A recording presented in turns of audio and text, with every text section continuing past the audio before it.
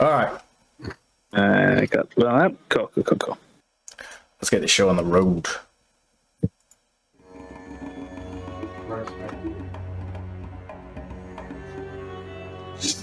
Times are dark indeed.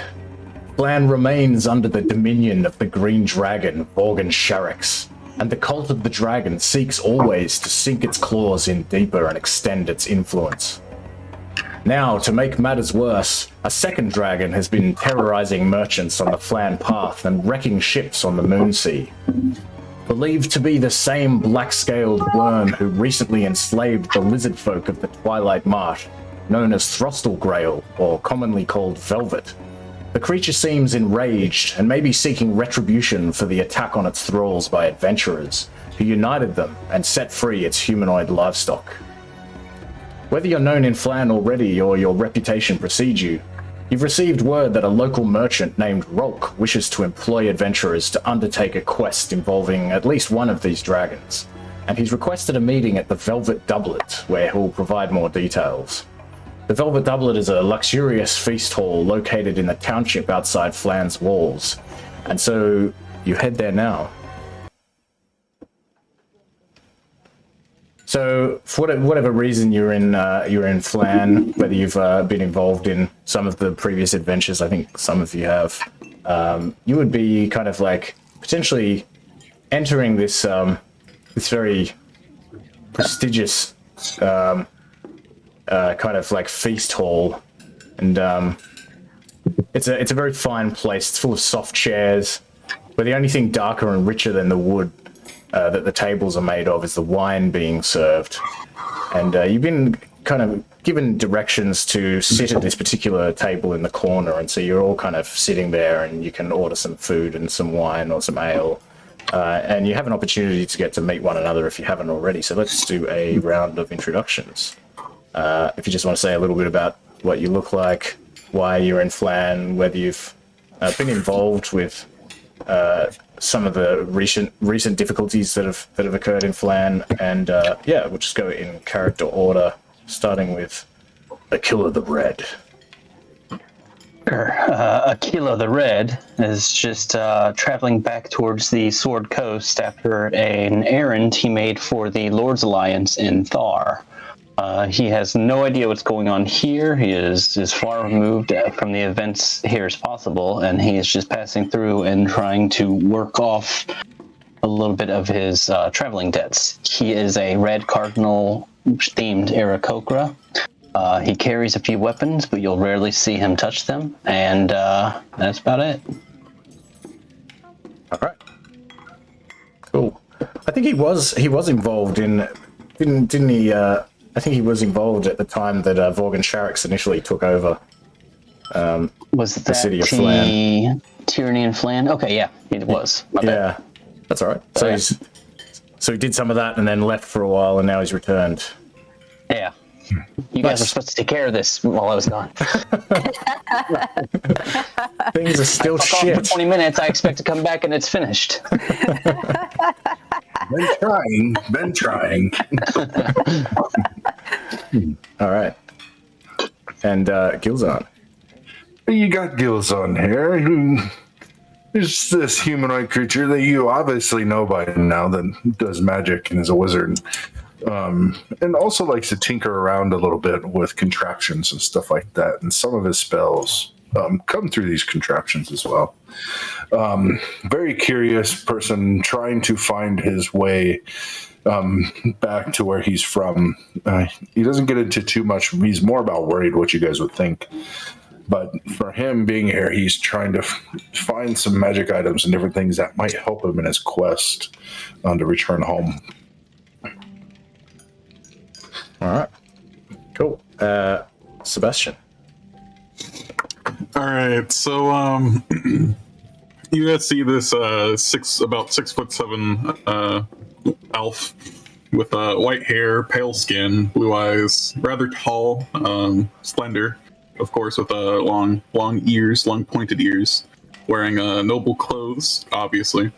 Very regal, pricey, in a pricey cloak with slacks and a beautiful blue vest, red tie, and puffy collar undershirt with black boots and a very pricey white gold pocket watch as an accessory with cufflinks of a noble crest on it.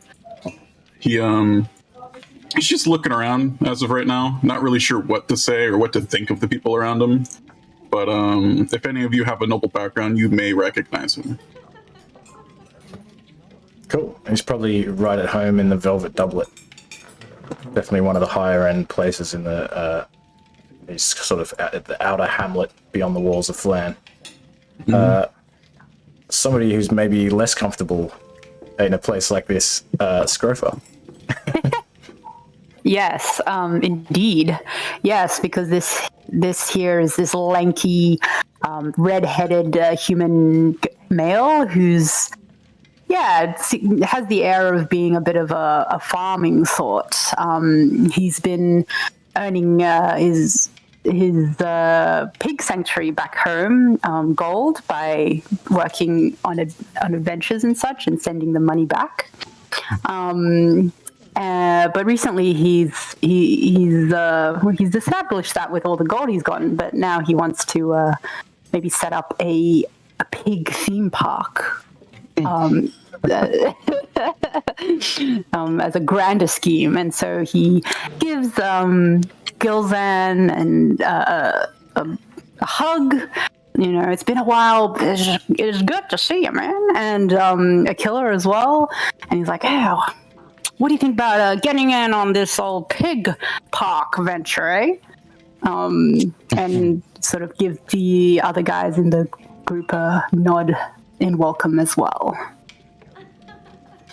This is where I pivot the entire of Raiders of the Twilight Marsh to lead us all down the path of gradually getting together this pig theme park. Everyone's like, yeah, I love the idea of a pig theme park. Screw this fucking dragon. Ozark just slaps his hand on his face. Oh God, this again. I want nothing to do with pigs. I'll take that as a yes. All right, and lastly, Zos.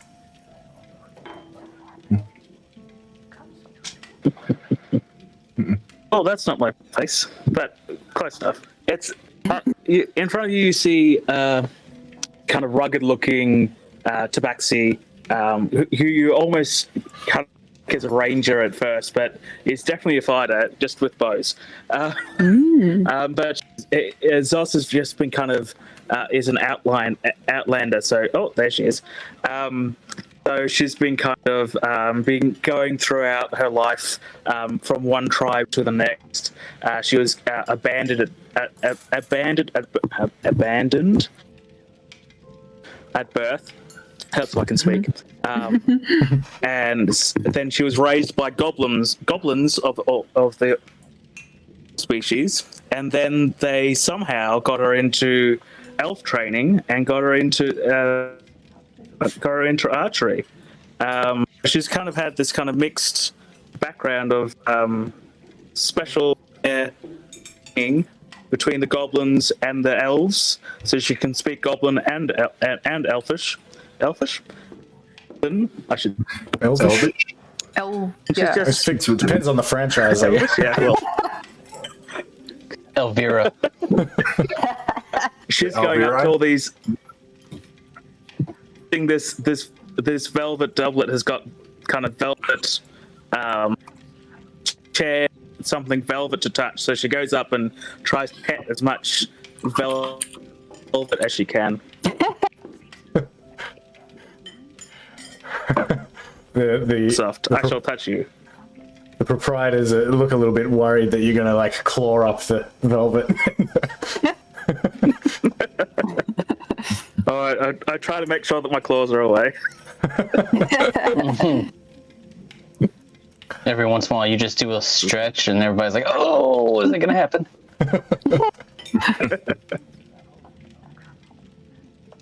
Cool. So you all sit down and order some food, and you only have to wait a little while. Unfortunately,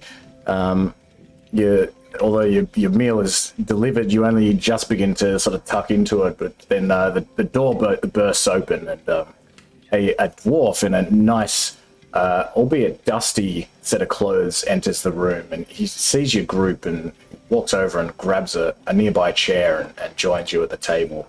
He's kind of stout, middle-aged, he's got a long black beard, he's wearing a flat leather merchant's hat, and he's got a lot of jewelry. He's got like lots of rings and gold chains, and some of you might recognize him. He was actually rescued from the Twilight Marsh. He was a captive of some lizard folk in the area. But it looks like his fortunes have improved quite a lot lately. And kind of sits down and says, "Oh, thank you for coming. I appreciate that you all arrived promptly to hear what I have to say." Says, as I'm sure you know, there have been a lot of problems lately with the dragon, Morgan Sharix in Phlan. But now it seems we're having problems with a second dragon as well. This dragon, known commonly as Velvet, ironically, seeing as we're in this place called the Velvet Doublet. The dragon's real name is Throstle Grail, and he's a young black dragon, and he's been raiding caravans on the Phlan path recently. And the Merchant Guild is disturbed in particular as there's been a theft recently of a particularly valuable item, a special lockbox. And we see there might be an opportunity to retrieve this lockbox, and we would like to know if you would be interested in perhaps going and seeing if you can retrieve this item. You'd have to go back into the Twilight Marsh to do so. Does that sound like something you might be willing to do? Lockbox. For a lockbox, What did you say, Scrover? What's in this lockbox? It's not so important what's in the lockbox. We would rather keep that information private, and in fact, if you do recover it, we would prefer that you do not open it. We simply wish it to be returned. Of course, I wouldn't dream of snooping. A lot of strange things happen on an adventure. We can't guarantee anything, but we will do our best. It fell open on its own. Well, If the it merchant. pops open in a fight, I can't promise us not looking. Well, okay. I mean, the Merchant Guild is offering to compensate you with 700 gold pieces, payable upon safe return of the lockbox and its contents. They may not be particularly happy if they find that it has been opened. No, I'm just Then it shall remain closed. Somebody there broke it open. I don't know. I see. Well, I don't want to be accused of it if we're going on this dangerous trip for you. all I'm requesting is that you be careful with the lockbox and avoid opening it intentionally, if you know what I mean. Oh, of course, right. Of course. I will absolutely avoid opening it intentionally. I'm just saying. Cross my heart. I think he wants to roll a bit of an inside check on some of these responsibilities. That's fair. He kind of scratches his beard, kind of narrows his eyes for a moment, but then decides it's all just in jest. Says there have been some other items stolen. We've actually been approached from some of the factions in Phlan. The Zentarum, for one thing, would like to see. They believe that Throstle Grail has stolen some trade maps for the Moon Sea region. Also, the Harpers have contacted us. A Harper agent was killed by Throstle Grail along the road to Mellivaunt. Her body was recovered, but her personal belongings were taken, including her spellbook and Harper pin, and also a book with encrypted Harper messages. And the Harpers would like these returned. And I'm sure they're willing to compensate us as well. The gold that the Merchant Guild is offering takes into account these requests as well, as they have come to us and we have put together a bounty which will cover all of these items. But we believe they should all be in the possession of Throstle Grail. You see, witnesses have seen the dragon at the Phlan Path, and did actually see that dragon there when the lockbox was taken. Is there anything more you can tell us about this Throstle Grail? Other than that, he's a young black dragon who lives in the Twilight Marsh, and he, as you may remember, was until recently working with the lizard folk of the islands in there. Yes, I remember. Well, the thing is about those lizard folk was that after you went and liberated their prisoners, Throstle Grail apparently sought retribution and attacked and killed many of them. And we have actually been contacted recently by Bogclaw, the king of the lizard folk, who I understand may have fallen in your combat with him. However, apparently he has been revived. And he says actually that Velvet is away at the moment, and Bogclaw knows the location of Velvet's lair, and he would like his tribe's people rescued. And so, while I admit I loathe the lizard folk, I can't deny the opportunity that this offers us. And so the Merchant Guild has negotiated with this so-called King of the Marsh, and he agrees to provide directions to Velvet's lair in return for the rescue of his tribesfolk, who were taken by the dragon. Actually, I'll show you. Lizard folk. They're pretty cute. Yeah. You think the lizard folk are cute? Yeah. Extremely interested to see this dragon and what he might have. Yeah. It might be useful in my... Hey, Belmont. Yeah, this is kind of like maybe a bit more of a detailed map of the area, so you can see like the Twilight Yeah, Marsh. it's much better than my map.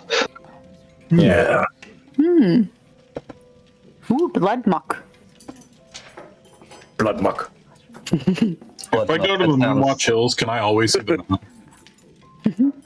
I have never been there myself, so I don't know. Sounds like a British food, no offense. First stop, Moonwatch Hills. So here's the thing, contacts, we have seen Throstle Grail recently fly into Phlan.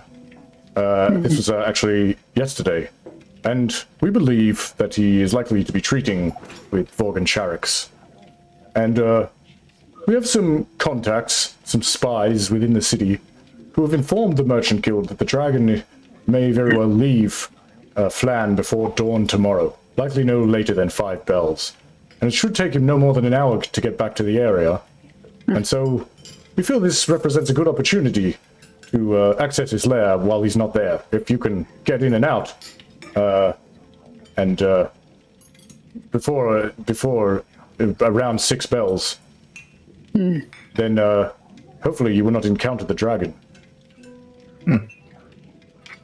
What if I were to ring the bell 6 times myself? That's only what he meant. The bell is on top of the clock tower, if that is what you refer to.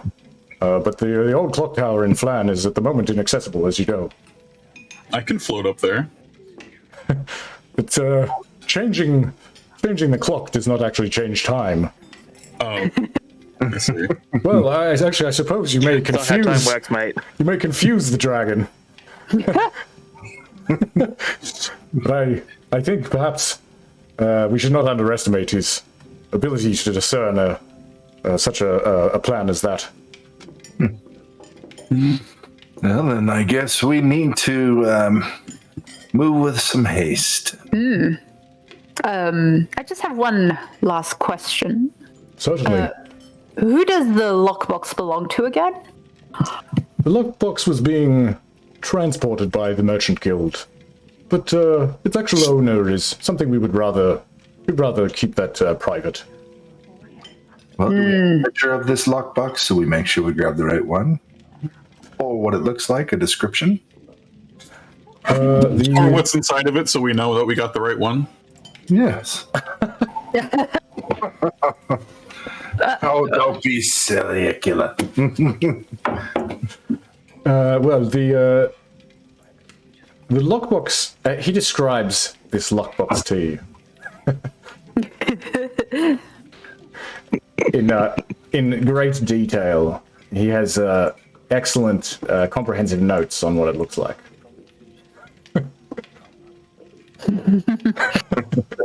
Well, that's mighty kind of him. It says, now listen, what we suggest you do is go to the Crossing Inn, which is on the edge of the Twilight Marsh, near that bridge there, where the Phlan path crosses over above the Twilight Marsh. And the Crossing Inn, there's a gentleman there named Romsen Cal, and he can lend you some boats which will take you into the marsh. And the ride to the Crossing Inn from there should take about maybe 4 hours. The guild is happy to provide you with riding horses so that you can reach the Crossing Inn. Alternatively, we can provide you with 75 gold pieces each if you would like to purchase some other method of travel to the marsh. We can also give you a map with some directions to Bogclaw's camp on the Ring Current Islands from the Crossing Inn. And he kind of like reaches into a little bag that he's carrying and pulls out this map and like hands it to you. I mean, I think that sounds like a good way to go. Yeah, let's be on our way. Yeah. I'm ambivalent about the... Sorry, go ahead. Oh, I just want to be pointed in the direction of this lizard man who can show us the way to go. Yeah, so yeah. This map kind of directs you to Bogclaw's camp within the Twilight Marsh. It's on the Ring Current Islands. Yeah, I am ambivalent as to what method we go to get there. I am just in it for the money and the adventure. Well, what's the fastest way you suggest, sir? Well, perhaps by land, the horses will take you to the inn, and from there into the marsh is probably what I suggest. You could potentially travel by sea directly into the marsh, but you may find it difficult to find anyone who's willing to take their ship in that direction, particularly because of these activities of Velvet. Well, it sounds like the choice is made for us. Yeah. Immediately get up and walk out. You just leave your food. You don't say goodbye to the dude or anything. You just get up. I pick up the food and bring it with I me. just immediately am gone. I grab a to-go plate. One of the serving boys like runs after Sebastian, like, hey, that's our plate. It's just a wooden bowl. Hey, boy. Package this up and bring it to the stables. That's a china bowl designed to appear like wood. Extremely expensive. I flip them 3 more gold. Wow, thanks. Yeah, it's mine now. He just Like 2 months' wages for him. Just broke the economy. Fine. Do you know how much gold I have? goes Way back too and much. quits. Quits his job immediately. Now I start my own restaurant. All right, so you head over to the local stables, and the owner of the stables there has been told that you're on the way, and he gives you these horses that you can use to travel to the marsh. Yeah, so you get on these horses. I assume everyone gets on the horses. You don't have to. And you head across these kind of grasslands and towards this crossing inn. Does anyone do anything on the journey? I'm going to play Dragon Chess with whoever wants to play. I'll play with you. Whilst riding a horse? Oh, Yeah. You gotta play it all in your mind. How long is the journey? So the inn is about 16 miles from Phlan, so... Well, it depends on... I mean, if you're trying to ride at a speed that allows you to play dragon chess, then that might slow you down a bit. No, levitate objects. It's fine. I mean, that's got to be like no more than like 3, maybe 4 hours. That's right. I have my mage hand carrying it. Yeah. Yeah, okay. Holding up the board. That's cool. You use Tensor's floating disc. Tinker's gaming board. Would that do it? Yeah, Tensor's gaming board. Tensor's chess. You want me to make... So I'll do that, and I'll use mage hand as he calls out what move he makes. And then the mage hand will make the move. No, wait. I'm also going to use Mage Hand to move my own pieces. Oh, okay. Yeah. Can we Alright. place bets on who will win? Well, I think we need to make intelligent rolls or something, don't we? Oh, I see. Keela will just play a harmonica, which he is not proficient with, and he has no lips, by the way, so it sounds just awful. I think we should roll against each other's intelligence. All right. I rolled my intelligence. I'll wait to that and that. I mean, that's fine. So There what you I'm go. hearing is disadvantage on stealth and disadvantage on perception. Is that correct? Yeah. Alright, cool. So it takes you about 4 days. No, I'm just kidding. It takes you about 4 hours to kind of reach this bridge, yeah, you come to this crossing in. The crossing it's on the east bank of the Trank River,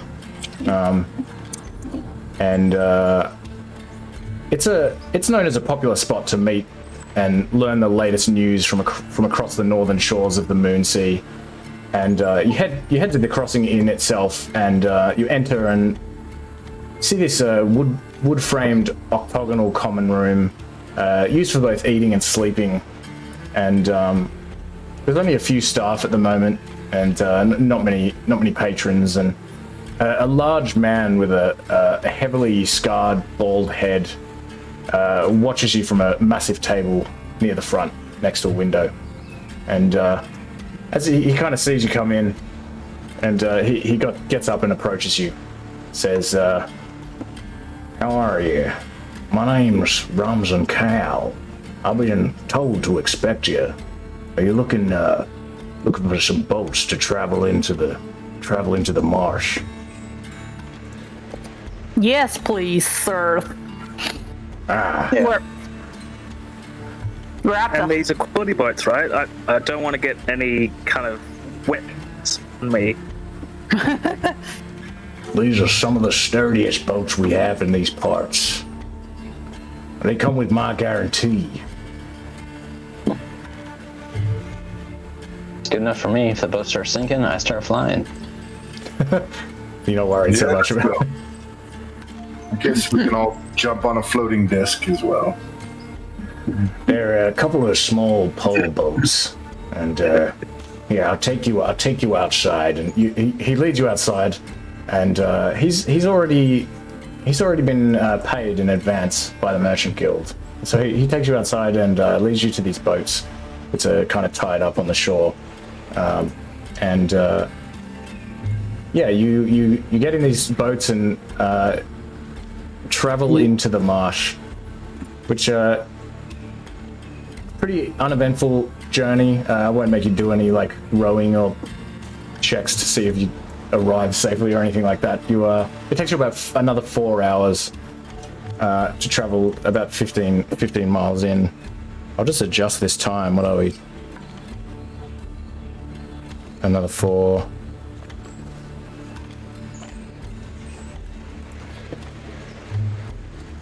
Look at Is that that time right? go past. Probably like 6 o'clock. When you're having fun.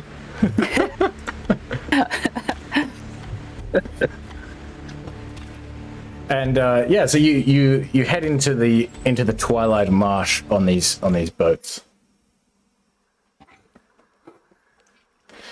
and you follow this map that you've got, and arriving on the large island that you've been directed to go to, you bear witness to devastation on an immense scale. All of the huts on the island have been destroyed by what appears to be acid. and there's dead lizard folk ravaged by acid and claws and teeth that just lay scattered all about. And it's pretty clear that these lizard folk have been dead only a handful of hours. And as you approach, you see this very large lizard folk. He's got he's got red skin and thick spikes and brilliant sort of frills on his head, on either side of his head. And he sees you approaching, and he's accompanied by this smaller, skulking green lizard folk who's wearing kind of like necklaces and carrying a staff with trinkets and skulls dangling off it. And the large lizard folk who actually I know at least a couple of you fought previously. He recognizes you and turns around and says, "Oh, you come! Bugclaw greet you." I'm shocked you're still alive, Bugclaw. The skulking lizard folk next to him says, "Yes, we have healing ways. We bring back King of the Twilight Marsh." Well, That's really impressive. Sorry. oh, you're good. Thank you. "Never thought I welcome wormlings to our island, but here you are. Do not fear our claws. We have made agreement." No fear here. We've already taken care of that once.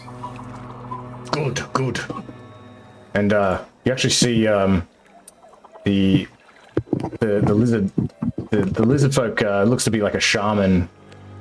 Bugclaw introduces them, saying, This is Scale Sneer." And Scale Sneer kind of, after like greeting you briefly, sort of turns back to kind of tending to some of these nearby dead lizard folk. He seems to be placing small religious fetishes on their mouths and sort of preparing them for maybe the afterlife or something like that. And Bugclaw says, "You come Can I to seek have revenge." a search around for any dragon's teeth? Yeah, give me a perception check, I guess.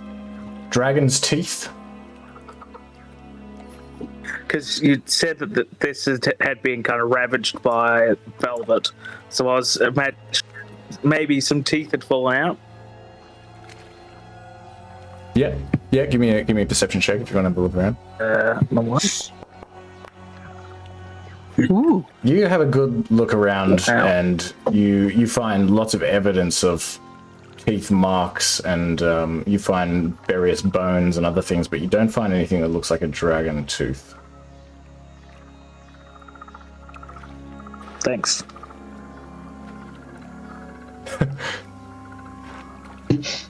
"You come seek revenge for Bugclaw." Well, we were told you could show us the way. Yes. And we wanted to help your people. I'm being Yes. paid.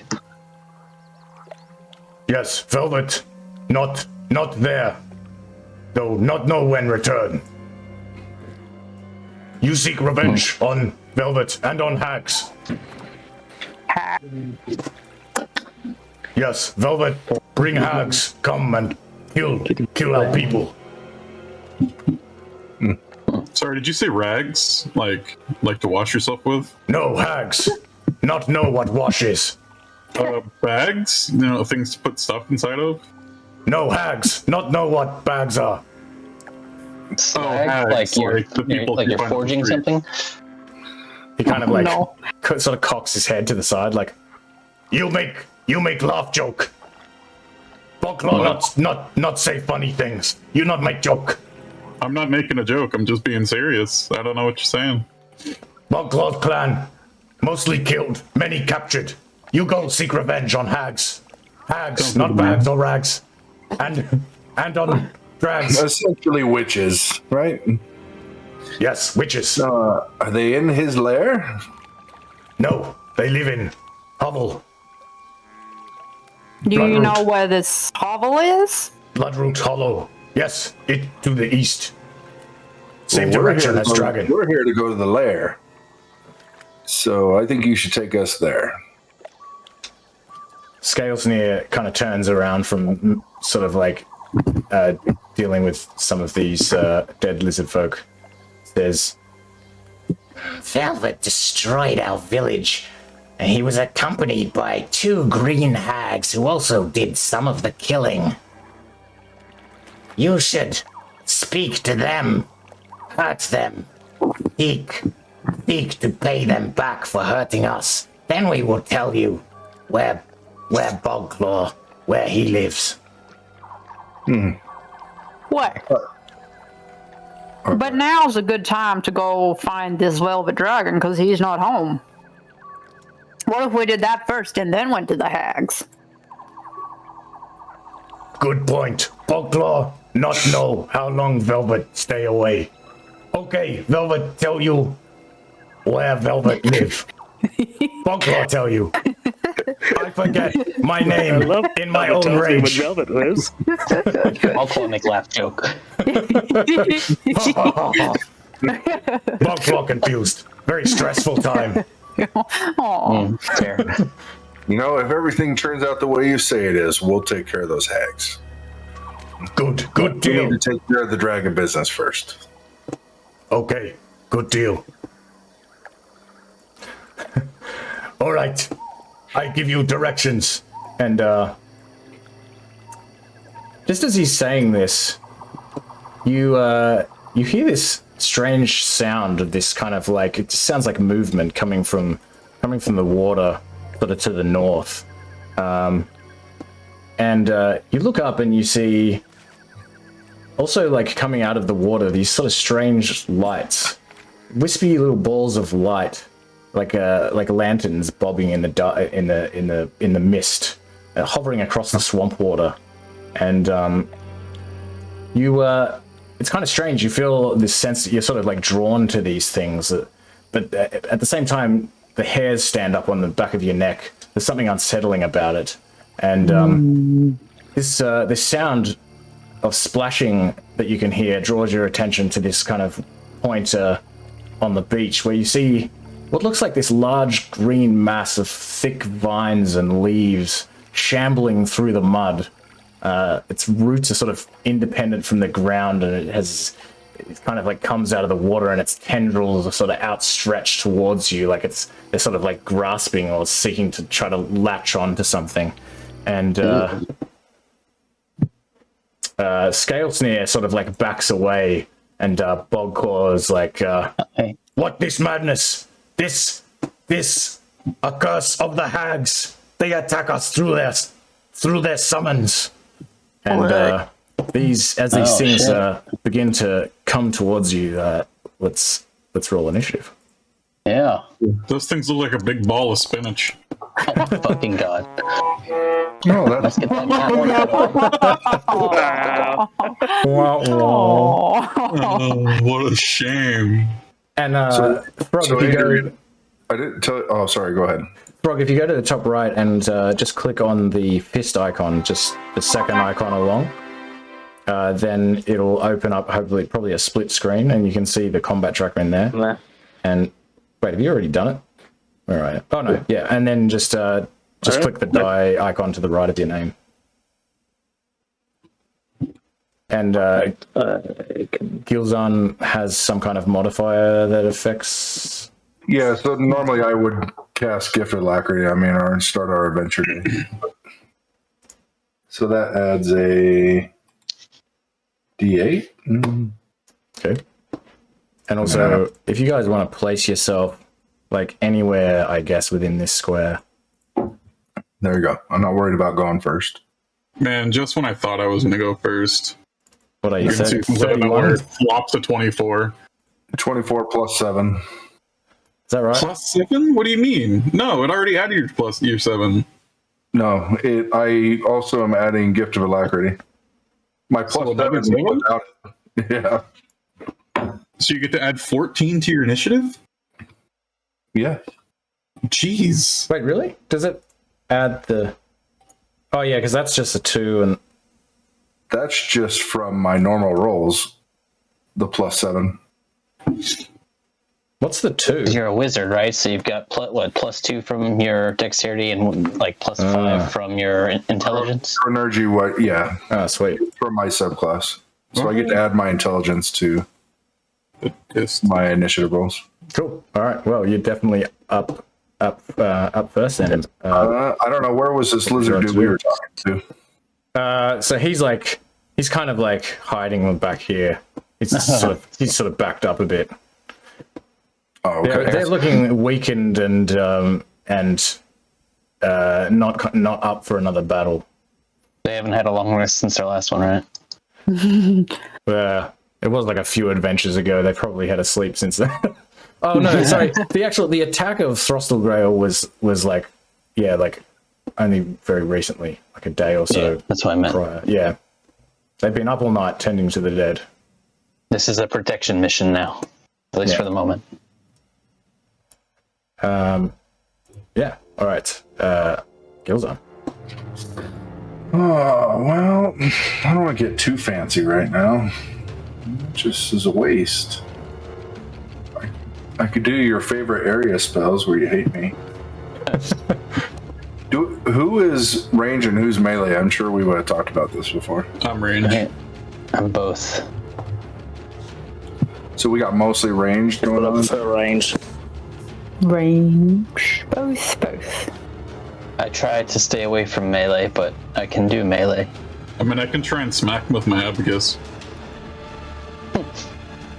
Nah, maybe I should just... I really shouldn't bring out big gun spells right now. I will just use Scorching Ray, I guess, on... Well, I don't have that one.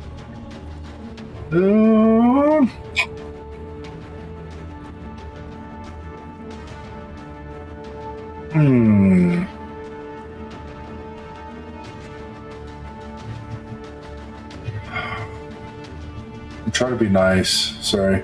Was not ready for battle right now. That's all right. I know you first. Don't try to be nice. What did I do? Did I do that? Yeah, don't try to be nice. This I kills also your don't want to waste a players. bunch of spells. Okay, we'll just do it. Let's see.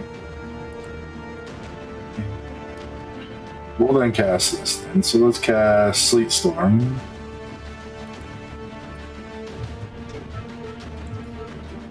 And then we'll put it just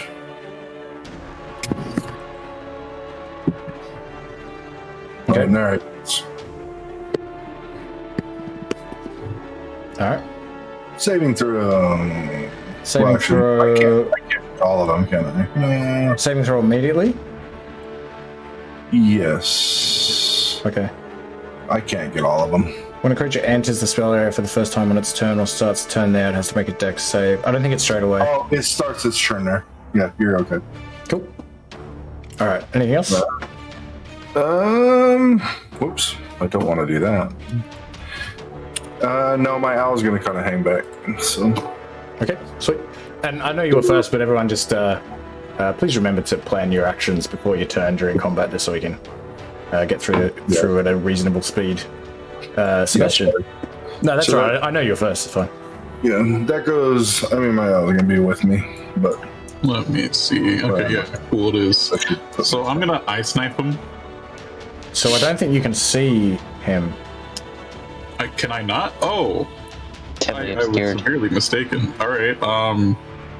Wait. Nothing, I guess. no. We'll just wait Well, for them yeah, already in action to. Sorry, guys. Hang on. Yeah, already in action to ice knife anything that comes out of this area. Okay. Yep. Sweet. So you kind of generate this like ball of like frosty energy in your hand and just hold it and see focus this on this guy like over sleet here. storm. This guy didn't change. No, he can't see it. He can't see that guy. Not from where he is. Yeah, because it's foliage here, right? Yep. Yeah. But also the storm. But I mean, would you have you might have been able to see him through the foliage, but But I get disadvantage because I can't see him right now. oh yeah, you definitely can't see him now. No. Or it. He would have known he was there, but he can't see him now. Yeah. Okay, Zos.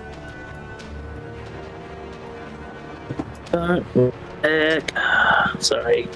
That's Getting right. used to- Yeah, no You worries. know, you can still attack at disadvantage, even though you can't see him. Would like to move. So Oz gets to move 60 feet.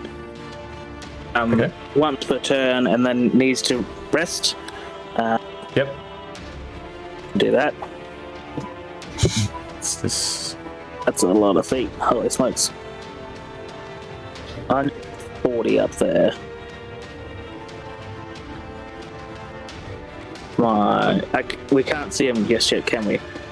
You can attack at disadvantage. Yeah, you still can't see it there. Yeah, you can attack it at disadvantage. Sorry. I'm going to attack at disadvantage. How do I do that? Okay, so double click on your character sheet, go to your inventory, and then in there hover over, let's say it's your +1 longbow, and then click the die icon to the left of it. And that should produce a little text box in the chat log on the right, and then you can just hit the attack button in the chat log.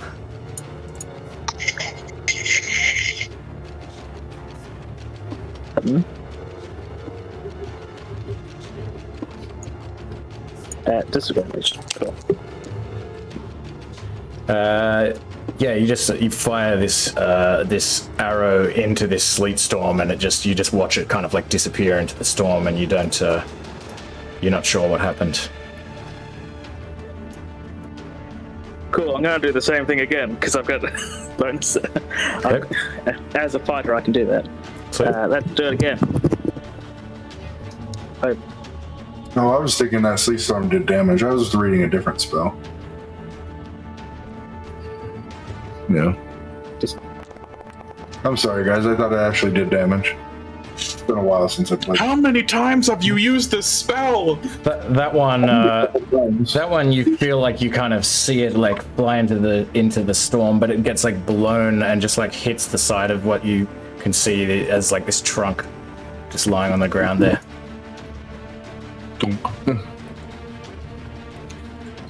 I'm allowing you guys to get in position, and I'll drop it. guys. All right, anything else? Anything else? Nope. Okay. All right. At this point, I'll tell you, like, you had an opportunity to kind of see these lights coming out of the water. They might remind some of you of something. If anyone's proficient in religion, you can give me a religion check if you want to try to identify them. Not I. Nope. Nope. Can I just roll anyways? No. Damn. No. All right. So sleet storm, dexterity save. This thing looks like it passes. Jesus. So Damn. it's going to try to kind of fly out of that area. And it kind of sees you like waving your arms about and casting a spell, so it like flies over to here and targets you, Gilzan. And it's going to kind of like shock you with like this like electrical like sparks are kind of like sparking around it, and you just feel this thing kind of come at you, and it just like sort of like drifts into you, and you just get like electrocuted for unless you want a shield or anything. Yeah, I'll do shield. Okay. All right. So this thing, where are we? It's going to come over. Can it make it?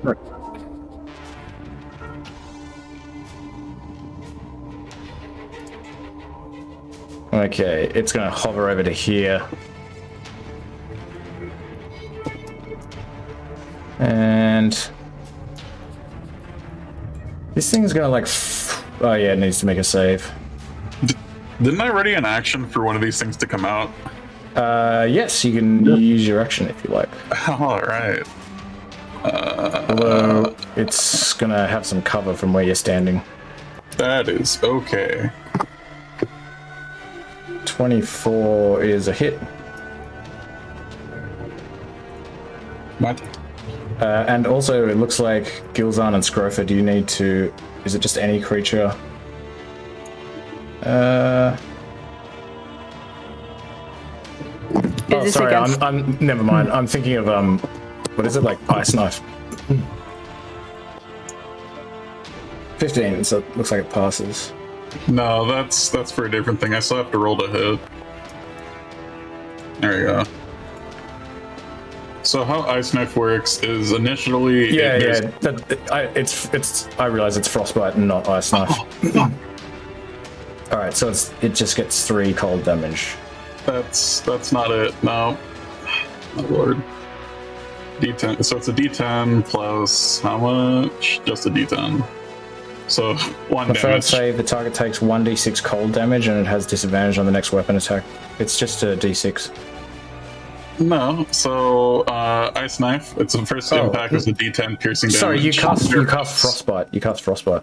Oh my lord, is that what's there? That's because you were holding. Yeah. Ice I was Knife. holding. I pressed Ice Knife on accident. My bad. It was for Ice Knife. Okay, so it takes one damage, and Yeah. I think and the then people. it passed its Constitution save. No, it's a Dex saving throw. I think. Yeah, it's a Dex saving throw. Maybe Oh, just 14. post Ice Knife so we can all read it. Yeah, I got you. This. How do I do that? So I'll do it for you. Thank you. That's all right. Oh, I should have let him hit me. I totally forgot about this. Range spell attack against the target. On a hit, target takes 1d10 piercing. Hit or miss the shard, then explodes the target. And each creature within 5 feet must proceed on Dex save. So we need a Dex save from Gilzan and Scrofa. Yes. Okay. Otherwise, you take 2d6 cold. Okay. Sorry, Which 1 is- second. The 6 that I rolled. The unknown creature's also in 5, isn't it? Oh yeah, this one as well. Nice. It kind of doesn't look like it is because of where it is in the. Okay, where am I? All right, looks like it passes. So just Gilzan Yeah. takes 6 cold. I forgot I should have let the thing hit me. All right, Scrofa. Totally forgot about my features. Okay. I have a question. Oh, sorry, my bad. okay. I forgot this thing up here. The last little Last thingy. little light. What do I need to make? Sleet Storm. Dex save. Okay, passes. It's going to... You can kind of see this light kind of emerging from the sleet storm, and it's going to come at you and try to shock you as well. And it looks like it gets you for 11 lightning damage. So if you want to apply the damage, if you just have your token selected, you can right click on that 11 in the chat log and then just go apply damage and it'll do it automatically. All right, cool. Scrofa. I just have a question. So Yes. the creature in there is heavily obscured at the moment. Yep. Would Fairy Fire work to make it visible if something is heavily obscured? Because each object within range is outlined. You'd have to see it to cast over there. Yeah, so you can't. It's an area of effect. Oh, it is an area effect. Yeah, you could. So let me see what it says. Do you want me to post it? No, that's okay. Affected creatures shed dim light. Okay, so it doesn't really specify.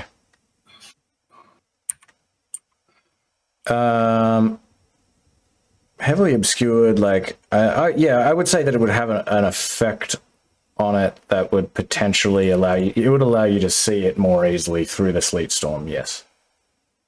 Okay. You think that's what would happen?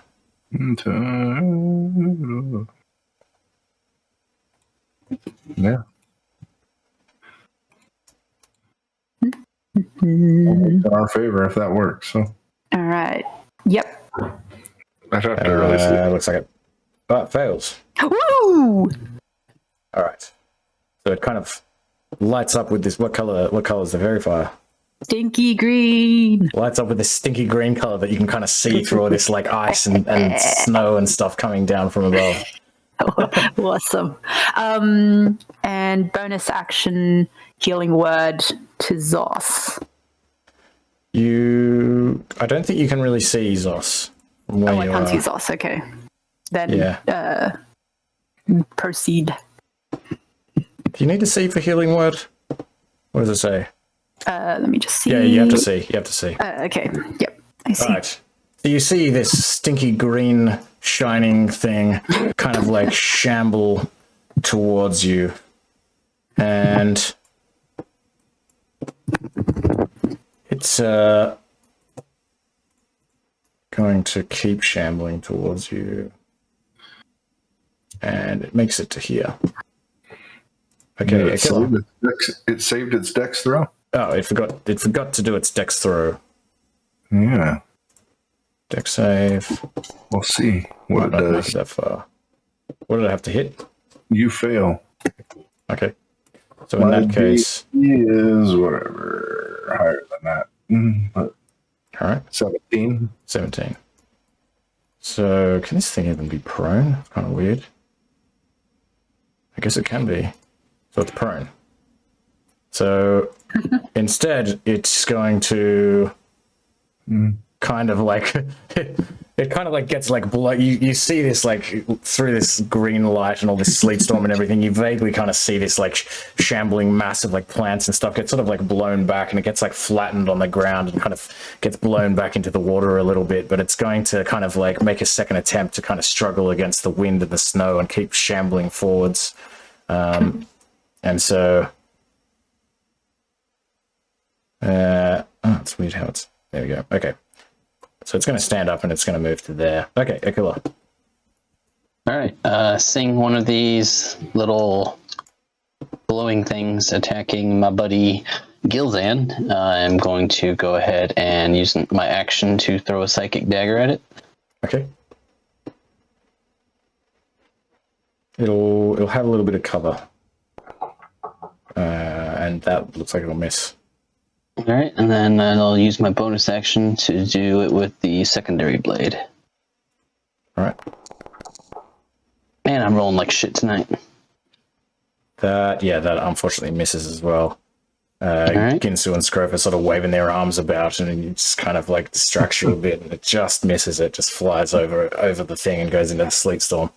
Yeah. All right, and then I guess that'll end my turn. Okay, Killzone. I am going to, since I forgot I had this, and I'm sure I still have my mage hand out from playing chess. I am going to use a bonus action and shove him back. This thing? Yeah, away from me, so I don't have disadvantage. 10 feet. So it just happens. No. You got to make a save. So it's DC 8 plus my proficiency plus What my save is it? So 5 plus. I think it's 17 still. What's the save? Just doesn't say. Strength. No strength. Just a strength save. DC 17. All right, nice. So you just like Jesus. sort of. I just shove him 10 feet back into the sleet storm.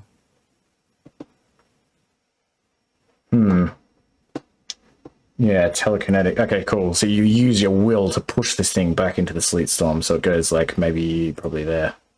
Yeah. Okay. I forgot I had Gift of the Gem Dragon too. I should just let him hit me. I could have done the same thing. Let's see. And then I am just going to blast him with.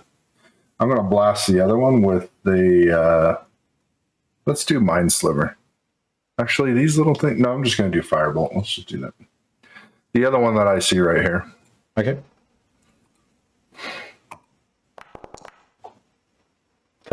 Misses. Just lights up the branches next to it. Damn, they got high. Okay. And then I am going to kind of back out here, so I'm not in the way. Okay, Sebastian. And you want the owl to go on my turn, or I didn't roll him? Oh no, I rolled it for you. You can re-roll it if you like, but yeah, no, on its own turn, I prefer. If that's okay. So he's next. Okay.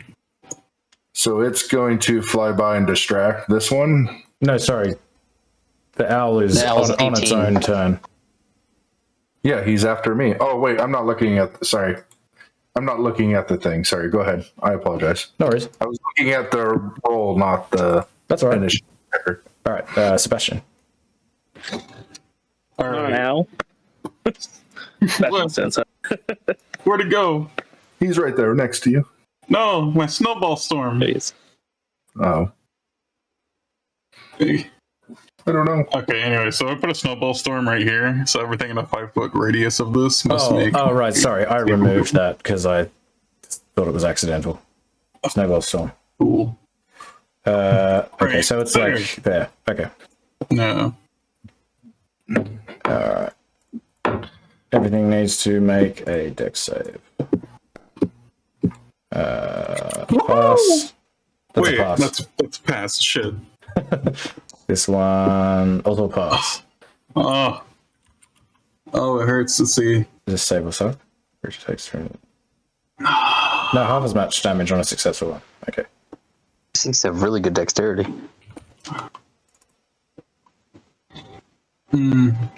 Actually, they have insane dexterity. Give me a second. That doesn't seem right. Yeah, they're getting a +9 to, so that means their dex is like crazy high. No, yeah, that's right. The 20's a +5, so they're Okay. Anything else, Sebastian? what is that? That's it. So damage. Here we go. All right. That'd be a 28 dex. Okay, so half damage to both of them. And what is it? Cold damage. All right. You see them, they seem to be even less affected by this than, in fact, actually, they don't appear to be affected by this at all. I'm just gonna cry. Just use one movement action to come over here and cry. They kind of, you see them sort of like flicker and kind of move back as if like this would be a difficult thing for them to deal with usually, but essentially they're taking half damage and then they're also taking, for some reason it doesn't have any effect. Okay, I'm he's still off. crying. It hurts. You brought all cold spells and they're immune to Just cold. gonna That try and- sucks.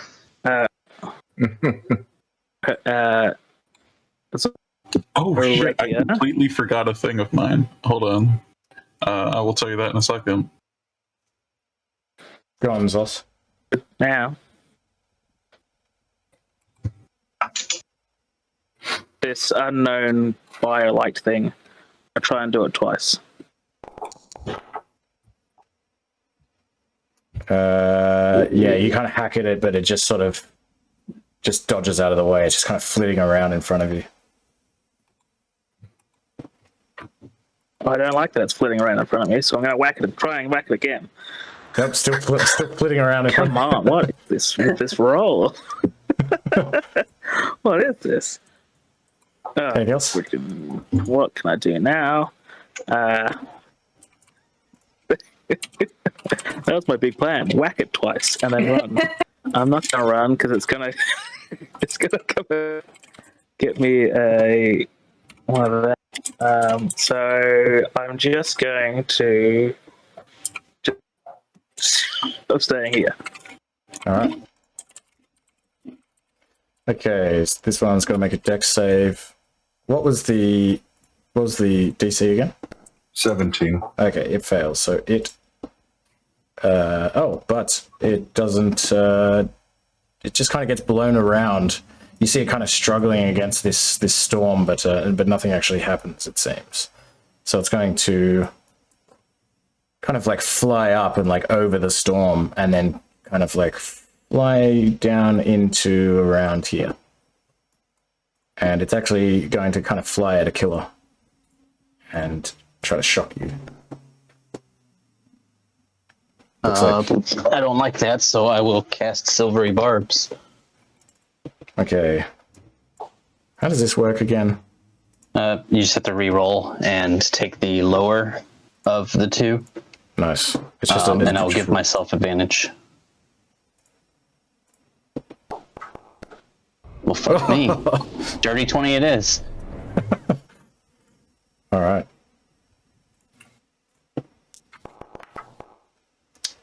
12 lightning damage. All right. Ultimate backfire. This one's gonna fly at Scrofa and shock you as well. Looks like a hit. I was hoping we'd take care of those before the shambling mound or whatever got to us. Absorb elements. Okay. Can I absorb this lightning damage? Yes. Yes.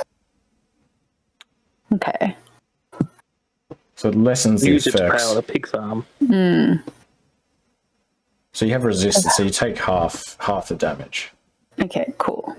And yeah, you gotta make a con check. Concept. Yep. Con save. Normal. Come on. Cool. Good. Order. All right. And this one is just gonna try to shock Zos. These things are strong. Okay, it misses. All right, Scrofa. Ooh. Okay, I'm gonna shillelagh this guy in front of me. Shillelagh. Shillelagh. Excuse me. With my pitchfork. Okay. Okay. Wait. So attack. Wait, what's happening? Not working? Normal. Okay, no. Working. That's a miss. That's a miss. Damn it. That's all I can do. Okay, I Al's turn. believe.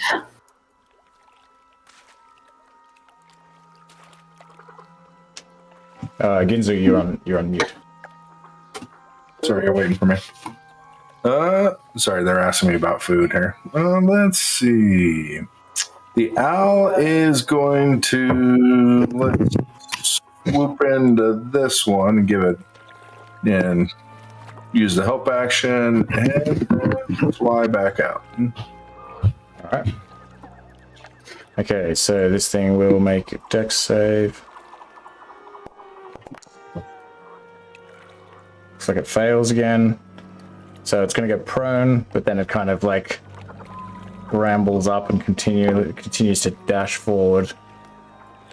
You're slowing it down, that's for sure. Okay, a killer. I will manifest a psychic dagger and attack this little bastard that got me. All right. With advantage. That's a hit.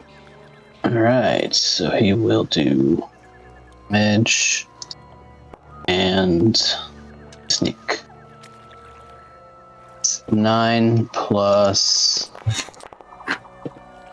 14, so 23 psychic damage. Nice. This thing just like dissipates as you channel this psychic energy into it. Just Nice. And then I will use my bonus action to throw my... I'll move into position over here so I can see a little bit better. And then I'll use my bonus action to throw my secondary psychic dagger at that one. okay. 28 Yep, that hits. and no sneak. Do you Just have 7 advantage damage on that one. on every turn, on every attack of the next turn? Say that again? Oh no, sorry, it's got the No, help it's just action. one. Help. Never mind. Yeah, I had the advantage from the help action. Nice. All right. So yeah, I hit it with 7 damage, and then that'll end my turn. Okay. Cool. Gilzon. All right, let's see. That one's dead. I am going to go ahead and just do magic missile on the other one. Where did my character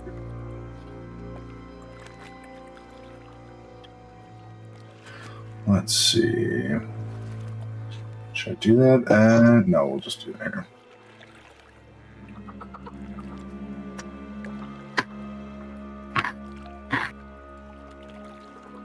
We'll do that second level. Sweet.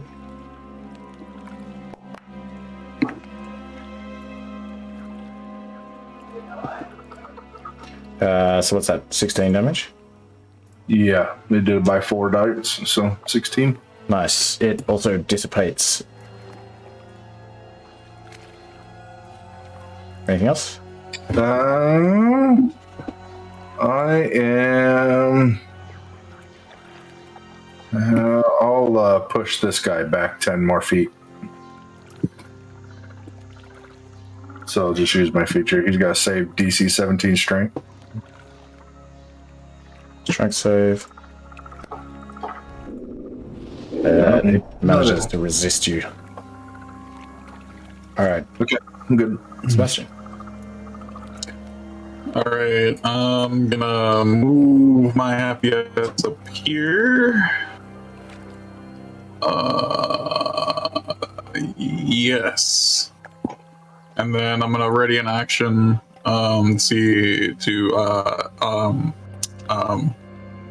snowball storm anything that comes out of this. Okay.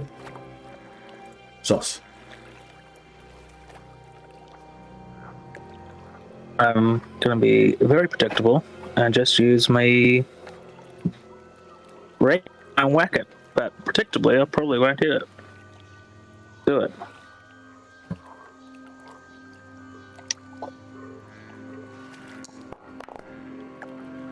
Miss.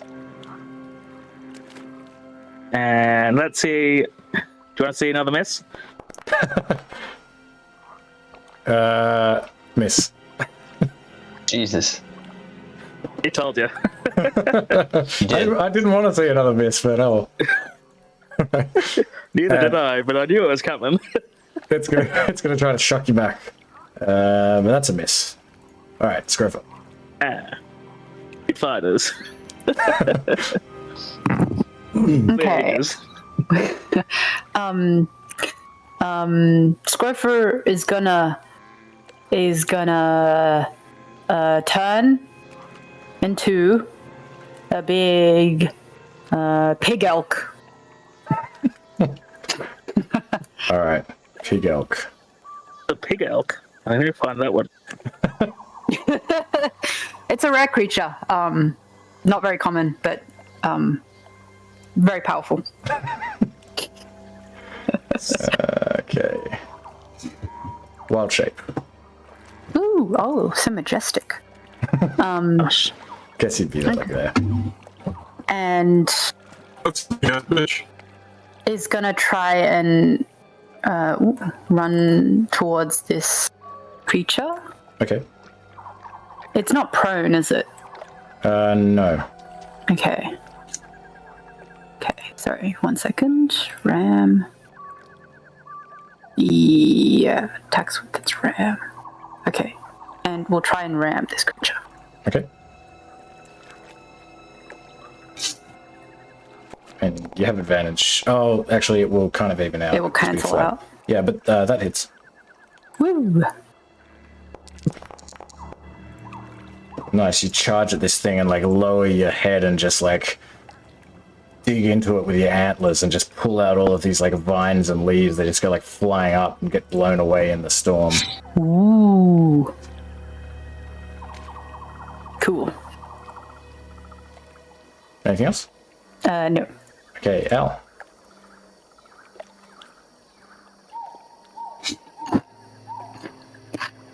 Ginsu? Ginsu! Yeah, sorry, my crazy son right here. Two. I can't do anything with that one. I could go up there and give it to him. So that'd be 35, and I'd have to go 5, 10 back. What's his move? Yeah. 50? 60. Is it 60? Yeah.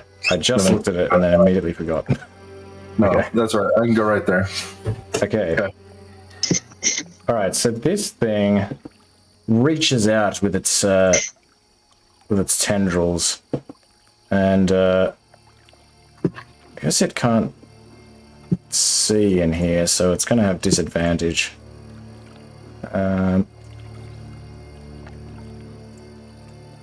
Oh, it's going to try to whack this elk. Okay, misses. It's like... that one hits. Oh. Oh, why wasn't I doing disadvantage? I'm sorry. Let me try that again. It may not hit this time. Nope. Alright. It's getting blown back by the storm. It's unable to get you. Okay, I kill him. Alright, this guy's still obscured, so I have disadvantage, but he can't see me, so I would have advantage, so it's just a straight roll to hit him. So I will move in over here, and I will blindly throw my psychic daggers at that thing. So if you're kind of under there, you probably need to like move to the edge of the sort of shrubby area to be able to see it a bit better. I'll just fly over it then.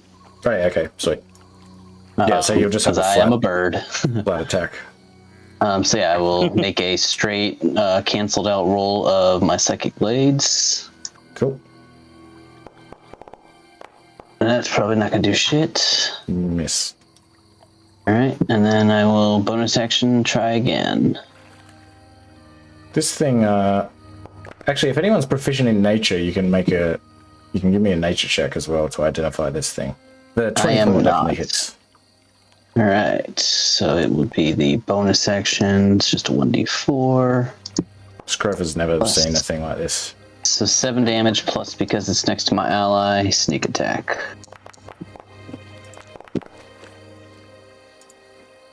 Alright. So 19 plus, so it'll be 26 psychic damage. Cool. This thing is kind of like writhing and kind of moving about. You feel like it's definitely been damaged by this psychic attack. Alright, good. And I will try to... I'll just try to hold my position in the air. That'll end my turn. Alright, kills on. Alright, so let's see. We got that one up there still. You got 2 on there. I will come over this way to hit that shambling mound with 5. What now? Oh, it's just a descriptive term. Well, you said it was shambling and it was moundy, so I'm hitting the mound that looks like shambling. Yeah, let's just stick with Firebolt for now. Whoops, I forgot to click advantage. But That's alright, that hits. what if I get... Wait, you wouldn't have advantage on it. Why would you have advantage? I'm shooting through, never mind. But anyways, that hit. Cool. I forgot. Alright. 6 damage. One of its leaves burns up. That's right. Try not to waste my spells. Okay, Sebastian. Good. Alright, so I'm gonna stroll up to good friend buddy Zos and shocking grasp this dude. I think. Yes, that's the one I want. And meet it. Yes, I'm gonna With advantage? shake its Well, hi, friend. yeah. Where is it? There it is. And then wait, what? There we go. Do the run one. That's the right? Yeah, plus 6. So you reach out and you try to like kind of immerse your hand in this glowing sort of wispy energy, and this electricity passes down your arm and kind of like passes into this thing. But it doesn't seem to have any effect on it. If anything, it kind of seems to thrive off the electrical energy.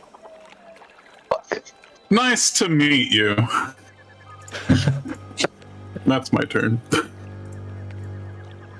All right, Zos. Right. Predictable results. Let's go. You're trying to anti-jinx it. I understand. Yeah, well, for these days, I will hit it. No, now Maybe you're, here. now you're jinxing it and anti-jinx it. That cancels itself out. 14's a miss.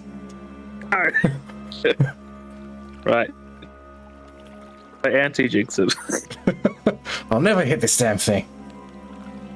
You're never gonna hit it. You will never hit it. Oh, Guys, you go, you know, he misses again. defeat the dragon. I'll be here. This thing now, it actually just like flies back into the. Actually, no. Well, what does it do?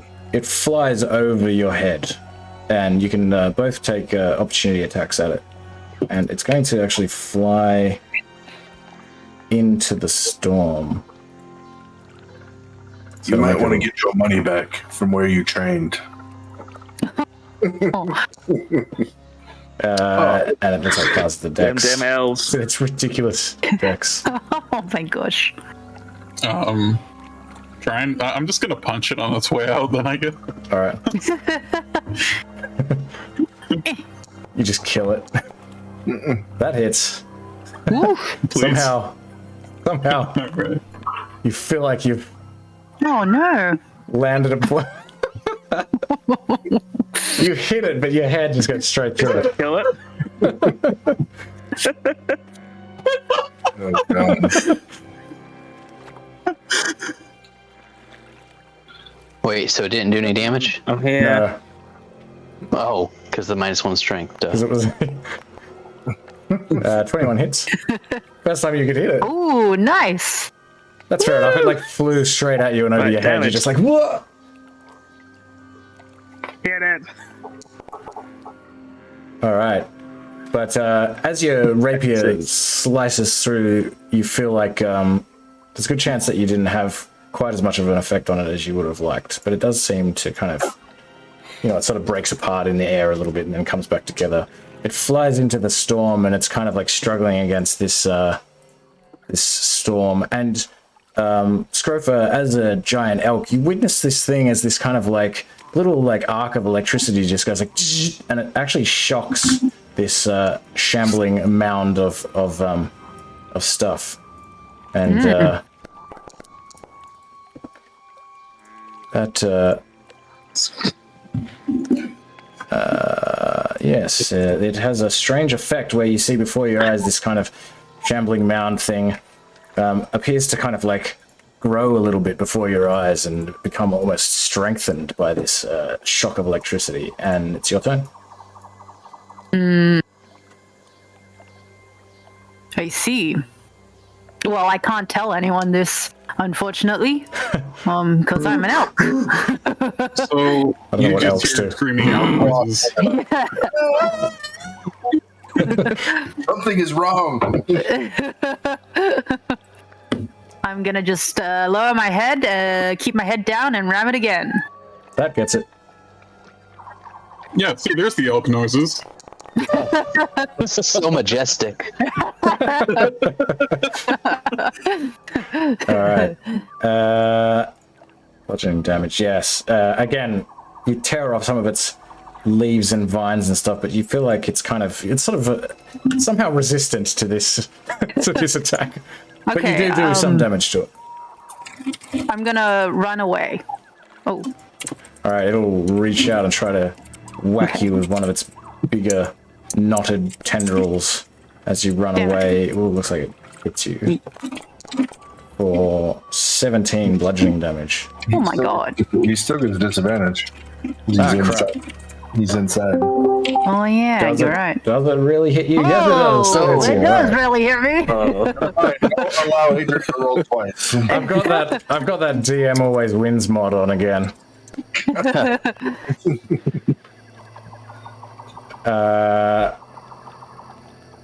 Right. So that looks like you. Oh yeah, okay, you passed. Yeah, sweet. I always forget how to work out the con save. Okay, Al. Well, at this point, you can't see the other thing. I guess he will fly in and distract him for no damn reason, and I just did that for I don't know why. Okay. It'll have to make a dex. Oh yeah, I don't want him to go in there. He's just gonna kind of stay out of the way. Okay. I was waiting. I was gonna drop my concentration, but I'll wait. All right. Dex save from the shambling mound fails. pulls itself up again and continues to chase you up the muddy beach. Okay, a killer. All right. From my position up in the air, I will bonus action steady aim, and I will fire off my psychic dagger at it. Sweet. You already have advantage. From what? Fairy fire. Oh shit! You're right. I will not bonus action steady aim. I will just. It's really hard to see. So Yeah, that's right. Okay, that's what the concentration check was for. Now I'm. There we go. So, It's all coming together. Yeah. Oh dear God. That hits. 18. Yep. All right. So it'll be a 7 plus the sneak. So it'll be 21 damage. Okay. Yep. It writhes in some sort of plant pain. All right, and then for my bonus action, I will do it again. Plant pain. Plant pain. No sneak this time. That hits. 27. So just a 1d4 plus 5, so that'll just be a 6 psychic damage. Another 6 psychic as the skies mysteriously clear. preparing for his. Get it, boys! And then I will Oh, yeah, you have to pretend like you don't know he's in. That didn't No. clear until after your turn. Sorry. fly down to about here, and that'll end my turn. Let me double check the distance. One less. Fly down here, and that'll end my turn. Okay. I'll be back on the ground now. Okay, so I dropped my concentration, so that's dropped. And I am going to attack With another AoE. another one. Over the top of all of us. No. Just magic missile on him. Sweet. So 15. Nice.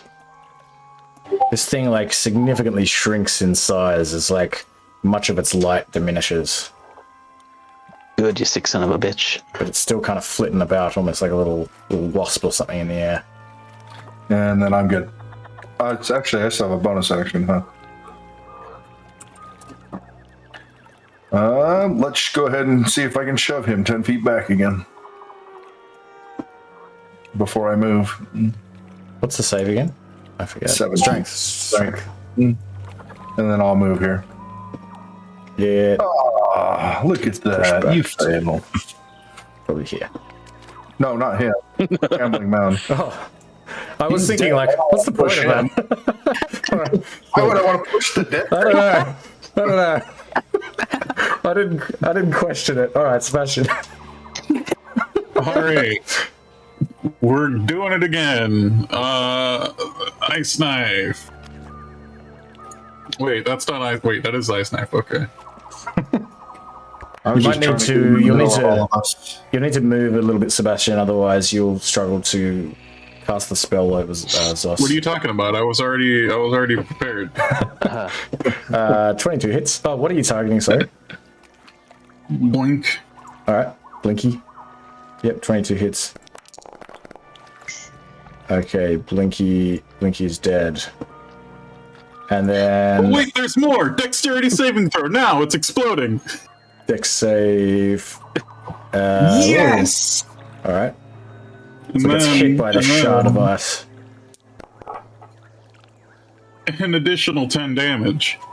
10 cold damage. I imagine. Which Cold hits this damage. thing because it's right there.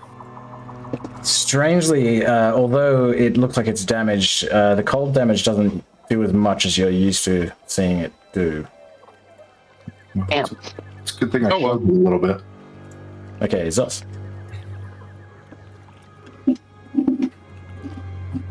My second attack. And I take out my longbow and I'm going to that green mass of shamblingness. Gambling nest. That hits. Oh, you- Oh, you have advantage as well if you want crit Let's fish. whack 'em. Let's roll that again then.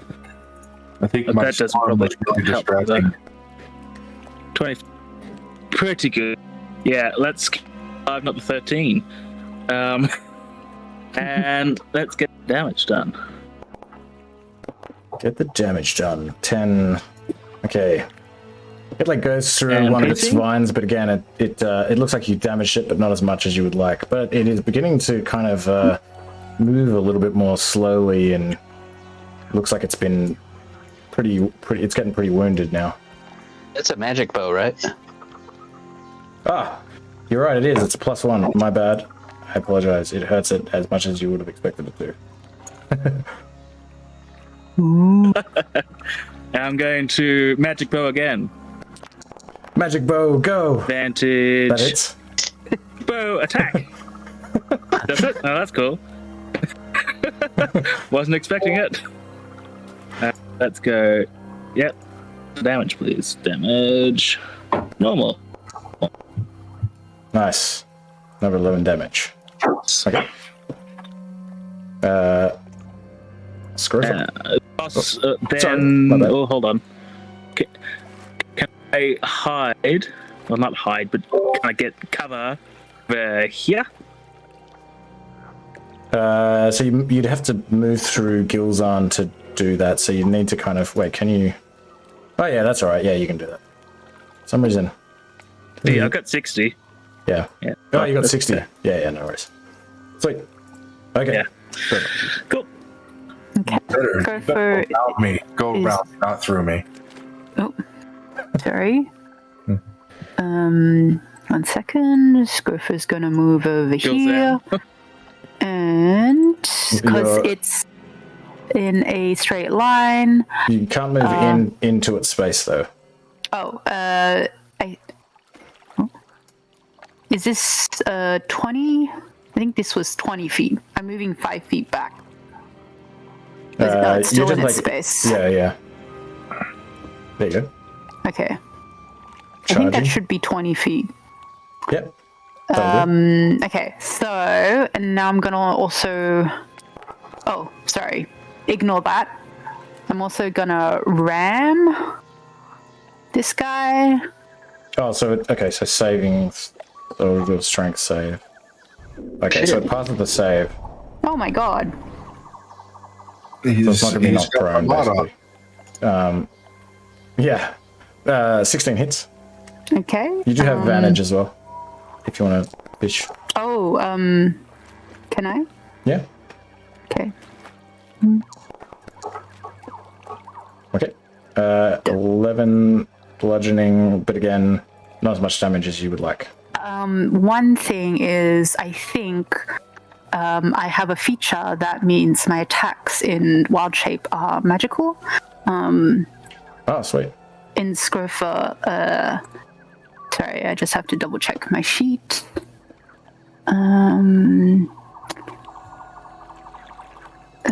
Sorry. Oh, yeah, Primal Strike. Primal Strike. Yes. Nice. Is All that- right. Yep. Yep, takes the full damage. Okay, that's my turn. Okay, Al. All right. Really doesn't need to do anything at this point. I guess on its way of flying out, he'll do a little funny little distract and then go back up here. Okay. Didn't really matter. Okay, this thing. Yeah, alright. It will continue to try to take down this giant elk. 17 looks like it hits. For 11 bludgeoning. And follow up with the second attack, which misses. Okay, a killer. All right, I will go ahead and let me double check. It's only 60. Yeah, I will It use. loses fairy fire. Sorry. Okay. Sweet. Well, I'm really glad that Nefstin gave me that help action then. So I will use my psychic blade while it's distracted by the owl. 19. 19 hits. That's good. Why is that 5 feet still there? I thought that was from the storm. Oh well. Okay. So that'd be 8 psychic plus the sneak. Oh, that's a good sneak. So 28 psychic damage. Okay. It's like falling apart now. It's kind of like barely holding itself together. All right, and then I will bonus action throw my secondary psychic dagger. Ooh, 13. Miss. Yeah, I kind of figured it would. And I'll just fly over here. Oh, wrong thing. I'll fly over here, and that'll end my turn. All right. Kills it. And I guess I'll just firebolt at this point. It's looking pretty dead.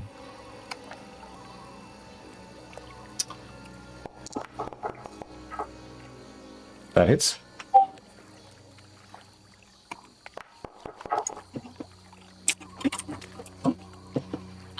$13. That doesn't quite take it down. It doesn't look as it's not as scared of the fire as you might expect. I'm gonna go right here and bonus action and push him this way. Like this way right here. Guess I can. My angle's better if I go here. Ooh, he saved. I'm gonna go right back 15 feet. All right, Sebastian. All right. Let us snowstorm. Right here. Right. That hits him, right? Is this in the thing? Yeah. So what is it? I mean, 5 foot radius. Yeah.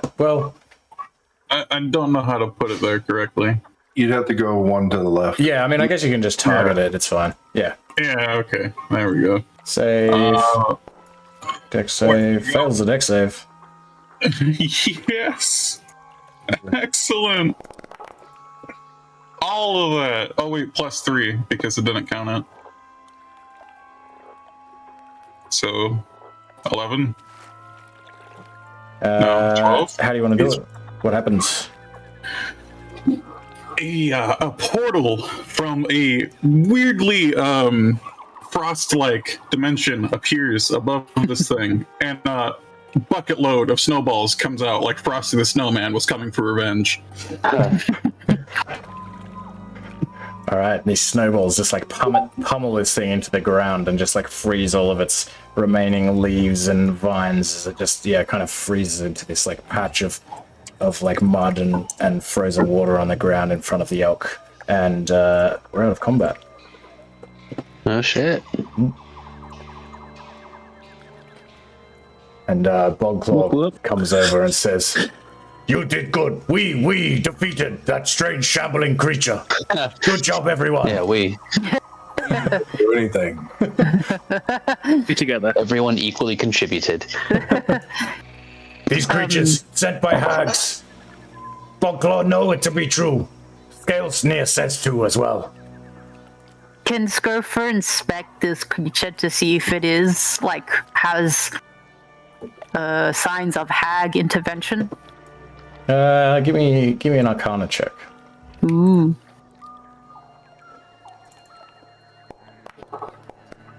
Oh my god. Yeah, you think it's your dad. Next time. For a moment you're like, Dad? No. Next time, let me look at things. No, I'm just kidding. All right. So this combat's like taking a little while, probably taking about an hour to kill these creatures as they've come at you out of the swamp. Bogclaw says, "Good job. Me tell you location now." And he gives you directions to the dragon's lair further along in the marsh. It tells you to kind of go into the east and look for certain landmarks and that sort of thing. You must go soon in case Velvet come back. Yeah, we better get going. Okay. So do you want to do anything before you leave? Yeah, I'm gonna play the bird pipes and victory salute. What are you gonna do? Play the I'm playing the bird pipes as You we got bird pipes bird too. pipes. for victory salute. Yeah. A bird pipes with you. We can be bird pipe. Excellent. We're doing a duet with bird pipes right now Ooh. around the body of this thing. All right, so you play this victory salute on the bird. What are the bird pipes? Do you have bird pipes in your actual inventory? Yes, I do. It is offensive. You do have bird pipes in your. Is it made from the birds? Of I don't course it sound like is. that at all. Excellent. All right. Okay, so you head off into the marsh, and actually,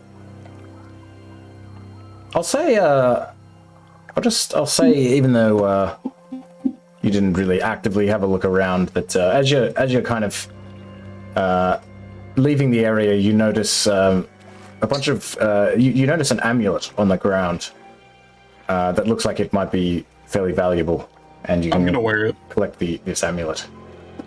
Can I kinda study it real quick before he puts it on? It's just lying in the brush. Well, What do you want to If discern from? Ginsu starts to study it, I'll walk up to him and tap him with a guidance. If it has magical properties or whatever. Okay, give me an Arcana check with an advantage. Well, with guidance rather. Oh, sorry. I mean, That's alright. That's fine. Yeah, you don't think this has any magical properties. You just think it's kind of like some kind of like ancient religious symbol. You're not really able to identify it, but you just think it's valuable. It's made out of like some kind of sort of shiny kind of ore of some kind. Okay. Go ahead and put it on. excellent. I need to make myself look any more rich than I already am. Okay. All right, let's start heading to this dragon's lair. Okay, so you head in the direction that Bogclaw told you to go, and you're kind of trudging through this undergrowth and this swampy, muddy water, and you come kind of like through sort of an area of especially dense growth, and you kind of hear this sound like, and you kind of like come around into this clearing, and you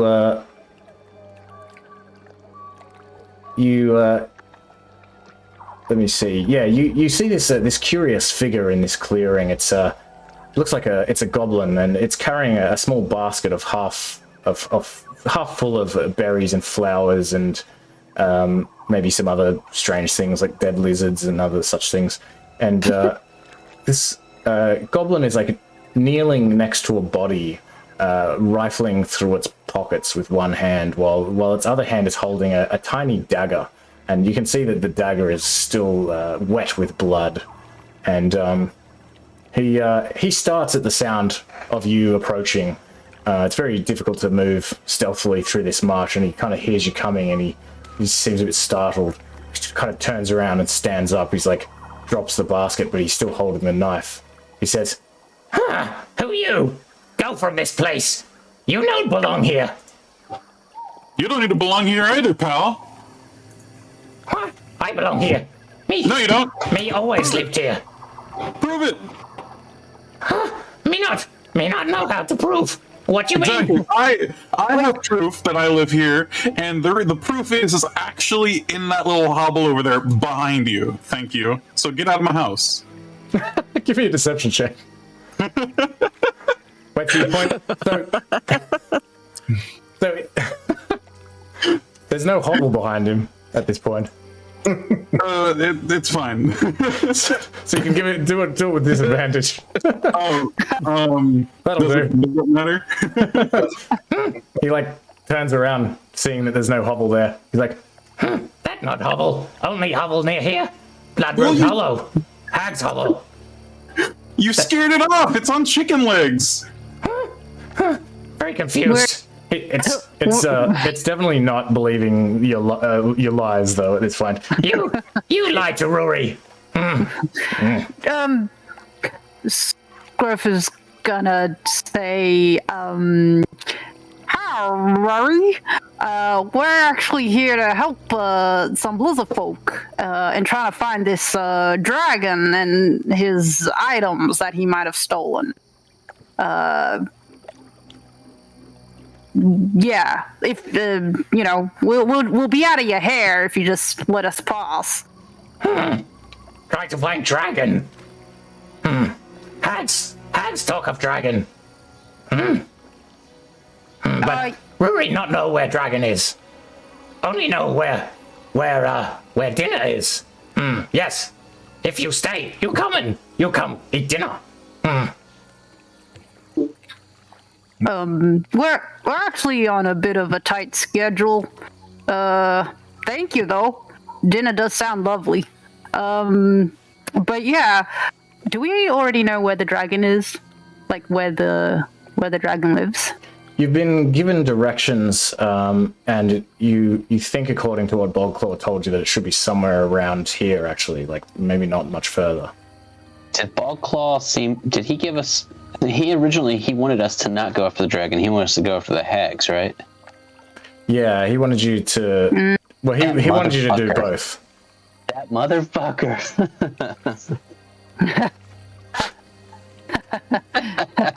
Enticing. I suggest, and I kind of say this quietly, let's get a little closer to this goblin and maybe. Yeah, I think homeboy sent us to the hags. So this goblin, especially small, very skinny, it's got like dark yellow skin, and you notice his right eye is sewn shut with crude twine, and he's wearing very filthy rags and hasn't got any shoes on. But you do notice a nice-looking pendant of a stylized eye hanging around his neck. Can I have that? What? Can I have that? What this? He like points to his pendant. Yeah.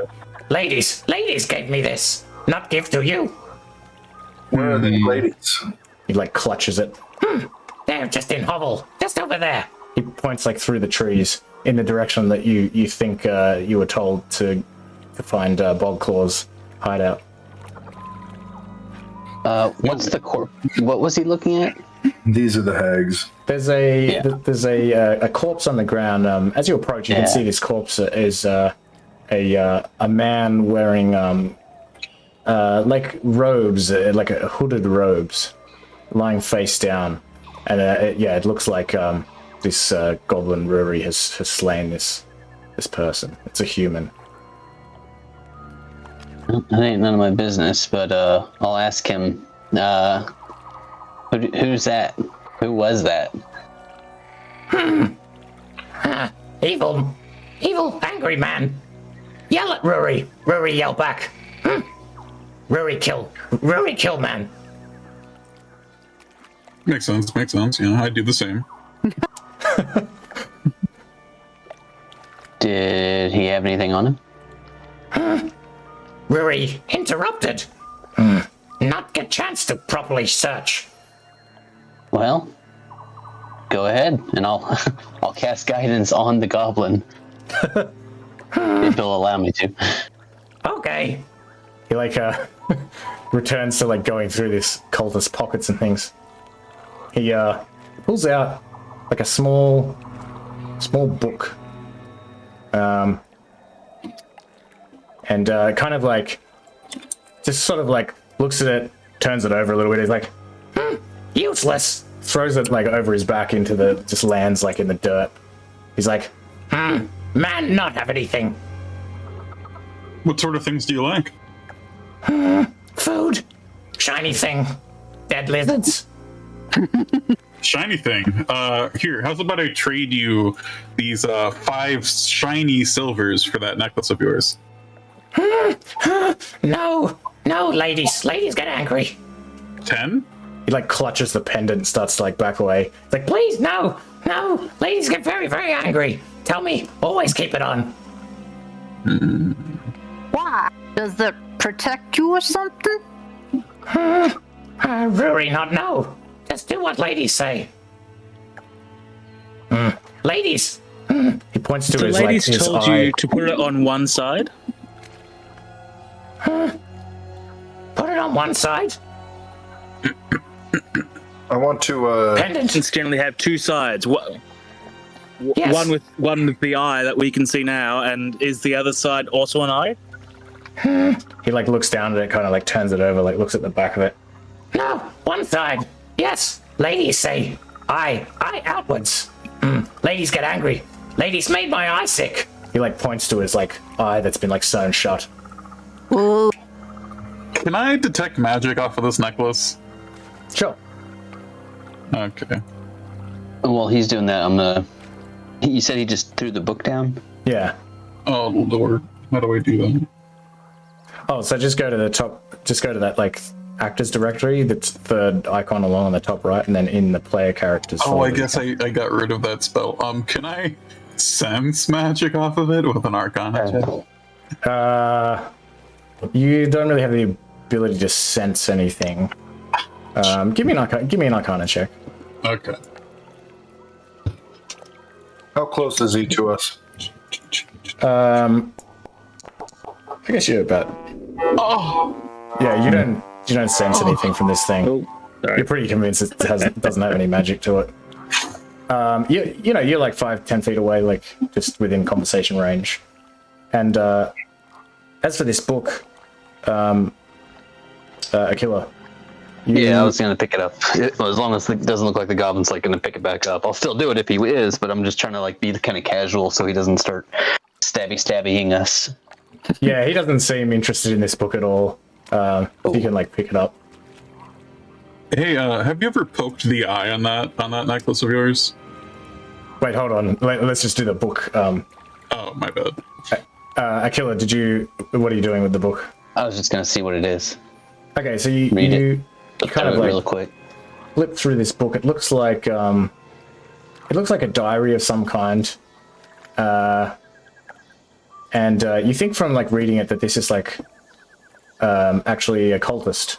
You get the impression it's kind of like, it just seems very it's got like very arrogant sort of whingy writing in it.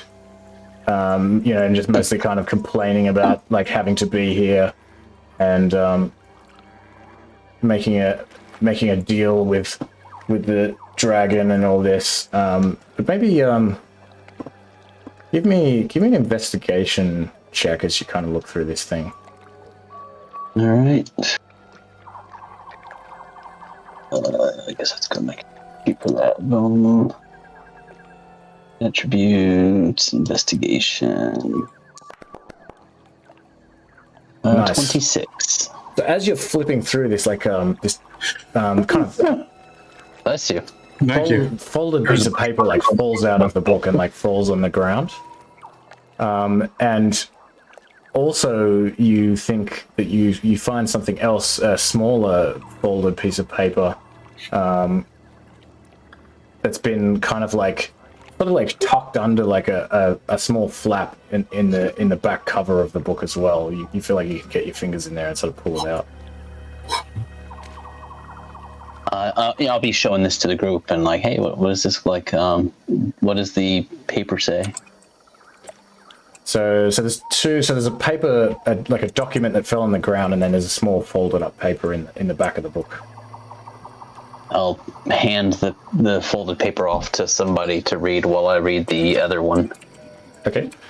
So the one on the ground, it looks like a contract. You kind of give it a read. It's like very brief, and it just seems to detail an agreement between Velvet and the Cult of the Dragon, wherein Velvet agrees to be subjected to a ritual that would turn him into a Dracolich. Oh shit. And Oh shit. looks like it's been like signed with some sort of draconic rune like writing. With my ability to read Draconic, does it say anything else interesting? Yeah, actually, if you can read Draconic, it says Frostal Grail. I also can read Draconic. It says Does something the different sleep- for you. No. And who's reading the folded piece of paper?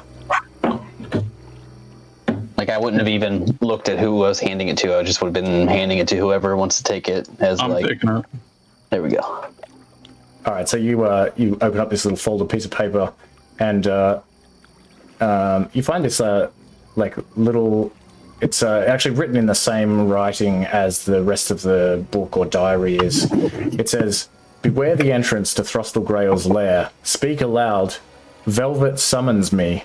Before you pass over it, lest you die before basking in the great dragon's splendor." Sounds like a password to me. Yeah, I'm gonna pass it over. I'll pocket it. Beware the dragon's lair, or whatever. Come on, let's. We're gonna be late for dinner. Come. Dinner? I could eat. Rory grabs Scrofer's hand. Wait, Scrofer, are you still a giant stag, or are you back to being Scrofer? No, I'm Scrofer. He takes your hand. He's like, Come. Tasty dinner. he tries to Whoa! lead you off into the woods a little bit. Come, For find the the post haste. jungle. I'll hit myself with the guidance and follow. All right. Okay. Come on, guys, dinner! A quick question for our goblin friend. Yes. Oh, hold on. There are two definitions of dinner. Are we for dinner, or are you going to have us as guests for dinner? He kind of he's holding this basket. He sort of lifts it up, shows it to you. He's like, Tonight, lizard and vegetable night. Oh, that sounds great. Hell yeah. Meatless Mondays. Yeah, vegetables? I never asked you. Have you ever poked the eye on your amulet before? Poked it. Yeah. Fiddled with it. Played with it. Not poked it. Not know if poked it. Poke it. See if its eye blinks. I want to see. yeah, he pokes it, and strangely, it does appear to blink when he does that. And all of a sudden, the eye, after it kind of blinks, it appears to like the pupil in the eye kind of moves back and forth, it's kind of looking around. It almost focuses on you, Sebastian, and then focuses on Sauce, and then it kind of stops moving again and just Goblin focuses friend, on- I think they're spying on you. Spying. Ladies know everything. Well, because of your amulet, they can see through it. Not want to ask questions. Just make sure you take it Okay. off next time you go to the bathroom. Yeah, I don't think that's very kind of your privacy if they just watch Creepy you. hag ladies. Way to go. Rory, go bathroom in You front of moved anyone. away. Oh, that's fair. Same. Mood. All right, so you head a little bit further into the swamp, and you're on this kind of bramble-ridden trail that he leads you along, and it doesn't take very long until it opens up into a large clearing, in which stands a short, stout tree with thick, gnarled boughs. A rickety staircase winds around the tree's trunk to a wooden landing. Nestled among the tree's branches is a small wooden cabin. The warm glow of a fire dances behind the drawn shades, and a large rusted cage swings beneath the landing. The sounds of a heated conversation can be heard from within the cabin, though it's impossible to hear precisely what's being said. And before you're able to get closer to discern the nature of the conversation, the door to the cabin is thrown open, and an elderly elvish woman walks briskly out. She's shouting, "I don't care what you think. We must cast lots. Where is Sister Deathwallow?" She's this elderly, elvish-looking woman. She's tall and skinny. She's wearing a brown dress and kind of walks out on this cane. And she kind of looks down from this kind of treehouse and sees you. She's like, "Oh, hello. How do you do? Oh, very well, thank you. How do you do?" Doing better now. Hungry. She appears almost like flattered. She kind of blushes. Oh, oh. Nice to meet you. Would you like to come in and have some food and water? Would be a pleasure.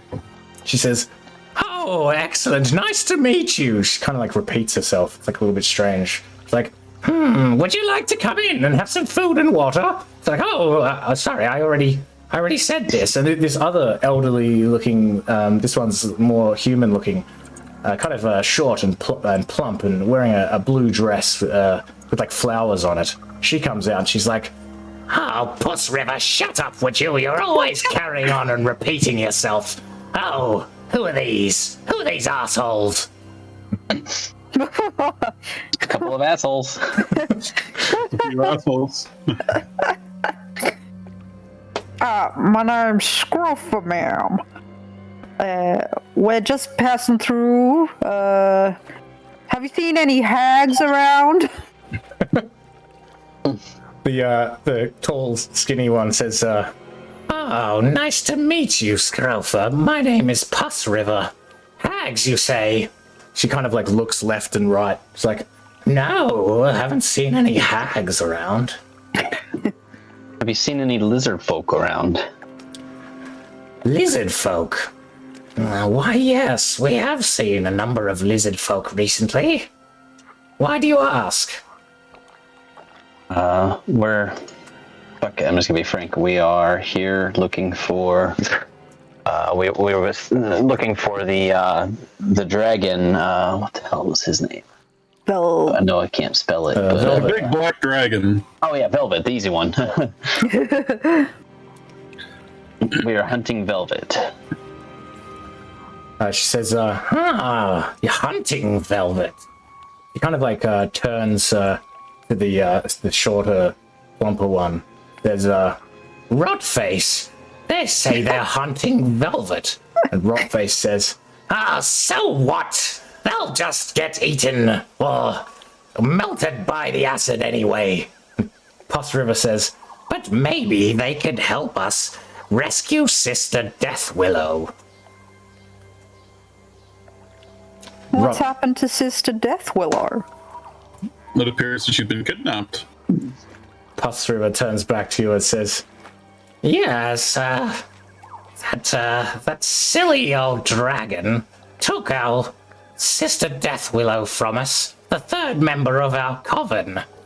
And we were, as a result, forced to do his bidding, or he threatened to kill her.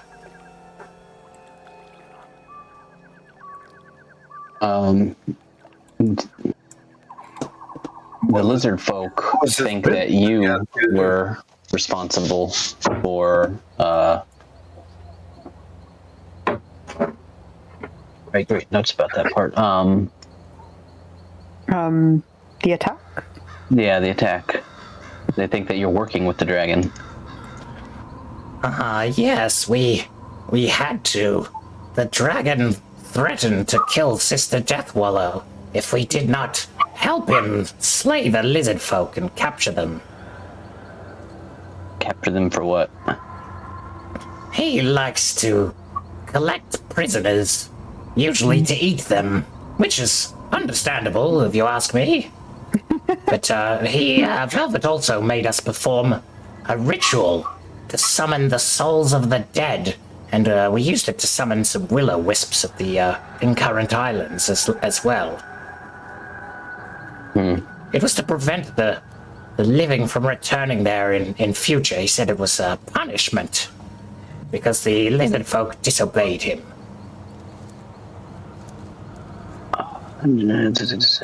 You're talking too much, Sister Puss River. Says Rockface. I mean, we need to know as much as we can if we're going to help your sister. I'm gonna use my psychic whispers to establish a telepathic connection between myself and the rest of the party. I can do it up to 4 people. That's everybody, right? There's 2, 4. five Yeah, of us. Wasn't there? there are 5 of us. Cool. Yeah, okay, cool. So yeah, so that way we won't. So you can talk to me psychically, and I can talk to you, but you won't be able to talk to each other. But this way we can like have a little bit of quiet back and forth. Excellent. And I will say, on the one hand, we're here to attack these hags, but for what they did to lizard folk. But on the other hand, they're also they did it under duress. What do y'all think? Do we want to attack them, or do we want to help them try to free them and try to, maybe negotiate for a reward from them and for the slaying of the dragon? I play both sides, so I always come out on top. To me, it seems like if we help them no longer have to do any bidding from the dragon, they will likely cease any more issues to the lizard folk. So we'd be helping them and the lizard folk at the same time. That's kind of what I was thinking too. One of them mentioned that maybe we could help them, so we have a little bit of leverage if we can convince them that we can slay the dragon for them and rescue their sister. Are they stupid or something, Sister Potts River? They're just looking at each other. What are they doing? Oh, I don't know. Right now. Perhaps they enjoy the silence. Potts River says, "Would you like some food and water? Sorry, I forgot to offer." Definitely. Yeah, I think that's what we were thinking about. We were currently trying to determine where we could get our next meal. Well, you're welcome to come in and share a meal with us. What do you guys think? I accept this offer. Scrofa whispers, I'm confused. I don't think they're hags. So yeah, I think we should help them. Yeah, I think they're pretty nice ladies. I think they are very nice hags. Watch your tongue. As I'm listening, Rockface like hocks up like a golly and like spits on the ground while you're saying this. Like, How her rot face. as I'm listening to this, can I get a feeling of what their true intentions are? Just an insight. give me an insight check.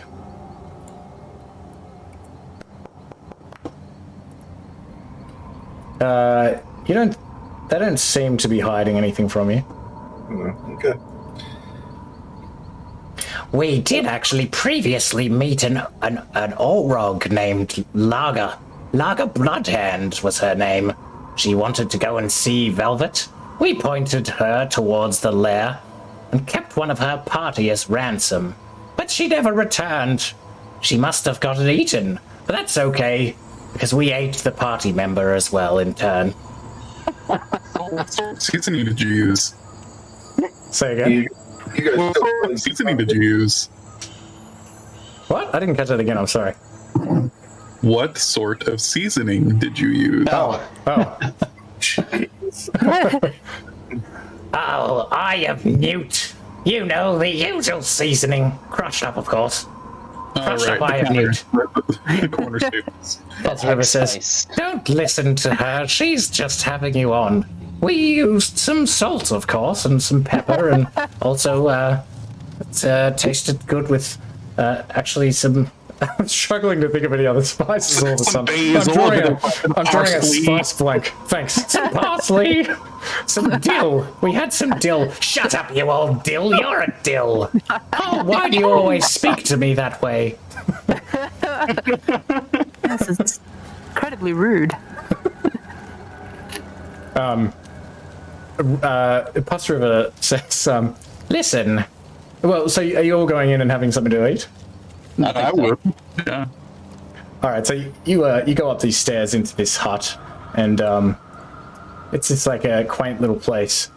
And let me see. There's like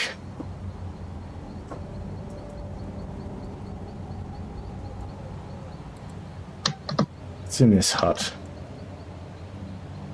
It's like this little cramped one-room cabin. There's like 3 beds in the cabin, and there's a small larder and a few cabinets, and there are two tables, one covered in herbs and crockery, the other covered in melted candles, coins, and shoes. The herbs are all labeled. Some of them have like 2 labels. You think maybe they have trouble remembering herbs sometimes. And they lead you in and say, please, sit. And you can see there's like a pot of some stew on the stove, and Rory kind of like heads over there and starts like putting like some of this vegetable matter into the pot, and kind of like pulls out this big knife and starts like chopping up these like dead lizards. Won't be long. Eat soon. Yum yum.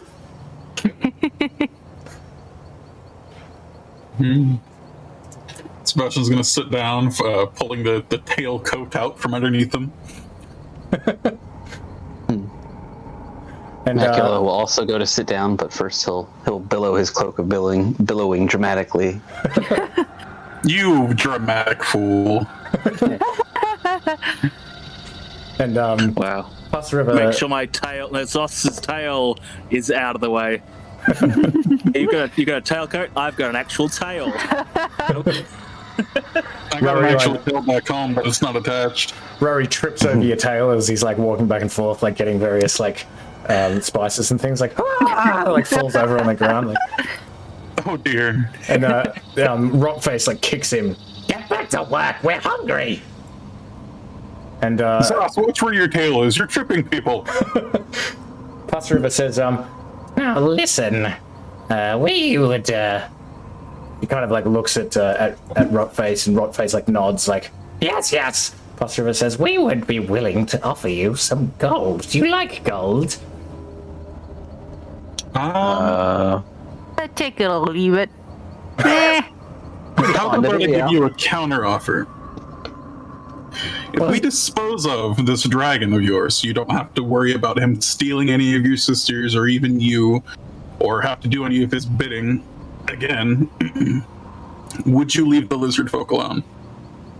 Oh yes, we have no interest in interacting with those dirty, stinking lizards more than we need to. We only did so because we were under duress.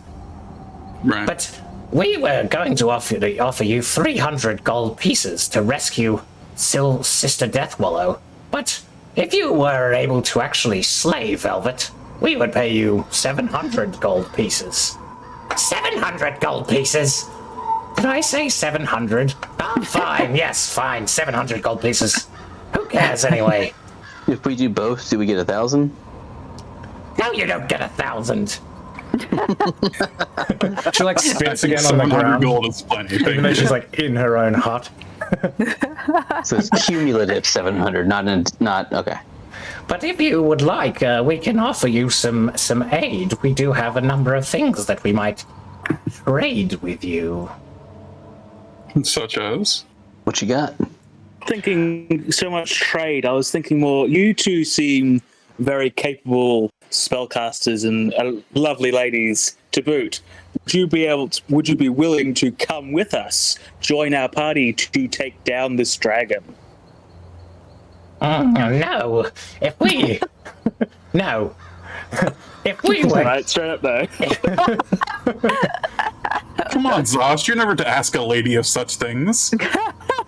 if any of the dragons were to see us if any of the dragon's servants were to see us approaching, then the dragon would surely slay Sister Deathwillow.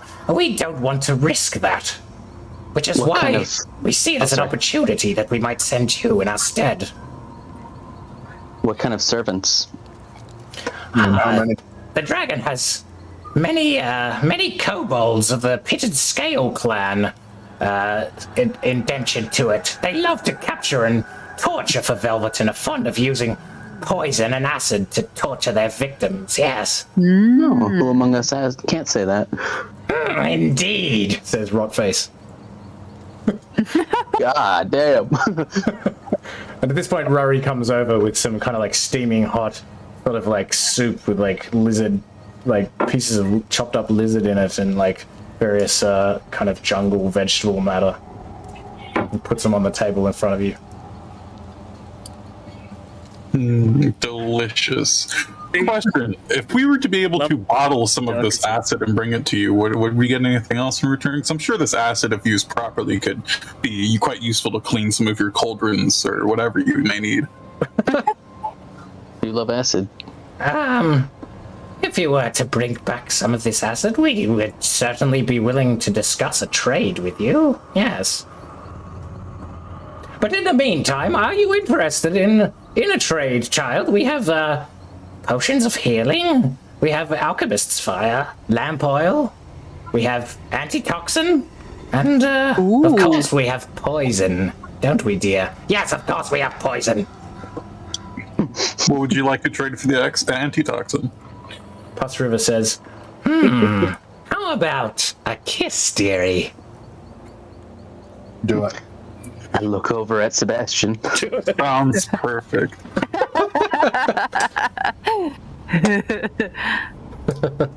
she kind of like leans over, like sort of like puckers her lips and like sticks her tongue out as well. And It's like a hot, steamy makeout for sure.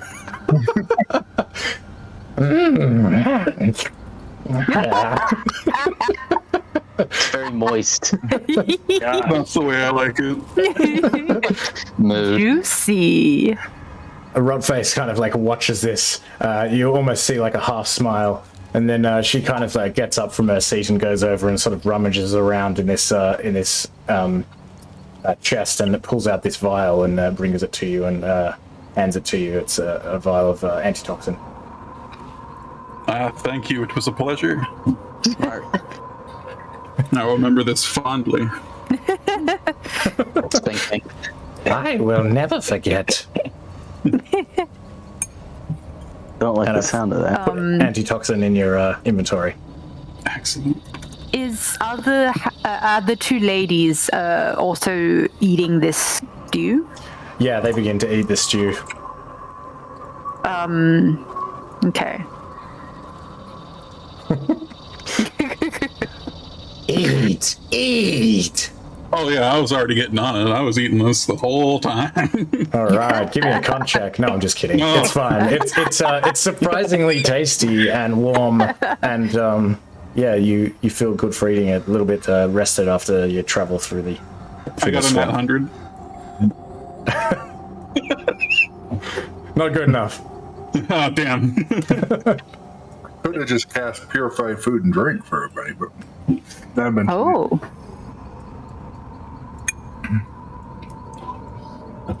Sorry, I wasn't listening. Did you say that quantified for a long rest? No. Well, no. I mean, I'd say like you can have. You can take a short rest. I mean, you can choose to take a long rest. You're welcome to stay here. Rotface is you all think, uncharacteristically kind of hospitable all of a sudden, and you get a bit of a strange sense from it. What do you guys think? Wanna take a snooze? I mean, if we're just taking a short rest, just sitting and not doing much for an hour should cover it, right? We don't have time to sleep. Yeah, no time to sleep. I figure if we're eating dinner, that's 20 minutes. Conversation, that's 20 minutes. If we just lollygag for another 20 minutes, and as long as we're not, casting spells or fighting, Right. that's a short rest. I mean, we do need time to let this food digest. Make sure it's not gonna give us the runs. Make sure it's not going to come up during mid-battle. Or come down. That's an interesting battle mechanic. I'll say that it like took you like maybe 4 hours to get here from Bogclaw, and so it's probably around like 11 o'clock at this point. 11 bells. Elf bells. Okay. I'm down with taking like an hour short rest. Or 23 bells. Yeah. Yeah, and a short rest is all I am needing at the moment. This would be considered a new day, right? Because it's 11, At 12 midnight. a.m. Never mind. Yeah. Sure. All right, cool. Yeah, so you like eat this food, you feel warmed and rested, and you have a short rest. But after a brief rest, Bless you.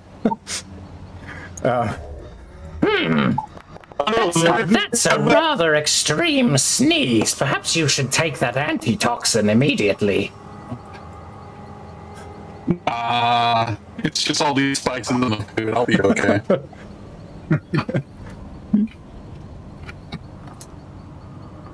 But anyway, you should probably go soon, otherwise perhaps Velvet will return to his lair.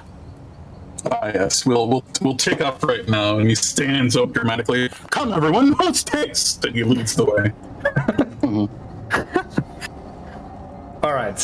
So they give you some directions further into the marsh, and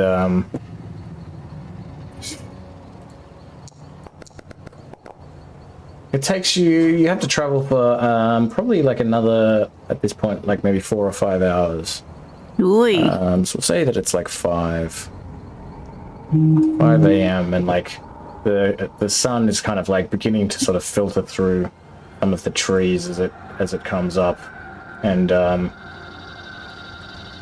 it's very foggy, and the ground is moist and mostly actually covered with, it's more than moist, it's kind of covered with water at this moment. It's like like maybe a couple of feet deep, kind of like splashing through this water, and you begin to like approach what looks like, you've been told to kind of head to these ruins, which the old ladies call the ruins of the Black Bull.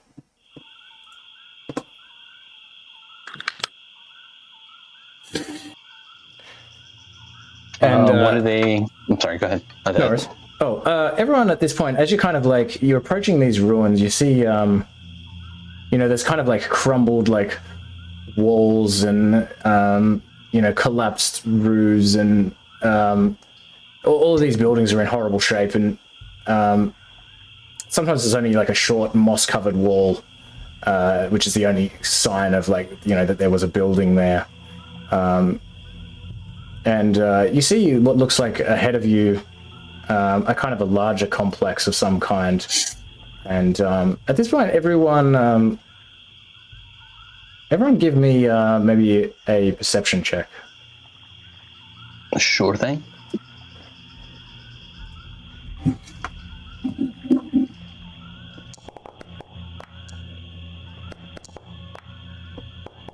$28. Love expertise. Let's see what it does.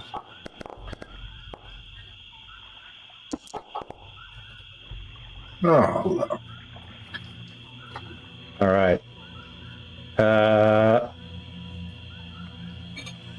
Okay, so Zos and Aquila and Sebastian, you're kind of like walking through this swampy, murky water, and you notice that there appear to be like little areas where there are kind of like sharpened sticks kind of like sticking out of the water, or just kind of like just submerged just below the surface of the water. And you also see what look like ropes and things kind of hanging from some of the trees. Scrofa and Gilzan, give me a dexterity check. Scrofa, you just like notice as you're like stepping down on this kind of like deeper patch of water where there's all these like spiky, like sharpened sticks, and Gilzan, you kind of like trip this rope that all of a sudden you kind of realize you've like walked through this like trip rope of some kind, and you hear this like creaking as this this large piece of wood comes like jutting, like kind of bursts out from a nearby tree towards you with like a big spike in it. And what was the D8? The D8? Oh, sorry, I had forgotten to roll my D8 for the telepathic speech. All right. It's been more than 4 hours, so we no longer have that feature. That's sweet. Okay, so Scrofa, you see this these kind of spikes in the ground just in time, and you kind of like kind of roll forward and just manage to avoid this trap. Unfortunately, Gilzan, you try to like jump out of this thing, but this like spike just goes like straight into your shoulder, and it does you a little bit of damage. You're just gonna take 6 piercing damage. Okay. Hey, Scorpio, that was a pretty cool tuck and roll you did. Damn, you good? Oh, yeah, all good. Thanks. Watch out for your feet. Okay. Your feet. Hey, Gildon, you doing okay? That didn't look like it felt too good. I was so distracted by everything around, I hit this tripwire or something. Oh, what a shame. Glad you're doing okay, though. So are we like trudging through like knee-deep water? Yeah. Okay. Yeah. And then is there like a canopy above us, or can we see any? I mean, it's 5 a.m, but can we see any sky if there wasn't trees? As you enter the ruins, the trees are a lot more sparse, and you can definitely see the early morning sky. And yeah, there's like these ruins all around you, and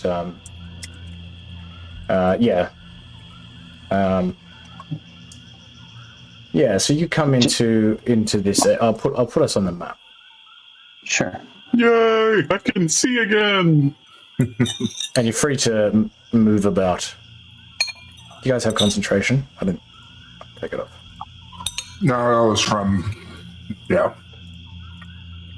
No, mine's from the guidance. I was like, what do I concentrate on? I don't cast spells very often.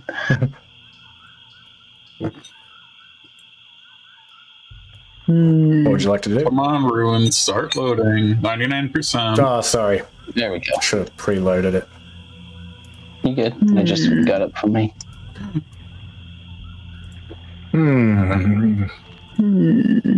I still see green. I see trees of green. We see a door or anything? Red people too. That sounds pretty good. I'm gonna try to fly up to the top of this tree and get a better view of the area. Yeah, I'm going to have my owl scout on the other side. I might cast detect magic. Okay. Have you got it prepared, or do you mean as a ritual? Oh, ooh. Oh yeah, you've got it prepared. I got it prepared, but do we have 10 minutes? Or should I just cast it? Maybe I just cast it. You can hear. I'll say like, you can hear like activity in this area, and you see this like this large building further along, kind of at the center of these ruins, and you think this is probably the ruins of the Black Bull. This is like it looks like maybe some kind of ancient religious building, and you can hear like kind of rummaging and stomping sounds and weird kind of shuffling coming from the building, and you can also hear kind of like sort of little yammering sounds around, coming from like the trees in the distance. Like, you definitely don't feel like you're alone in this area. But you cast detect magic, and I don't think you don't really pick anything up in this particular area. But the owl flies up into the sky, and was somebody else scouting? I was just gonna get up to this tree just to look around. But yeah, I'm gonna look for like fresh footprints that I can see from up here, or I guess if there's water, we don't see shit. But if I see any signs of life, intelligent life moving around. So you you get up in this tree, and you think you kind of see like small creatures sort of like in the distance, like through the trees, just sort of like you just see one here and one there, just kind of like moving amongst the trees. But you don't otherwise, there's nothing else that you see immediately. But the owl, are you looking through the owl's eyes, Gilzar? Or is it just, what's the intention? I just worked with it, I think. Say again? I think I could have its senses. Look through its senses. I don't remember. I think you can see through its eyes. Yeah, I guess I was looking. All right, so you're looking through its eyes. It like flies up above the canopy and kind of like has a look around, and it looks in the it looks in the direction of kind of like the east.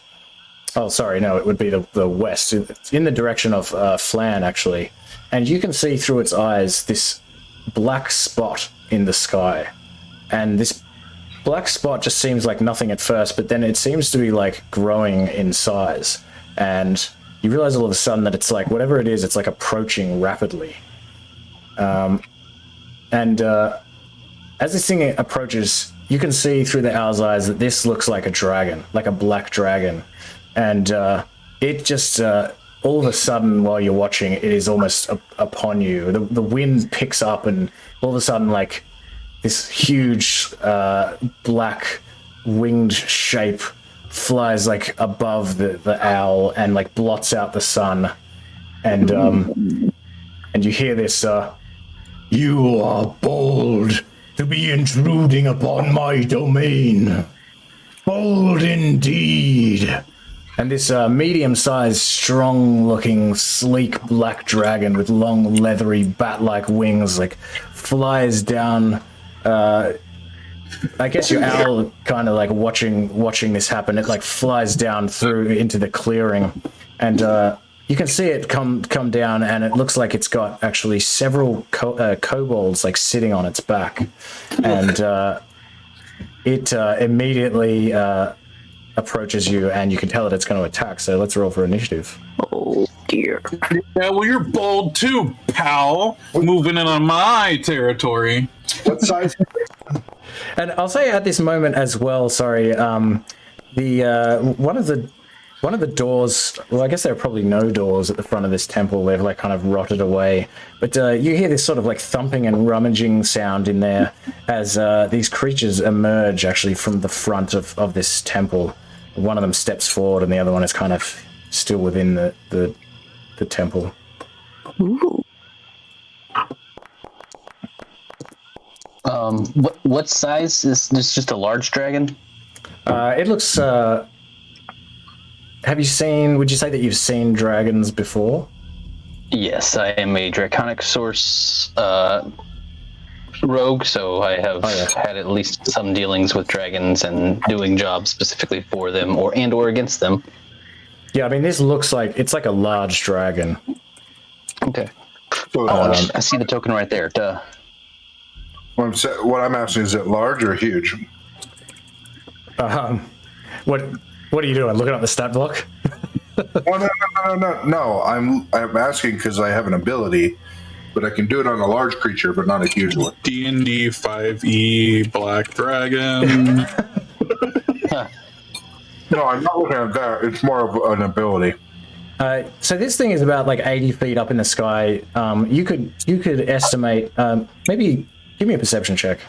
Like if it's large or huge is all I'm asking. I guess you would be able to tell large versus huge. Okay, you would say large. Okay. You think probably large. It's an ability that I was going to try to do, so that's why I was asking. Okay, thank you. No worries. All right. And just roll for your owl as well. If That's a nice trick. How did you do that? To what? With the greens and the yellows and the reds? How? What? It measures like your maximum, like your movement and then your dash. It's just the distance that it goes. Like it's automatically color coding it. Yeah. Where's his? I'm just gonna, Oh wow! I don't know how to do It's that. really useful. Just click on your token and drag it, and it will do it automatically. That's pretty cool. his is 14. Is that for the owl? Yeah. Okay. I don't see where it has initiative on it. Damn. All right, Sebastian, you're up first. What would you like to I'm do? at 17. What am I gonna do? Mine's 17. Okay. That's a very good question of what I'm gonna do. What I'm gonna do is I'm gonna look at Gilzon and go like, he's better at combat than me. Haste. Nice. That only gives me an extra attack. You're right, but you do a lot of damage.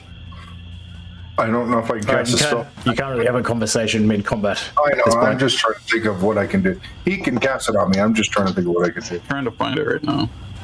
I have it. I can't see it. Anything else? Oh no, you're trying to post it. Do I have a haste? Where is it? There it is. Haste. Yeah, I can one weapon attack. What? I don't seem to have haste. There it goes. He- Yeah. It would have been better off somebody that actually can use a weapon. All right. Sorry. Anything else, Sebastian? That's it. Okay. So at this point, this dragon is going to. Well, I guess it's not gonna. It's where it is. Let me see.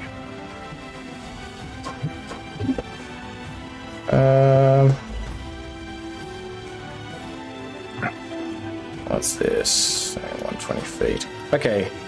One of the Scrofa, you see as one of the kobolds. There's like a whole bunch of kobolds on top of this dragon, like maybe 8 to 10 of them, and one of them attempts to it's like holding a rock and it throws a rock at you, and let me see. Manages to hit you with this rock. Huh. What kind of damage is this rock? It will do 9 bludgeoning damage. Ah. And strikes you in the forehead. Ow. And there's another one of these that kind of is holding like some sort of like vial or something. Of looks like kind of. It's probably pretty difficult, but it's gonna lob. Try to lob this vial at a killer in the tree. And let me see.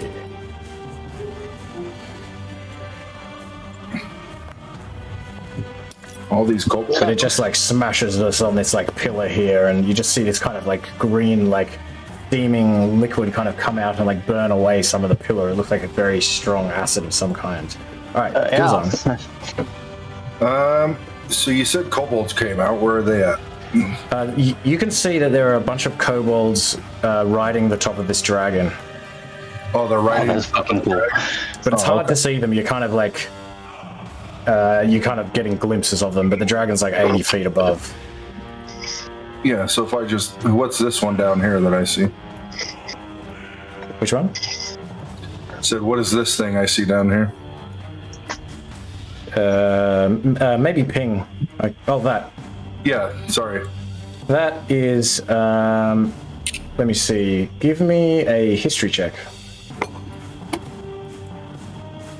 Gotta pay the toll. You can recognize that as a troll, Oh, okay. and you Then- know. Yeah. Yeah, it doesn't have any immunities or resistances or anything like that. Well, except that you know that they can regenerate, and obviously, fire is best for killing them. Yeah, I'm gonna cast Fireball at 4th level. Sweet. Ooh. I can't reach both of them though, so I'm just gonna do it right over the top of this dragon. Okay. Fireball just directly into the dragon. All right, nice. Yep. Just consumes them. All right. Okay, so the dragon passes, and I'll roll for all these kobolds on its back as well. Koboldly go where no kobold has gone before. We will ride this fucking dragon. That's pretty cool. They probably all die anyways at half damage, so. Yeah. Yeah, true. Did you already roll the damage? I think I've- No. Okay. Whoa! All right. So you just blast this giant ball of fire at this dragon and just lights it up, and like all of these kobolds are like screaming like. And let me I see. love kobolds, but also they're fighting us, so fuck them. They all just light up, and like several of them fall from the back of this dragon, just fall into the swamp, like burning and screaming. And you think you've basically managed to kill all of them. Anything else? Kobolds. And then. Yeah, the dragon's flying, right? Yep, it's 80 feet up. Can I try to push him? See if that disturbs his flying? Yeah, I guess it doesn't matter. I guess so. I don't think. Yeah, it doesn't say anything about like. it having to be on the ground, I don't think. No. Okay, just make a strength saving throw, I guess. Alright. You also got that haste action. Yeah, I mean, I can't use a spell though. 21. Okay, he saves. Alright, anything else? Yeah, I'm trying to think of what I got the haste action I can do with. Because it has to be a weapon attack. Or like a dodge or something, right? No, yeah, I can. No, you can't do dodge. No. I never use haste. You can, let's see, dash, disengage, hide, and use an object. Oh, I guess I could use an object. Can I use my wand of web on him? Yeah. I guess so. I don't remember any reason why not. If there are no objections. Speak now or forever hold your peace. Although that'll create web, which has to be like anchored to something, doesn't it? Yeah, I'd have to do it on the. I'd have to do it on the ground with the troll, so I'll just cast it towards the troll. Or like, could you just have it target between the wings of the dragon and then attach it to both wings so it can no longer fly? My thing was like Interesting. up, so then he falls. But Yeah, so if you attach it to its spine and then attach it to its wings, it wouldn't be able to fly, so it would fall 8 feet. I mean, I'm the kind of DM that won't have it do anything that it doesn't say it can do. yeah, no, you're good. I will do it to the. I'm just Maybe gonna- a little bit of wiggle room, but maybe not that much. No, that's. But if you do try to cast it down here at this troll, you actually, does it have an attack? You might need to move. Oh no, it doesn't matter. It doesn't say anything on it. Yeah, It's- no, just Well, it says 60 feet in range. So I'd not. Nah, we could just cast it. Let me do wand of web here real quick. you can't reach it though. That's 90 feet away. No, I know, but I would have to move up. And that's what I would do. Stop it! Go away! No, it won't delete it. Okay, whatever. I'll get it. So I'm adept at removing these things. that would be 30. I need to move that close. Okay. Alright. Consume available usage. And I'm just going to put this just kind of right on there. I'll just so there or there. Oh, I assume there. As long as he's half covered, it was more of him having to walk through it, but it doesn't matter. Up or down? I mean, it doesn't really matter. You can put it on him. Okay. And if it's the wand, it's a DC 15. All right. Yep. Same Dex. Dex. Nope. Looks like he's stuck in this web. Okay.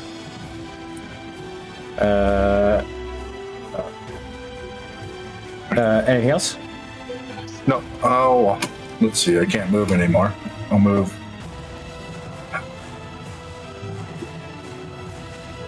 Yes, this way. One more. I don't know. What do you mean you can't move anymore? Your speed's doubled, isn't it? No. It's Oh, is my speed double? Yeah, I think so. Haste. haste. Oh, I don't have to take the dash for it? No, you don't. Then that would be 30. So then I want to go 30 more feet away from everybody. But you can't run through that column though. I know. I was 20. 30. Okay. All right.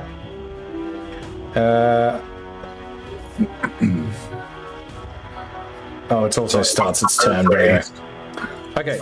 So this creature here, like it sees this kind of like ball of sort of like shimmering, like webby, like kind of mass, like fly through the air and like create this web here.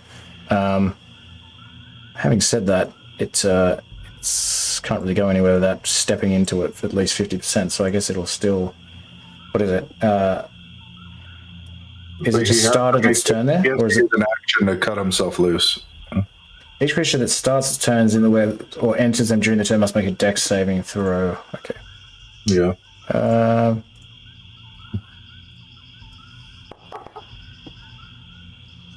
Looks like I think you got the same thing. East All state. His big feet get like tangled up in this web. He's like, and I don't think he can use the action straight away. So Zos. Is there 2 of them? Yes. Okay, that I didn't know that at first. And the other one is I've already rolled for the start of its turn, I guess. Okay. Sweet. Sorry, I thought there was only one. They were on top of each other. That's all right. Okay. Thanks. Zos.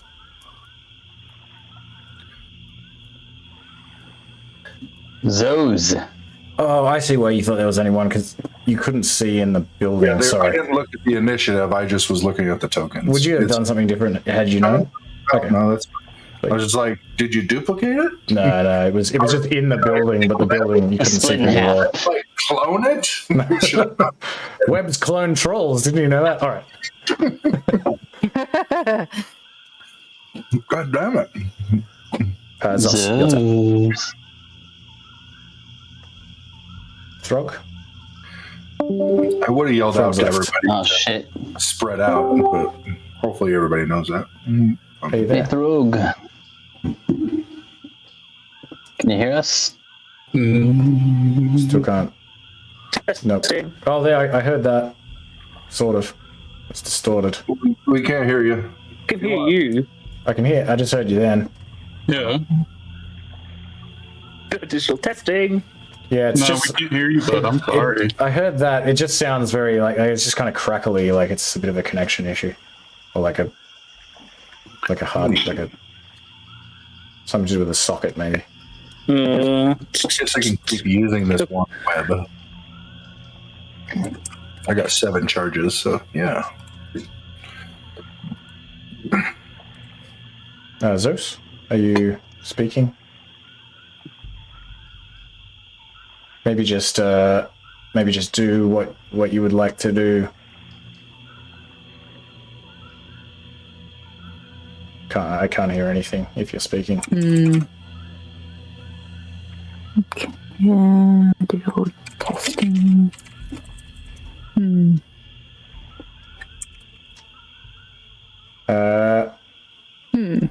Should I skip you? Should I skip you? I might have to skip you and come back to you. Unless you want to like try to just sort of move your token and click on your attacks and stuff, and I'll work out what you want to do. Or maybe message in the chat box. Okay, I'm gonna skip him and come back to him. Well, what do you guys think? Should I play as him, or should we just skip him? I mean, it kind of like screws things up, I suppose. I guess maybe if it were me, I would like to be come back to at the end of the round. Okay, But sweet. I don't know. We'll do that. Okay. Just remind me that Zeus has been skipped. All right, so this troll has like gotten stuck in this web, and it doesn't deprive him of his actual action, does it? Restrained. I think can he use its has action. disadvantage on attacks, but other than that, he should be, and he can't move. Yeah. But otherwise he should be okay. He can use his action to make a strike. It doesn't say that he can't use it on the first turn. And it's a different save. Okay, he will use To it. try to break himself free. Yeah, I think he can. I didn't think Yeah, he he can, can but do he that on can. his 'Cause turn. yeah. If I give him a strength save, see if he can break out. Looks like he manages to break out. DC 15. Is it a save or a check? And I guess it doesn't matter if he doesn't have proficiency in the saves, but Where am I? Strength check. Oh, you're right, it's a check. I know restrained is like a weird thing.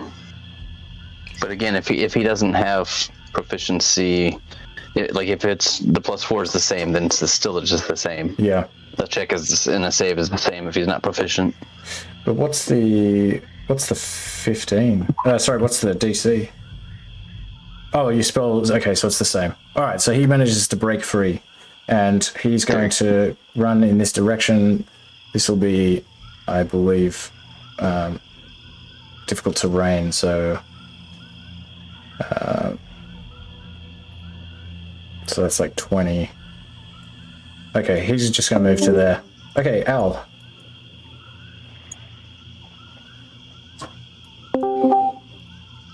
Ginsu? You're muted, buddy. Apologize, I was talking while on mute. Oh, let's see. In there. Well, let's do the dragon, I guess. We'll come in. Ah! And now I can't get him. Oh no, I took him too far in. And then he'll go this way. Welcome to the jungle. And so he's, in order to do that, that would make him now at like 80 feet. Is he 80 feet up, I guess? Oh, yeah. Well, he was like... I mean, he was kind of like up. Yeah, we can say he can make it there. That's fine. I'll just try to keep track of it from now if we say he's like at 80.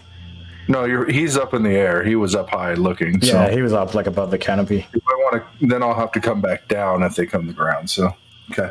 All right, I kill him. All right. So I've got 2 possible targets, but only I think one of them is actually in range. No, but he's no longer restrained. All right, fuck it. I'll do some rogue shit. How tall are these pillars right here? Like the 6 pillars that are in front of here? Maybe about 15 feet. Okay, big enough for me to hide behind is really what I'm asking. I guess I should have been more clear. Yeah, you can do So I will.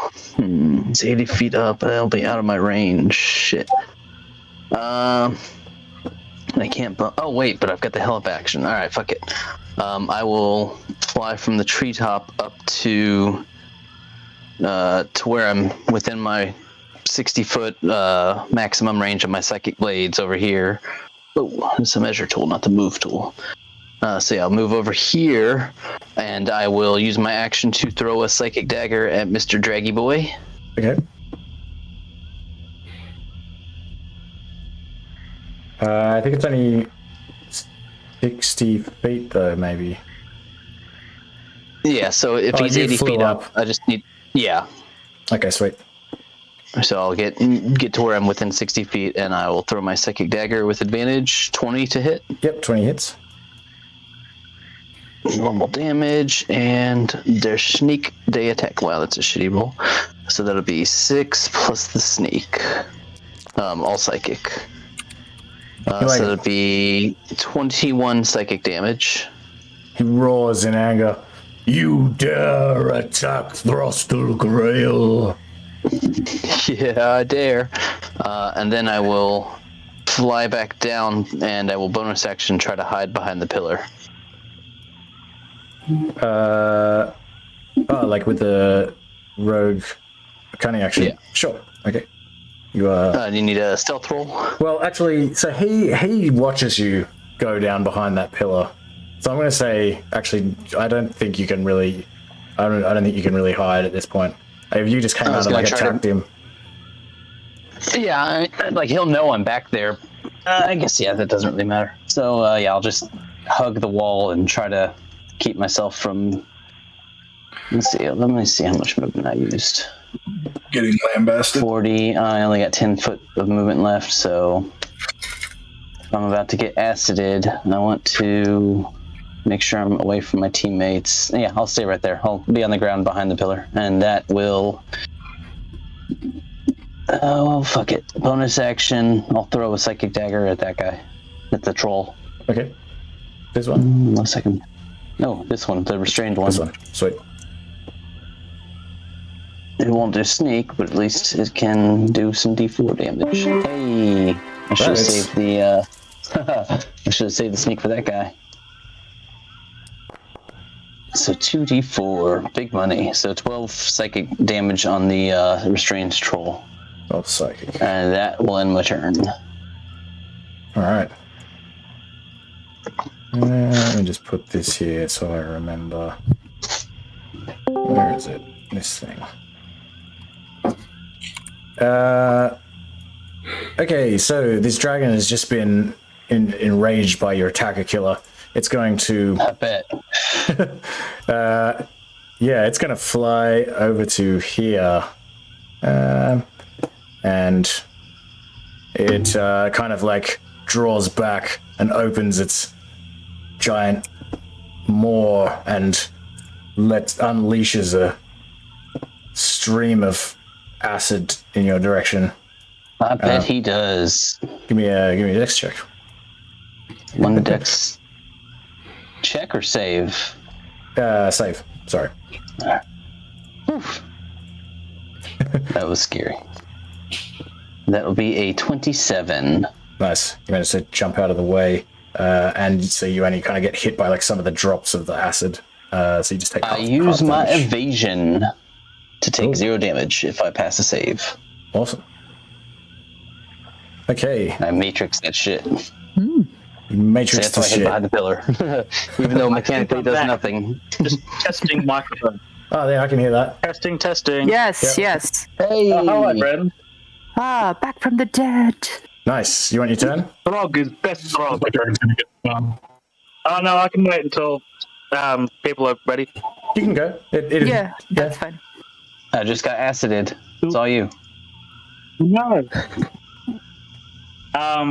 Oh, it's a line. Not, How tall are these doors again? 10 feet? Pillars are like 15 feet. I mean, they're probably all 15 feet. different, but yeah, these ones I'd say are 15 feet. I'm going to try and go for this one here. I'd like to use my movement. Well, that's not what I want. I'm going to use my movement. And because I'm a tabaxi, I can climb things with 20 feet of action. Look at all that stuff we can do. If you run through the tree, it'll be difficult terrain. Can I run around the tree? Yep. How does one run around the tree? Just Go back there. Go back there. Sorry, I was holding your thing. I'll put you back. So whilst you're holding the left click, just right click and it'll add waypoints. Left click. Move. Right click. Oh, I right clicked it. Why no right click? It's not working? No! Just moving, chunk. It's not right clicking. Oh no, maybe I'm left clicking and I'm not right clicking. Helps if I click. No, that didn't work. Okay. But I go around it. Alright, so 30 feet that way. Yep. I've got 60 feet to move, Okay. so I haven't moved for a while. Yep. That's alright. And then I move 15 to here. And I've got 20 feet of movement to climb. Okay. Does that 20 feet get added on to the 60 feet, or is that part of my regular movement speed? I think it's part of your regular movement speed you're climbing is. Yeah. If you change modes of movement, yes, it'll be part of the same movement. So I'll stay at the base of it then. But I'm looking at the pillar, I'm just like, I'm climbing you, just like a giant kitty scratching paw. I'm coming at you like a spider monkey. Yeah. But you like a tobacco. And then I'm going to take up my longbow and... Oh, no, don't touch things. And I'm going to try to hit one of these not golems, trolls. Closest one? That way. The closest one, yeah. Alright. That's attack. It's a miss. Just... Let's try that again. That one hits. That's a grub. Hey, let's do the Marsh.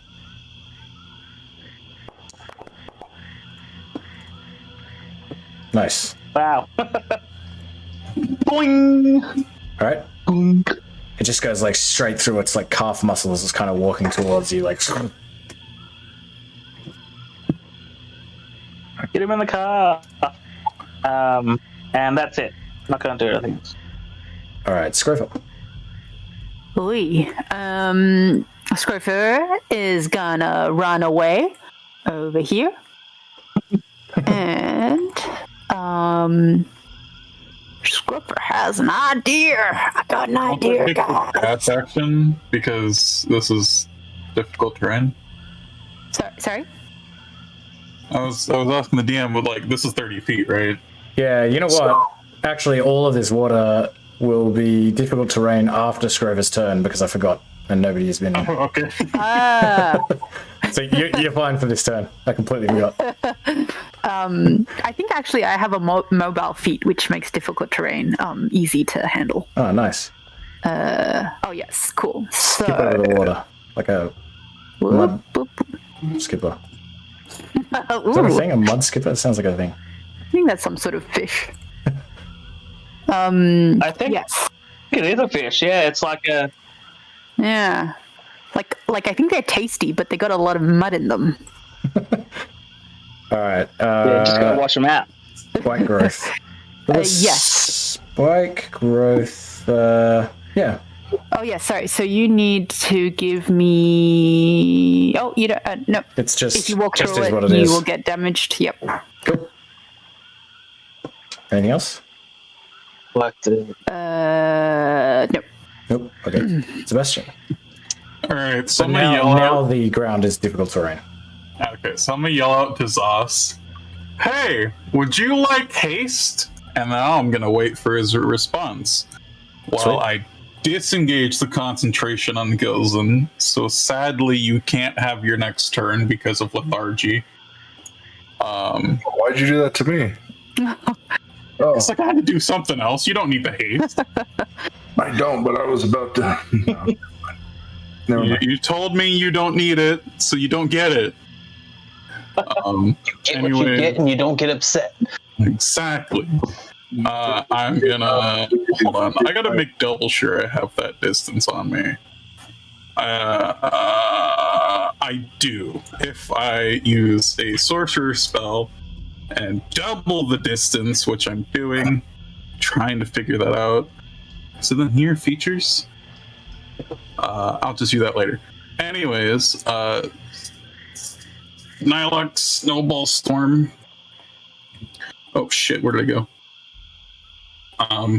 There it is. Right. On you. Okay.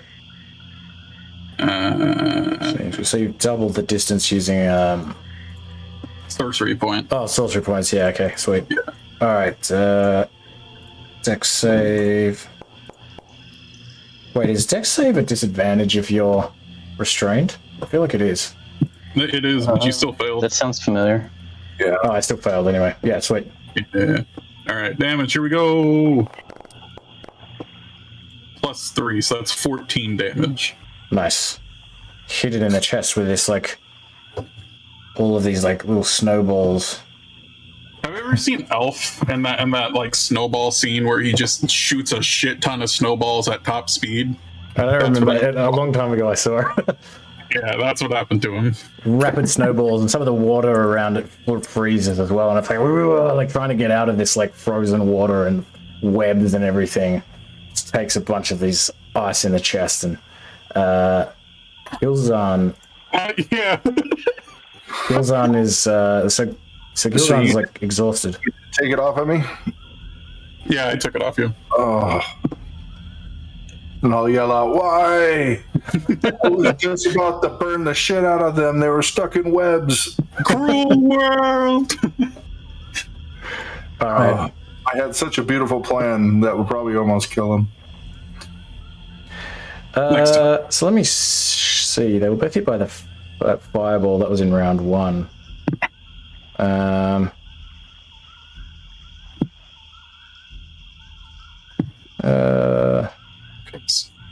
I guess that was the last. I'm kind of like a bit confused. I think it's okay. I think this thing will gain 10 points. But you did it in round 1, and because it already had a turn after you, yeah, so it's alright. Okay. It seems to like heal a little bit, and then it's going to try to like pull itself out of this web. Strength check, is it? Thank you. Yes. You failed. Nope. Zos. Oh, I could have lit that web on fire. With I don't know. Snuggle was back. Yeah, so Gotcha. I yelled out to you earlier, do you want haste? Yeah, haste would be great. I give him a big old thumbs up. So yes. Yes to haste, please.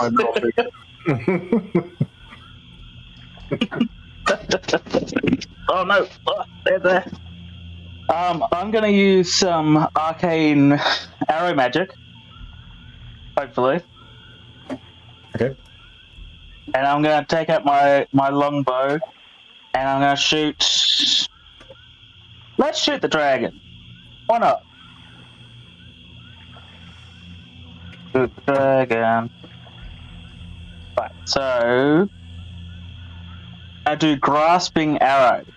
When this arrow strikes its target, magic creates grasping poisonous brambles which wrap around the target. The creature hits by the arrow takes an extra 2d6 poison damage. Its Nice. speed is reduced by 10 feet, and it takes 2d6 slashing damage the first time on each turn it moves 1 foot or more without teleporting. The creature can, if anything can reach it, it can use an action to remove the successful strength check. Okay. Awesome. So go ahead and in your features tab, shoot. just click on the arrow next to the grasping arrow. Oh, it doesn't have any uses. You can just. Sweet. Okay, cool. It's technically got 2, but yeah, it's there. So just also give me just a ranged attack. Yeah. Come on. You can do it. I believe in your character sheet. Are you having like a slow computer today? Yeah. Attack. No, come back. You were so close. Attack the thing. Yes. You can adjust the settings if you go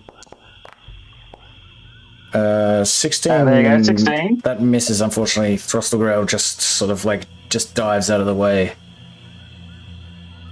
Well, I can choose to, with the these arrows, I can choose just when it hits it. So I don't lose the ability just yet. Okay. I'm going to try and attack him again. Sweet. Because that's how I roll. Roll better. That is how you roll. That's not better. No, that one misses. That one misses. Yep. So great. Oh yeah, and then after that, I'm going to climb up the pillar and Okay. try and be a bit taller than most. All right. You say it's 15. I've got 20 feet of climbing. Yep, that's fine. You can climb up onto the top of the pillar. Plonk. Go closer to Scopper. Powder. All right. My pig farming bug. Okay.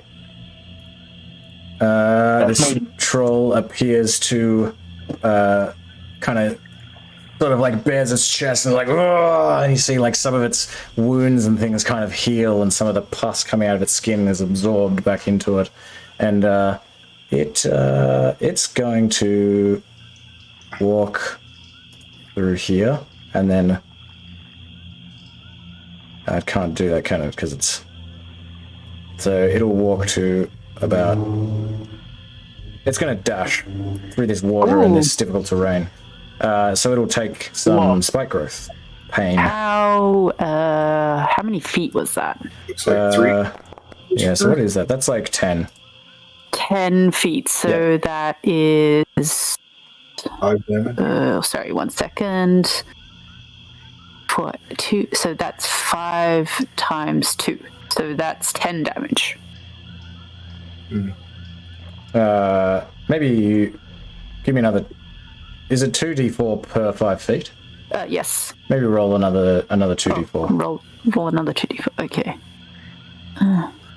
There might be an especially big spike in the next bit. Nope. Yep. How did you know? Okay.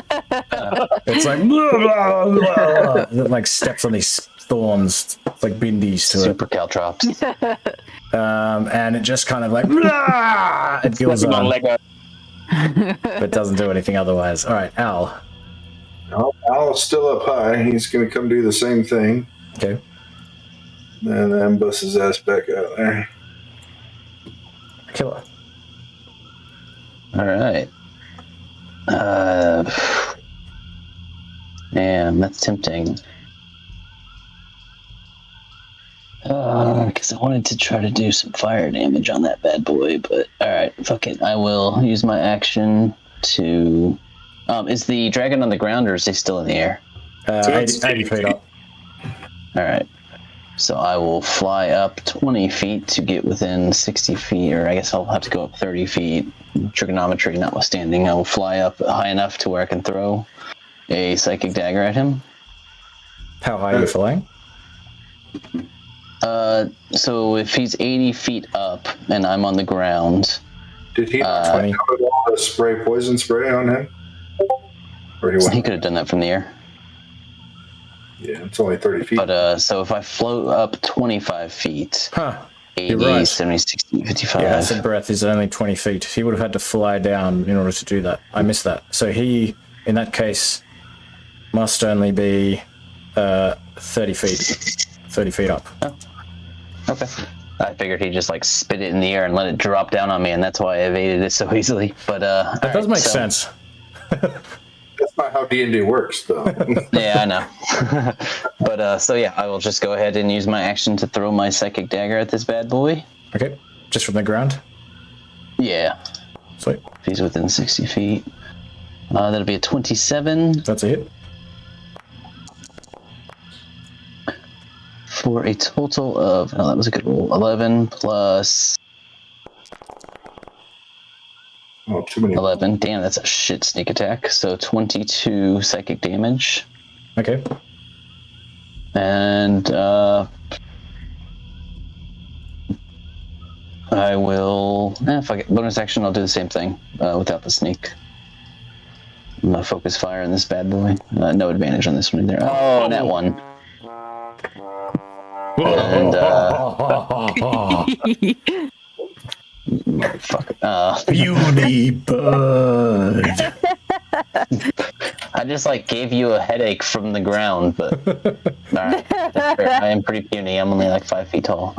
Alright, and I will move back up to this tree. No, I'll stay where I'm at. Fuck it. 1v1 me IRL. That'll end my turn. Okay.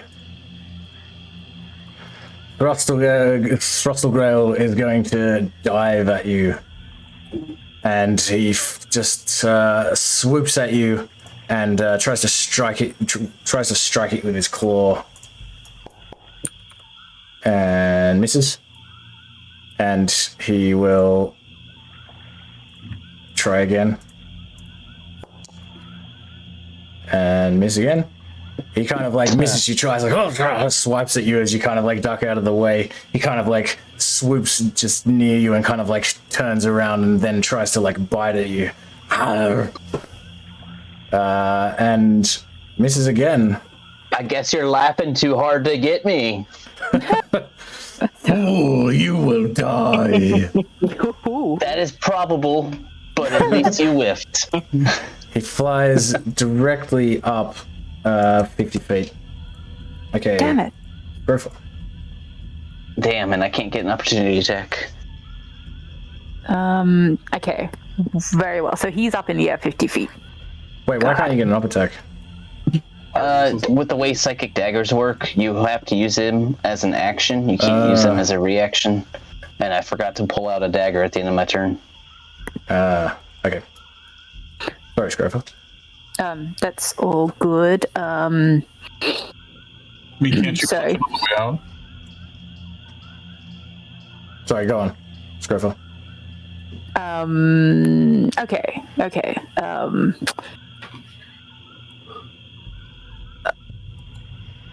Scrofa is going to run. This difficult terrain is half movement, right? Yep. Okay. So I can dash. I can do 40 feet. So I'll come here. Okay. So that's 30 feet, and yeah, okay, yeah, that's what I'll do. It's a measurement tool. That is. All right, Sebastian. All right, so I'm just gonna call out to Big Black Dragon. Ice dragons are better. Got him. Yeah. We're gonna give We're good done friends us post haste. Say that again, sorry. We're giving good friends us. Oh, haste. nice. Okay. Oh, yeah, I don't have a haste for some reason.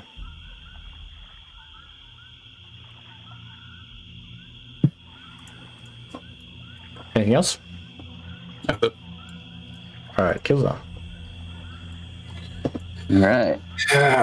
Wait. Oh, I can move now? No. Yes. Yep. Oh. Are you concentrating on something, by the way?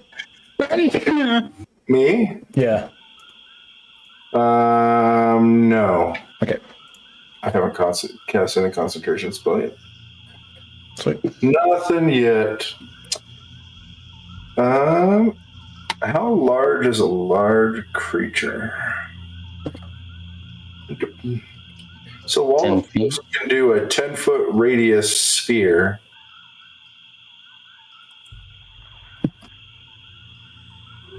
Yep, that If you will, fucking that will lock me in surround a with this 10-foot dragon, you creature. motherfucker.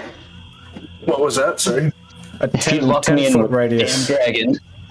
A 10-foot radius will encircle a large creature, I believe.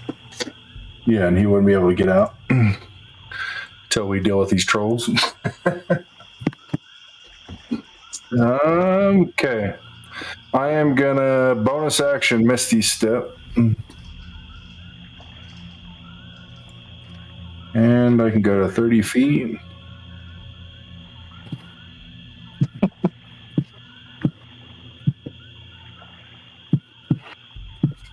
Sorry, what did I do with my other spell?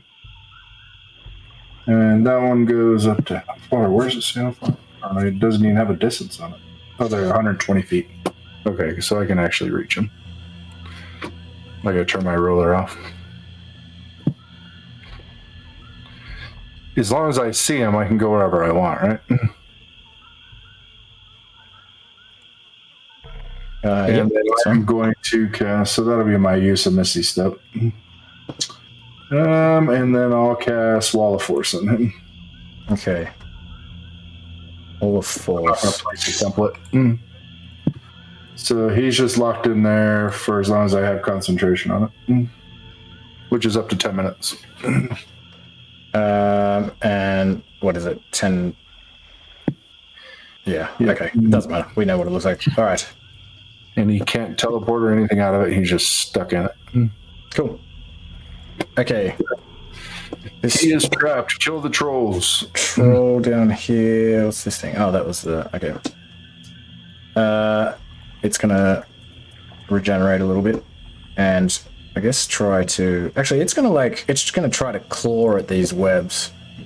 What's the deal with web? How do you You How do you still have to damage do it? an action and a strength check to see if you get out. It doesn't matter. I thought you could get out of it by clawing at it. You can burn it. Strength to do it. Let me have a look. Pretty sure it's still that. I mean, I think if you're stuck in it, you still have to do a strength check, but you might be able to get assistance from an ally to help you get cut out. Yeah, if you get assistance, that helps, I believe, but to cut you out. But I think all that does is give you an advantage. Yeah. Oh yeah, it doesn't say anything about being able to chop out of it. Must be thinking of something else. Okay. Sweet. Strength check. It's gonna try again. Ugh! Again. Nope. You did. Okay. Puny troll. Zeus. All right. Total. All right, no here control comes. right now.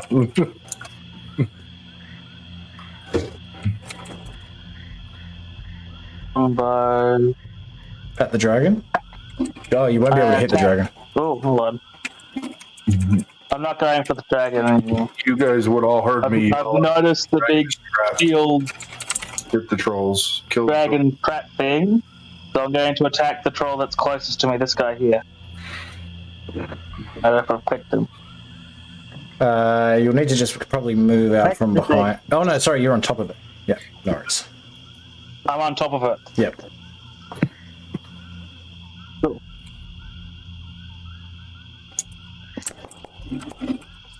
That hits. Ooh, 17, nice. Almost. Okay, 6 piercing damage. Wow. Goes through its other calf. It's like, And let's do that again. Zos, the calf hater. Why That's they a hit. keep eating my calves? Yeah. I can't eat cows. That's a big and muscular. I just aimed for him. Damn it. it's actually probably like quite a difficult thing to hit is the calves. You must be doing it on purpose. All right. This one like goes like just. I'm going to use. Yep. Oh, you go. No, you go. Sorry. I'm going to move on to my haste action. Okay. And I shoot him again. I just here to shoot. Attack. Normal. You know that old like my God. Kevin Costner Robin Hood movie? That last arrow, it just goes like straight into the arrow that was previously in his calf. That's called Robin Hooding. But this Where you one split an arrow. misses though. Cut his heart out with a spoon. Yeah, where you split an arrow with another arrow. It's called a Robin Hood. Makes sense. Okay, anything else? And I'm going to use my. I have a feature? I do. I'm going to use my action surge, Nice. which means I can hit something again. Yep. I use that ability. Yes. Hit something. Ah. Roll it. Let's look at Nice. That one just goes into his chest. Let's see how much we get that. Oh, Yeah. that's a good one. 10. Yep. That one hurts him a bit. He kind of stumbles I just backwards. fling it off. Arrows. I swear I'm not a ranger, guys. I swear. And yeah, I'm just gonna get ready to take a nap because I know that the Lethargy's gonna probably come in and kick me in the somewhere. So I'm just gonna get ready to nap. In the cat's bollocks. All right. Yeah. You may have forgot. You did use that haste action, right? I did use it. Yes. Very good. Okay. Go,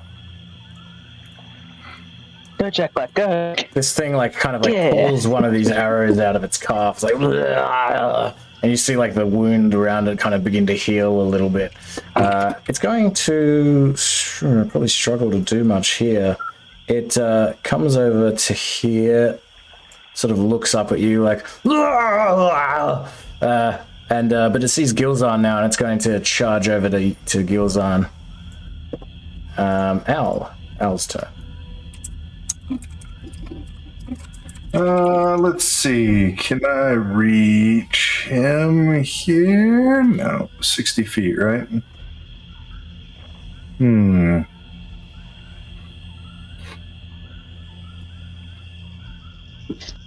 He's got 80 or 60? Does he have 80 feet? 60. Okay, that's what I thought. He's gonna start coming down, so he'll fly kind of towards this pillar. All right. That's fine. Remember, he can't get through the wall of force either. No, he's just outside of it on top of that pillar. Okay. Yes, I have him just outside of it. All right. I kill it.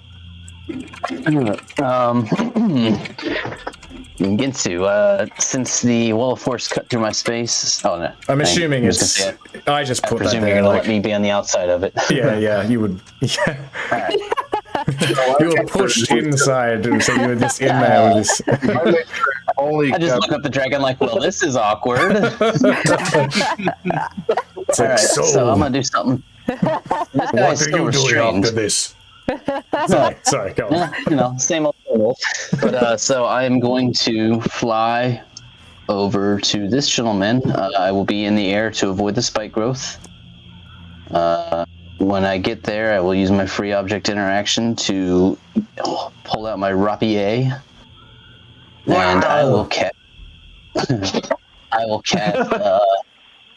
Green flame blade on him, and since he's restrained, I have advantage. Rapier, where is it? There we go. And that will be a 15. Yep, that's a hit. Oh, thank fuck. I was gonna be really upset if I did all that and just to not hit him. So normal rapier damage plus green flame blade damage. Oh, where is it? And is that actually doing fire damage? It is fire yeah. damage. Nice. After level 5 it does. I don't know why it's... Oh, I was trying to get in place a template. Ignore that, since there's nobody next to him. So there'd be 5 fire damage, plus 13 piercing damage, plus sneak attack damage, which will also be just regular piercing, if that matters. Nice. So 18 plus 5, 23, 33... So that would be 36 total damage to that bad boy. Wow. Nice. All right. Then I will bonus action disengage to get out of there, and I will... Oh, actually, no. I will bonus action dash, and he can get an opportunity attack. And I will join my friends, and that'll end my turn. Okay. Okay. Up attack. Yes, sir. Tries to claw at you. It's got disadvantage. And oh, still manages to get you. I'm gonna cast my shield as I fly out. Okay. So my where's my character sheet? My AC goes up to 24. So good to go. Sweet. All Off right. that spell slot. And that ends my turn. Frostal Grail just kind of like flying around within this sphere, like let me out of here. Kind of like clawing at this force, like trying to like break it, but just making no headway. Scrofa. Okay, Scrofa is going to take down his spike growth and instead cast Conjure Animals and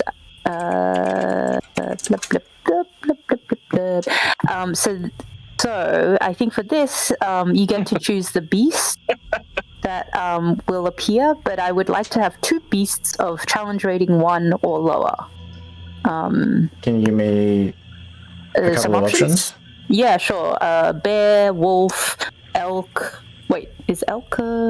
Sorry, 1 second. I think that one's 1.5. Sorry. Wait, So do you bear. Do you mean just a regular wolf? Oh, sorry. Direwolf. Direwolf. That's okay. Lion, tiger, giant toad, giant spider, giant hyena, giant octopus. That's cool. Where in water? Ooh, giant octopus, please. I don't think it. Because I don't think. I mean, it's only like. I'm not going to do that because I don't think it'll be able to swim properly in here. I'll give it a I'll toad. strangle that dragon. Okay, well, and Scrofa will say to each, so to the wolf,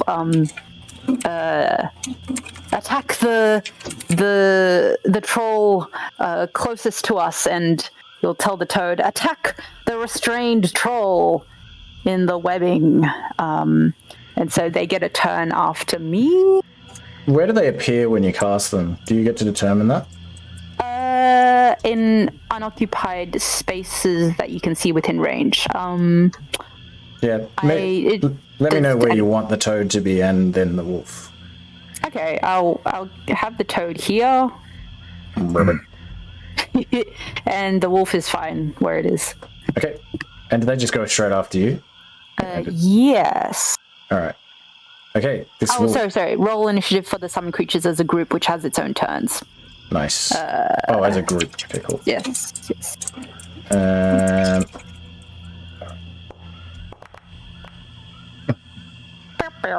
Perfect.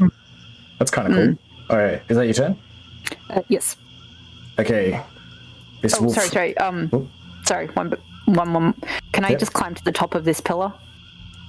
Okay, so it's going to be difficult to do that. You'll need to give me Oh, okay. Yep. an athletics check, and I'll say like this pillar is like fairly smooth. It's pretty difficult. It's going to be quite hard for you to do that. Like you look at this thing, there's not many places to grab onto. I see.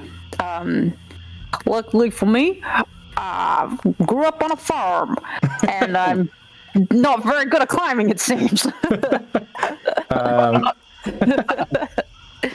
Roll me a d20. Oh, whoops. Sorry. Nah.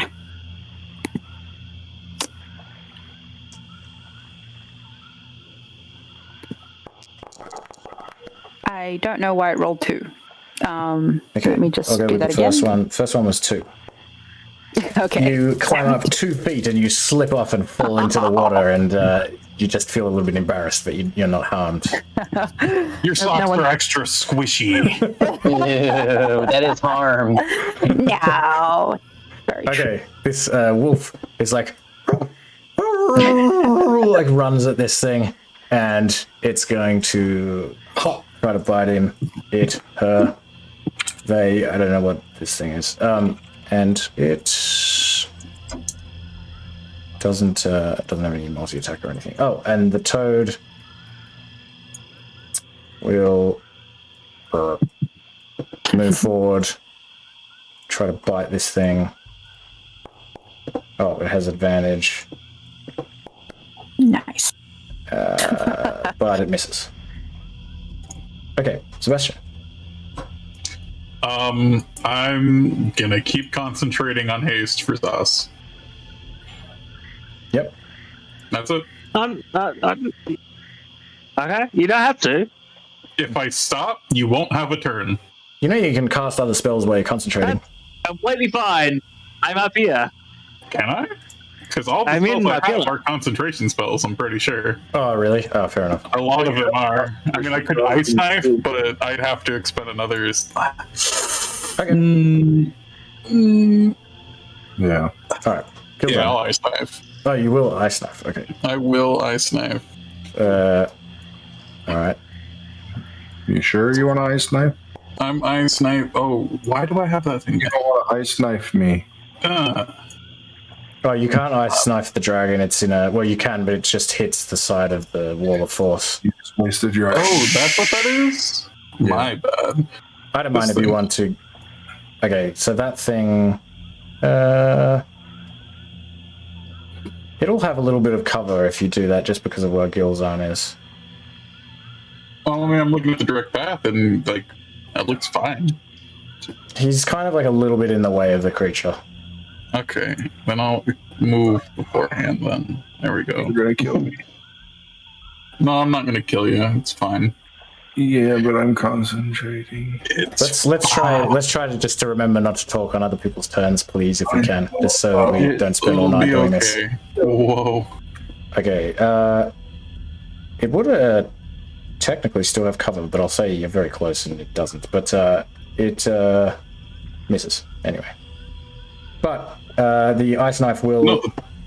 Yeah, Sorry? 22's the hit. Oh, the 22 is to hit. I'm sorry, Yeah. I didn't realize. Sorry, 22 is to hit. That hits. So it takes eight cold damage, and then we need a dex save Dex from the save. dire wolf and Gilzan. Yes. Dex save. Okay, direwolf takes. Roll the damage for the secondary. Right. Oh, I got lucky. I said you'll be fine. Direwolf yaps I wasn't worried about me taking by down. these exploding shards of ice. Okay, Gilda. I'm gonna yell at him to try not to get me to lose concentration. I'm the one holding the dragon. And then I'll cast a spell.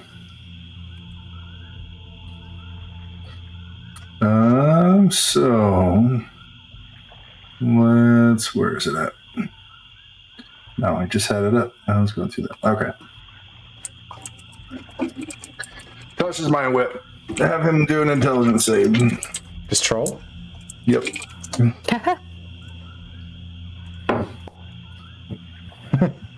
Alright. And oh, crappy damage, but I don't care. So I can move now, though. And we're in difficult terrain. Yep. Okay. He doesn't get any reactions, and he has to choose what he does on his next turn. Okay.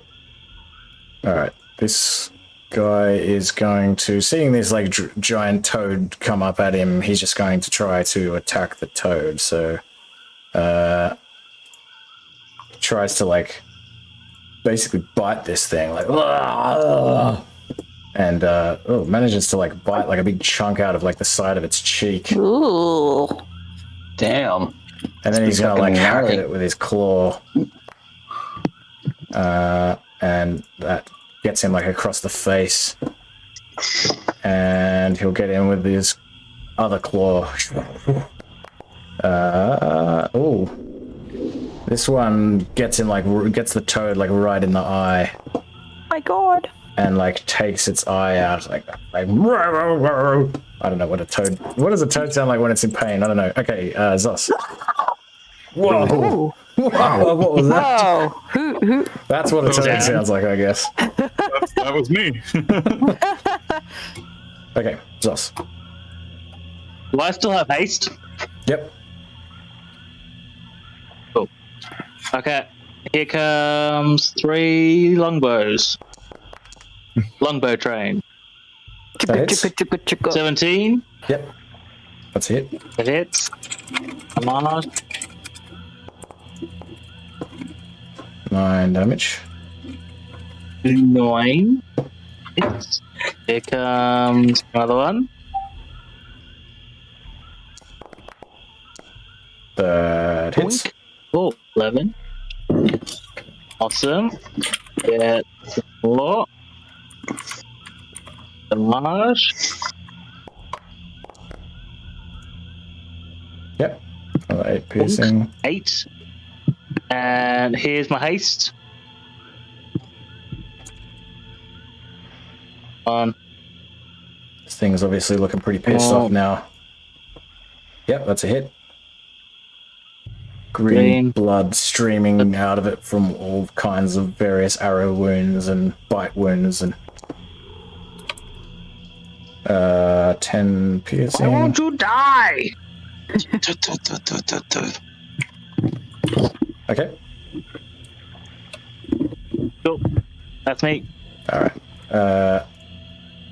It looks like it kind of like regenerates a little bit. And then it's going to kind of turn around. Oh no, it can't reach Zos. So it is going to try to bite at the wolf. And misses. Try to take a couple claw attacks at it. Hits. 12 damage. Another claw attack. Scratching the wolf up pretty good. Misses on that one. Okay, Al. Oh, let's see. Mr. Owl wants to go to which one?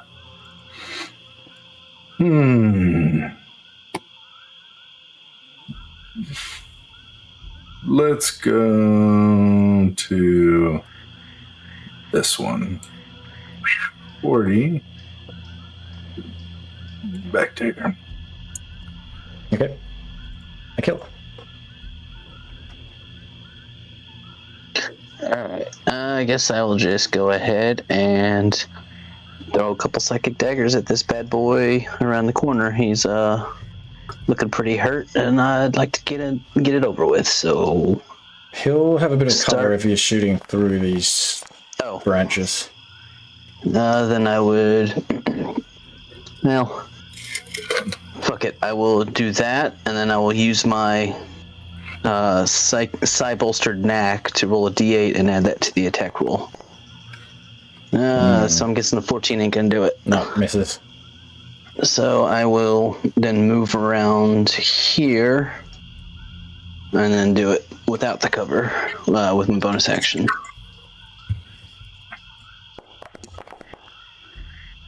Yep. That was almost a 1. For a total of 7 plus sneaky sneak. So that'll be 24 damage. All right. Of the psychic variety. Cool. And that'll end my turn. Okay, he's looking pretty bloody now. Frustle Grail is frustrated. Scriffer. Okay, Frustle Grail. Frustle Grail. He's not Krusty Grail.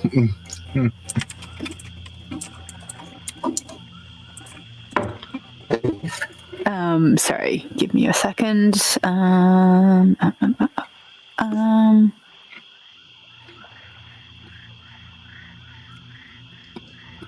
What's the distance on this? Can't fly. I guess maybe I'll re-summon these creatures. Okay. Makes sense. All right. Yep. If you're doing, I'll just do it again. Cast spell. okay. I mean, sorry. Reconjure animals. What were my options again? Okay. Direwolf, brown bear, giant octopus, giant spider, giant hyena, giant eagle, giant toad, giant vulture, lion, and tiger. Okay, I'm just gonna say this thing becomes a bear, and this thing miraculously is still a direwolf. And I'll tell them to attack the things they are attacking. They are in front of. Sweet. And that will. Yeah. Can I try again to climb this tower? Yep. Give me an athletics check. Mm-hmm. It is really hard to climb, just so you know. Just to reiterate. Come on. Okay, this time you managed to shimmy up there. You slip several times. You think you're gonna fall over. A little chunk of the wall comes out and goes falling down, and you're hanging there by one hand for a moment. You manage to scramble up using your pitchfork to get extra leverage. Finally, you pull yourself up onto the top of this pillar. We win. Okay, cool. All right, Sebastian. Sebastian seeing this miraculous climbing is just gonna give it a good old golf clap. Just proud stroke for like, man, you did it. I'm proud of you. Thank you, man. I want to thank my parents, my team.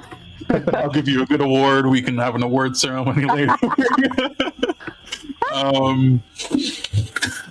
I don't have any standing over here like, what? What's happening?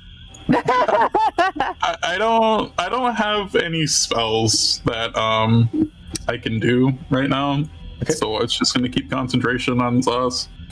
Alright, kills up. Oh.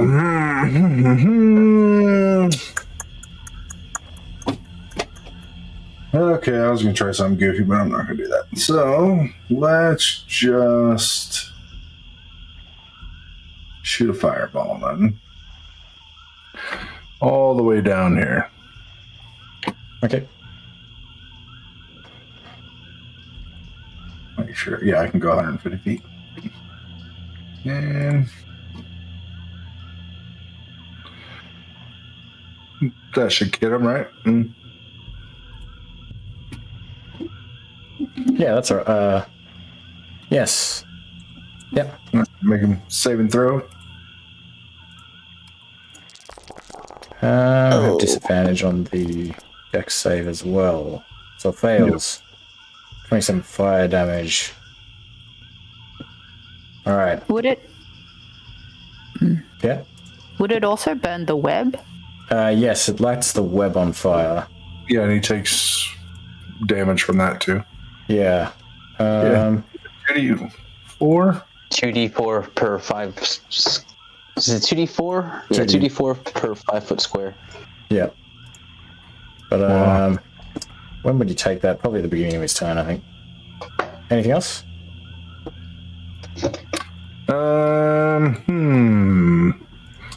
I am going to. No, we'll leave it at that. Okay. Alright. Now he's going to take some damage.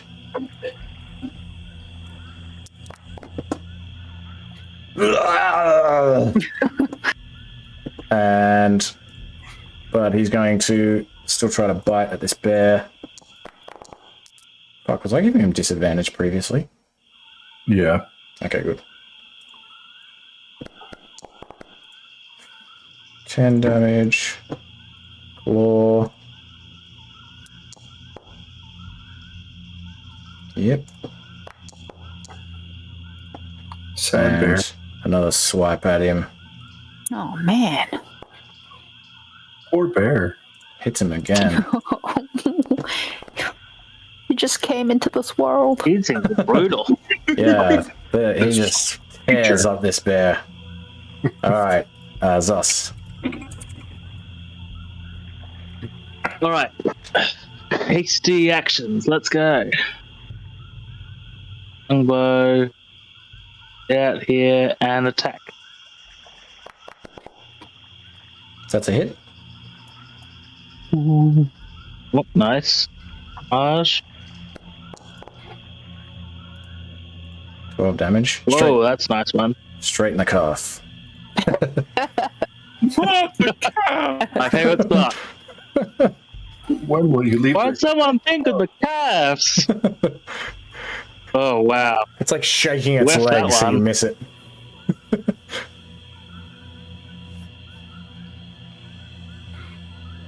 More hasty actions. Let's go. That hits. 18. Nice. And damage. Go. Whoa. Alright, it falls Nice. to the ground. And all of this, like, green blood pouring out of all of these arrow wounds in it. Anything else? No, I just kind of look at it in accomplishment and then realize, oh wait, we're still halfway through the fight, and I'll get back into action. Yeah, and next turn. Okay. Go out. Hold on. Sorry.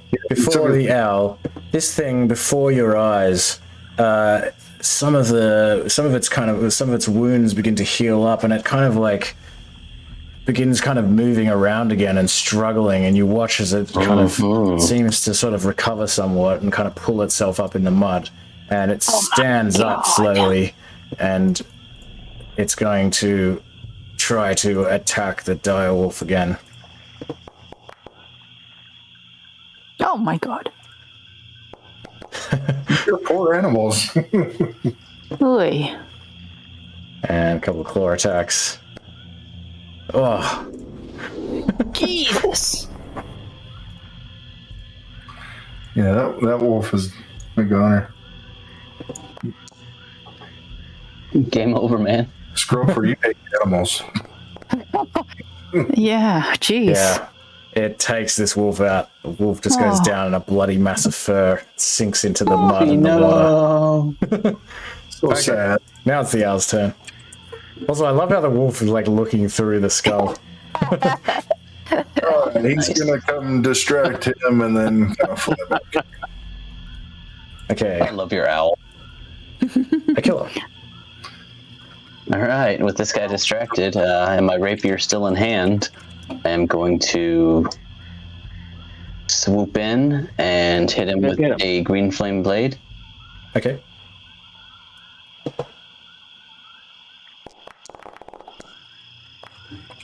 Nice. 25. Yep. Damage, normal. Sneak attack, damage, normal. So that's 7 plus 24. Oh, All right. 31, and then plus the green flame blade. Well, everything's lagging. This thing collapses again in a stinking pile of troll. I need to know what the number was. So it'll be a total of 38 damage, 7 of it fire. Oi. Okay.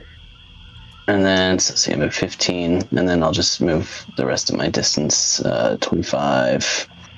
Then I will... Can you land on a wall of force? Yes. You can walk, you just can't go through it. That's all there is to it. But it's a I'll just fly up sphere. there. It's a sphere that, yeah, but I guess you can, yeah, like if you'd have to be directly on top of the sphere, which I guess we can just assume you are, because I don't know where exactly how the sphere is. So yeah, that's okay. Okay. Whoa. So, Everything is lagging. it was 50 feet up in the sky. So if the sphere is like, what was its radius again? 10 foot. 10. Okay, so you just need to fly up like 60 feet. Yeah, I actually probably can't actually accomplish that with my lack of movement. So I'll just bonus action throw a psychic dagger at this other guy then, because I was gonna say just for flavor I was gonna bonus action dash just to get up there, but it's just a flex for no reason. So Just I'll taunt throw him my from above. That hits. bonus action psychic dagger at this bad boy. Yep, that gets him. Normal psychic damage, so just another 7 damage to that guy. Okay. It looks pained. And that will end my turn. Okay. Dragon is still thrashing about. Scrofa feels morally conflicted about bringing all these poor beasts directly to their deaths, so I think he's going to cast Fairy Fire at this guy here. Yeah. Okay. Pew.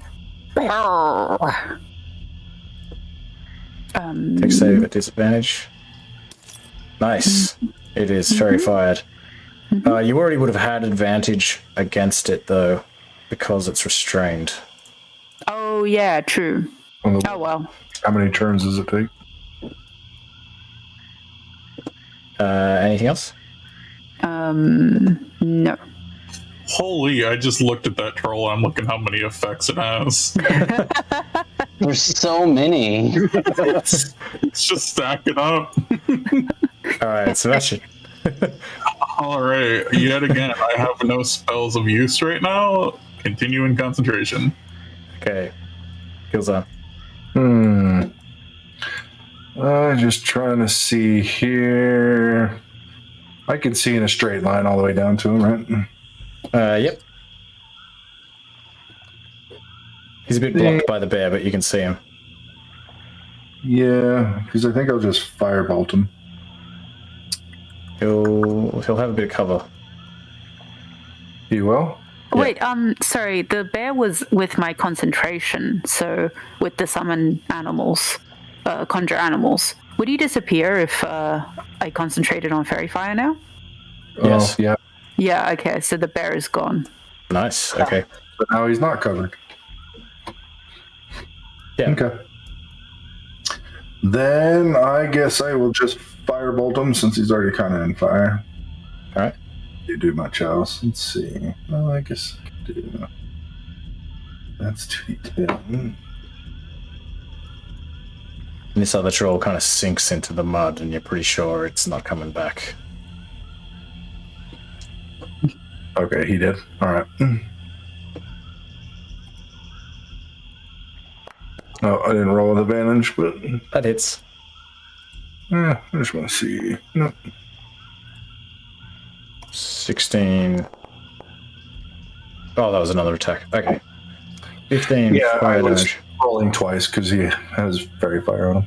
Cries 15. out in pain and anger, but it is not quite dead. He's burning at least.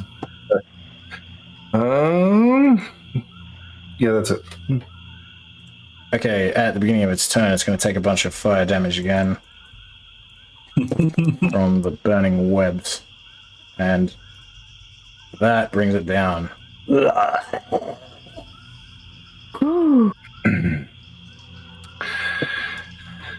All right, we got a few turns left because that spell lasts for 10 minutes, I tell everybody.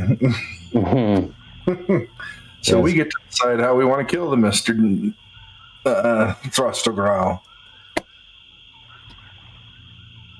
Can we talk? We can talk to the wall, of course, right? Yeah, I don't know what the rules about talking through it are. I'm pretty sure sound goes through it. Yeah. I think. I'll walk up and say, "Why do you want to be a Draco Lich so bad?" I will not talk to you. Let me free, so that I may kill you. Oh, the almighty dragon trapped by little old me. That's a tempting offer. So mighty. What if I don't? Or what if we don't? It just goes like, That's fair. That's a fair answer. Well, I guess Wait, so are we in combat or are we? What's going on? we're still. Well, yeah, I guess we are in combat. So we're out of. I'll say we're out of combat. Yeah, we're out of combat. So I'm definitely dropping that haste, so you don't have to worry about it, like dropping mid combat. Zus. Yeah. Good ball. Well, I guess at this point we just talk about how we want to kill this dragon because he is not going to leave here without trying to kill us. Okay, No, I'm gonna actually kind of hand wave this a little bit because we've gone like way over time. We actually would still have another major encounter. No. Oh, we do. You kind of discussed some strategies for attacking this dragon, and eventually you drop the wall of force, and he says, "Fools, this is not the last that you will hear from Throstle Grail." And he flies actually out of the area and disappears before you're able to attack him. Before he gets away, I'm gonna be like, "Remember me! Ice dragons are superior." Damn it! The last thing he'll see is me doing a bonus action billow of my cape. He was going to get murdered by a bunch of little coins. And so we now have run for 4 hours, but there would be another combat encounter. What would you guys like to do? We can complete this at another time. I'm happy to continue it now, but it's up to all of you, really. I'm good. We can finish it. It's Saturday night. I got nowhere to be tomorrow. It's only 8 p.m. for me. Is everybody else good? It's just one more. How do you feel, Anna? It's Oh yeah, just past 3 o'clock. Okay, sweet. Nice. All right, in that case, let's just take a little 5-minute break, and we'll That continue is awesome. in a second. All right. Oops, burning all my spell slots. Yeah. Right. I was like, yes, here's the dragon. So sadly, my mic stopped working here for about 45 minutes until someone on Twitch told me about it. But what happened was the characters entered the hall of the Black Bull within the ruins, and it's a very old building, but still conveys some sense of grandeur, even though it's pretty wet and moldy. The first room they come into has a big statue in it of a rearing bull carved from what appears to be a single piece of black basalt standing on a plinth of rough-hewn alabaster. And there's mossy vines crawling up the walls and hanging from the ceiling, and there are some really old windows that are covered with muck and grime, so it's pretty dark in here, and Scrofa has to light a torch so that he can see. The trolls have stashed a hoard of gems and gold pieces in here, and there's also a hidden chest in a concealed compartment in the statue, which has been there since the temple was in use long ago. In the back area, there's a bunch of rooms where the kobold clan's been living, but by the time the adventurers get here, there's only like very old and very young kobolds in these rooms, so when the adventurers sort of approach them, they just squeal in terror and flee out into the ruins. But they do also leave behind a bunch of gold and some stolen jewelry, which is nice. The room to the east is just full of rubbish, and there are several other vacant rooms, and there's not really much else to do up here, so the characters proceed down the stairs. They do remember to check for traps first, so they avoid some flasks of acid that the kobolds suspended in the stairwell and connected to a tripwire. And then they find themselves in a hallway with a big stone double door. And Sebastian tries to kick the door down, but finds that he's not strong enough. But in trying to kick it down, he alerts the mobs on the other side. Some of them are kobold cultists, and they have these elixirs of hate that they've forced Sister Deathwillow to make for them. And they douse a bunch of prisoners with these elixirs, and it sends those prisoners into a rage, and those prisoners, once enraged, begin charging towards the door. So when the adventurers realize that the door is actually just unlocked, they open it using the door handle, and they're met immediately with charging berserkers, and the combat begins immediately. And even one of the kobolds actually takes an elixir of hate and grows into a big muscly kobold with a great axe. This is actually Velvet's prison, where he's got a variety of captives taken from among the lizard folk and from the Phlan path. There's the Orog warlord here, Lager Bloodhand, and of course also Sister Deathwillow. It's a bit cramped, so Gilzan hesitates to cast a fireball in here, and the cult fanatics get a couple of fun spells off, like command. I think they make Scrofa grovel, or maybe they try to and fail. I don't remember. Anyway, there's also a spiritual weapon, but of course the team ultimately wins the day in the end. They loose the prisoners who run out of the building, and they secure another pile of gold pieces and gems and such. The Orog doesn't have much to say, but Sister Deathwillow confirms that they do in fact have to speak a password to enter the door to the northwest, and agrees to tell her sisters about the events that she's witnessed here, to ensure that they do pay the adventurers their just rewards if they ever make it back alive. To the northeast, there's a cistern filled with water, and there's a bunch of tunnels hidden under the water which lead out into the swamp. You can actually swim into this chamber via those tunnels from outside in the swamp if you have a good look around first, but the characters didn't really do that, or I didn't really give them much of an opportunity to. And anyway, I think they just skipped that room. And Aquila goes and says the password at the northwest, and as a result they avoid setting off the glyph of warding there, and they're able to enter Velvet's chamber without taking 5d8 acid damage first. So the door opens into another cistern, which probably held a whole lot of water at one time, but most of that's drained away over time. And around this room there are 4 pitted iron cauldrons suspended over lit braziers. The cauldrons contain acid, and as it boils, caustic fumes coil up and fill the room, and as a result the place is lightly obscured despite the braziers. And also the acidic fog is supposed to cause 1d6 acid damage to everyone who fails a con save on their turn, but I forgot to do it properly. I think I did it like once a round, or maybe just once in the entire combat. The water in here is really murky, and so it's difficult to tell precisely how deep it is. It's only like a foot or two deep, but it hides another really large tunnel that the characters can't see, which is actually Velvet's secret entrance that leads out somewhere else in the marsh outside. And anyway, they come in here, and Throstle Grail, or Velvet, taunts them and of course challenges them to continue the fight that they started up above. And that's about where someone told me that my mic wasn't working, so I got it back on again. Okay. My mic wasn't working in the stream. Sorry, mate. Yes, the water is from where you are. It's difficult to tell. It's very murky.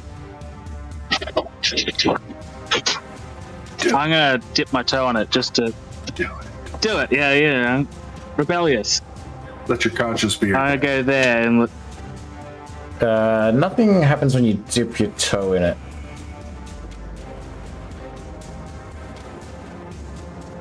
Okay, I'm just gonna keep that in mind.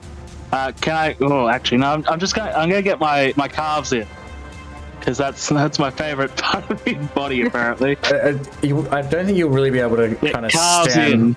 You won't really be able to stand there and kind of like test the water from the edge of the steps because Scrofe is there. So you'd have to jump in. You can jump in, and it's yeah. You're like maybe kind of up to the waist in this water. Cool. Okay. So can I go to here? Yeah, that's okay. Cool.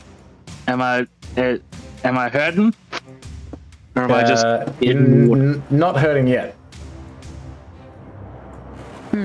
Okay. Not quite sure I like the yet bit. And then I'm gonna take out my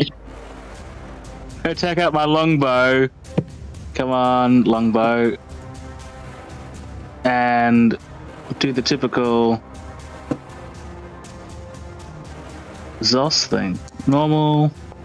Let's see if I don't hit this one. It'll be, you won't, it's going to be hard for you to hit him from there. You're kind of standing behind this like big boiling cauldron. Fair enough. So disadvantage? Not with disadvantage, I'll just say, I mean, from where you are, like, yeah, he'll just have a bit of cover. So 20, okay. I guess that's alright. Yeah, 20 hits. Cool. So I'm going to damage him, but I'm also going to put on one of my weird arrows. Bursting arrow him. Okay. As well. So I'll get him the normal damage as well, but he also immediately after the arrow hits the creature, the target and all other creatures within 10 feet of it take 2d10 force damage. Sorry, 2d6 I should say, not 2d10. So the owl will take some force damage. Yeah. Oh, that's fine. That's so familiar's there for. You do what I'm gonna do. Reasonable. Oh, not +2. Don't worry about the +2. Gonna come out with +2. So that's 5. 5 damage? Plus his actual normal. Yeah, 5 plus.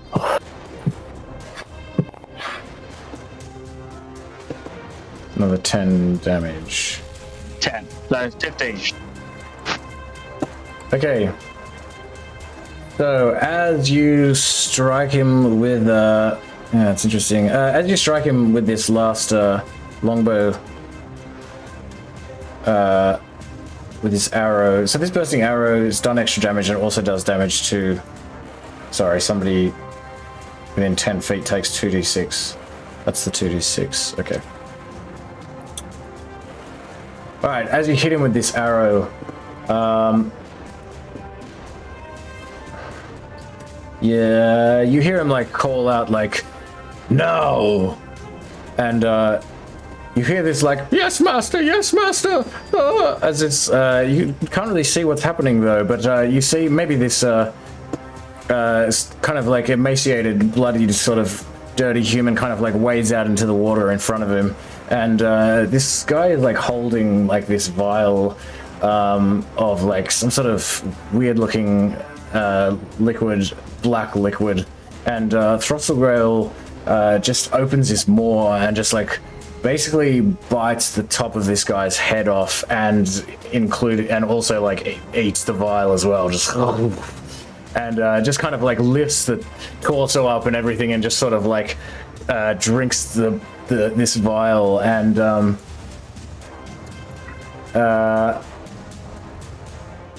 you watch as the dragon, obviously this guy like falls to the ground dead and sinks into the water.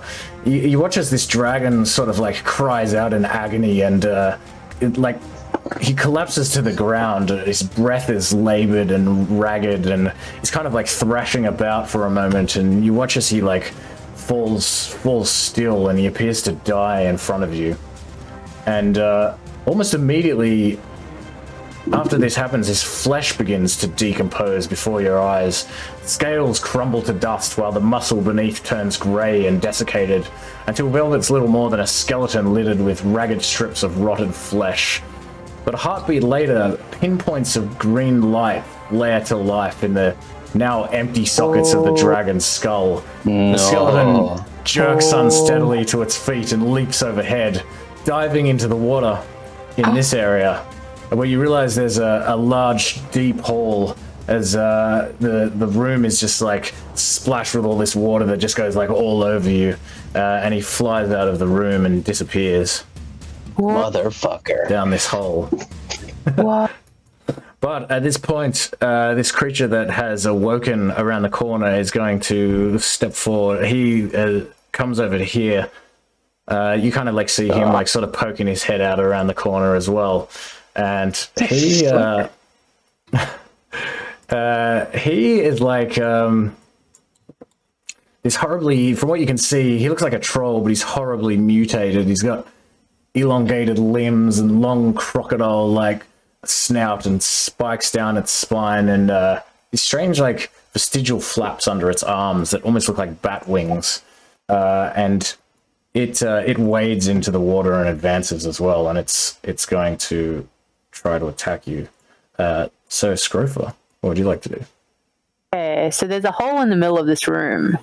Yeah, so you now know that basically there's a large hole that's Okay. kind of like... I'm gonna sort of move around the edge. It's and like... try and... probably like that. Okay, so Scrofa's gonna move over here.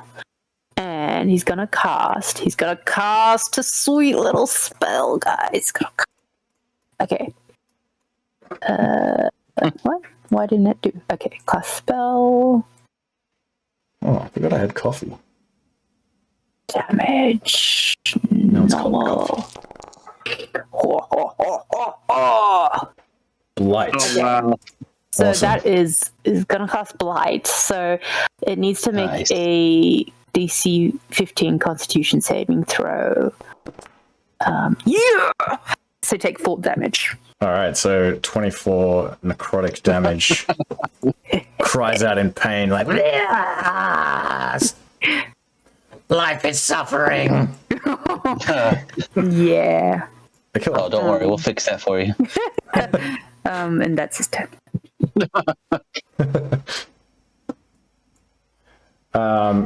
Anyone actually who speaks either Draconic or Giant, you can give me an intelligence check as well if you like. I speak Draconic. What are my skills? Skills, intelligence. So I guess just checks intelligence. There we go. I can't bolster neck that. Nope. So just a 10. I'll say that's it. I mean, you've probably already figured it out just based on the look of this creature. I'll say 10 is enough that you figure that this strange troll looks like maybe it was the spawn of one of the trolls upstairs and Throstle Grail himself.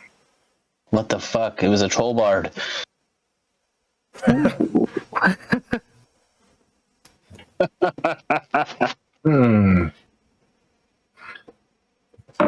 Anyway, your turn, Akila. I think I'm in the initiative twice for some reason because my initiative was 24. Oh, yeah, you are. Oh, that's weird. Fucking If you want me to go again, no. Let's hide that one. Okay, animated objects. I guess they're all going to attack him. So they move 30 feet and attack him. And what do you do? An attack for each of them? yeah, each one of them attacks. They got +8 to hit. So you, God, how am I going to do this? Just roll, 10 d20s, and then we'll just manually add the 8. Just have to add 8 to each one. Oh, hold on. Yeah, I have to do it individually too, huh? So there's 1, 2, 3, 4, 5, 6, 7, Alright, what do we got? 1, 2, 8, 9, 2, 10. 3. Oh, I rolled 2 ones. Three Look of at them. 3 of them hit. that. Okay. Damn, what's this? Only 3 of them? That Yeah. makes sense. They all The have thing looks plus- tough as shit. They all have +8. Sorry, I didn't remember they all had +8. Okay, in that case, what do we got? Oh. Okay. That's 4 of them hit. 5 of them hit. 6 of them hit. 7 of them hit. So that's 74 plus 4 times 7, so 28. Such a strong spell. 42 damage. What sort of damage is it? What does it say? And this is sorry, I didn't look at that one. I was ready for everything else. Gold damage. Gold damage. Yeah, it's just whatever. I Gold just damage is this creature's It should just be weakness. bludgeoning, right? Yeah, I think so. Yeah. I'm not seeing it. I know the DM can, like, if you use like a bunch of knives, the DM can be like, okay, it's Yeah. going to be piercing or slashing, like but generally bludgeoning. it's That's bludgeoning. Yeah, it's fine. It takes a bunch of bludgeoning damage. It's like, "Ah!" And it's severely bloodied and bruised at this point. Yeah. And they're just flying around him at this point. Yeah, it just tries to I guess get away from them. It's not going to worry about how do they work. It's not like they take an off attack or anything like that. Okay, No, they fly. If they don't already have legs, they fly, and I could just have them hovering around them, and they all attack individually on the same They're turn. constructs. it's going to move through here. This is difficult terrain, so it can only can't do much. It's going to dash to there. They do make opportunity attacks. Holy shit. Maybe I won't do that. Hold on, let me see. They do make opportunity attacks. It was not going to do that anyway. At least that's what the Google search results said, but I didn't look into it. It doesn't say that, I don't think, on the spells, but I think anything. They're constructs, they're creatures. Oh, I guess so, huh? Yeah, I guess it would take in. Unlike spiritual weapon isn't a creature, so it doesn't, but these things are creatures. Okay, it's going to breathe acid at Scriver. So give me a dex save. Doesn't say the DC for some reason. It would be. Yeah, it's kind of mean, huh? All those coins. It's DC 18. Okay, you fail the dex save. It doesn't have damage either.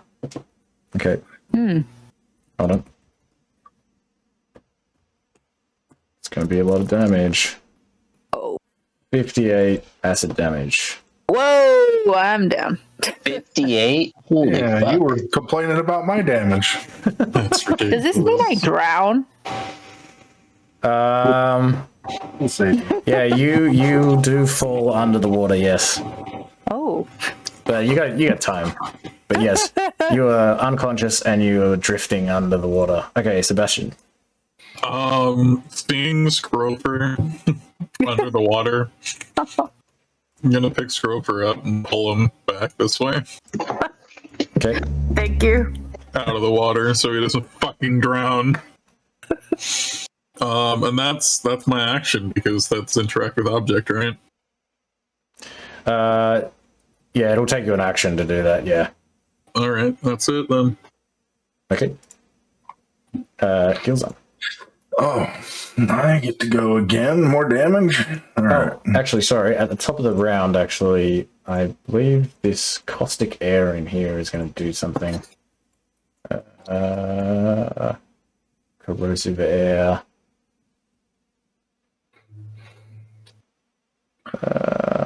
Ultra breath. What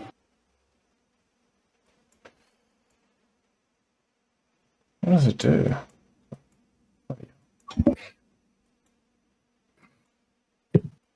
Well, everyone give me a con save.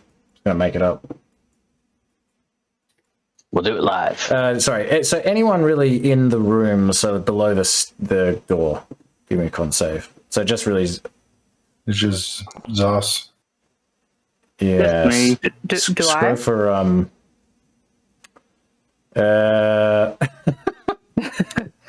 I mean, Fuck. I probably fail. Hey, Sebastian. You want to just say that you pulled Scrofer a little bit further? Oh on the my god, stairs? yeah, I was muted. So yeah, I was technically trying to pull Scrofer off the stairs, like out of this room entirely. But he should be over here. Of course. That's where Scrofer Thank you. is. Yeah. So that was clear to everyone. Yeah, my bad. When the mute almost kills you. Okay, Zos, you take. It's very little anyway. It's just a little bit of acid damage. 5 acid damage to your lungs from breathing in this acidic fog. Okay, Ginsu. My lungs. Your lungs. Gas. Gas. Your second favorite. Gas. Okay. I will. That's not a concentration save, so I'm gonna screw with this dude's actions and cast that. Intelligence save. Intelligence save. Good job. Not very smart. I know, that's why it's such a great spell. Because 11 I just strike. screwed with your action economy. So have fun.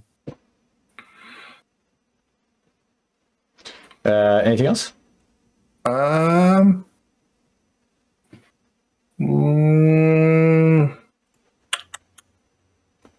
Yeah, that's fine. Skip me. Akila.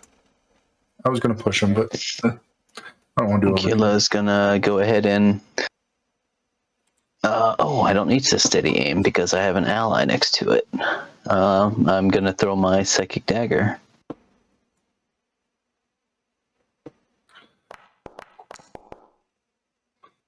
That'll be a 25. That hits. 7 plus sneak. That's shitty. So 21 psychic damage. How do you want to do this? I just manifest it, and I take the fact that it's fighting the coins in the air and trying to keep them away, and I just throw one right through its jaw and into its brain. The dagger goes right through and then just disappears. It leaves not a mark, and he just drops dead. Nice. He just eyes go cold and he just falls into the water and sinks into the mud. Yeah. And we're out of combat.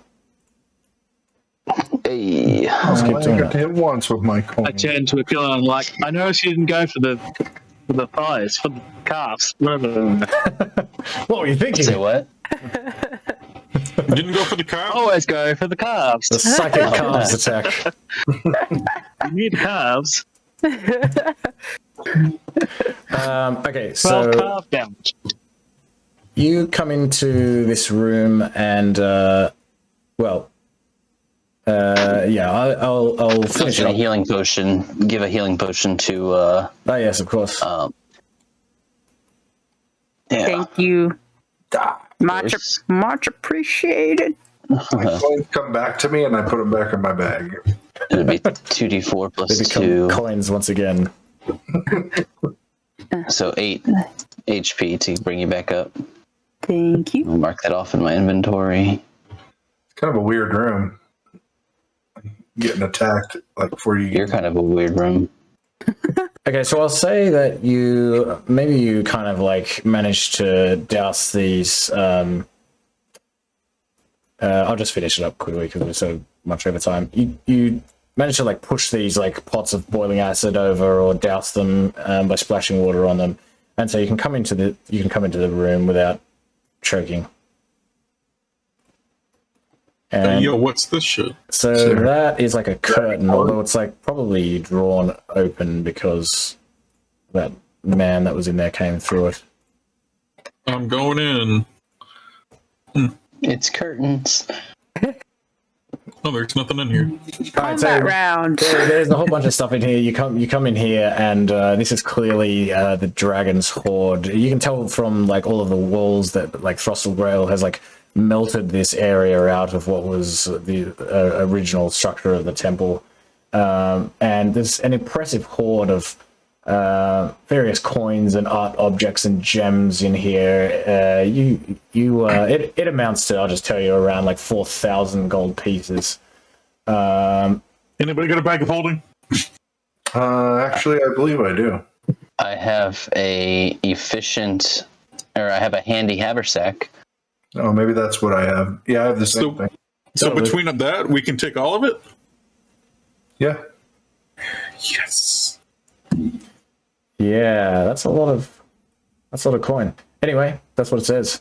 And you also find a leather satchel containing a number of trade maps of the Moonsea region.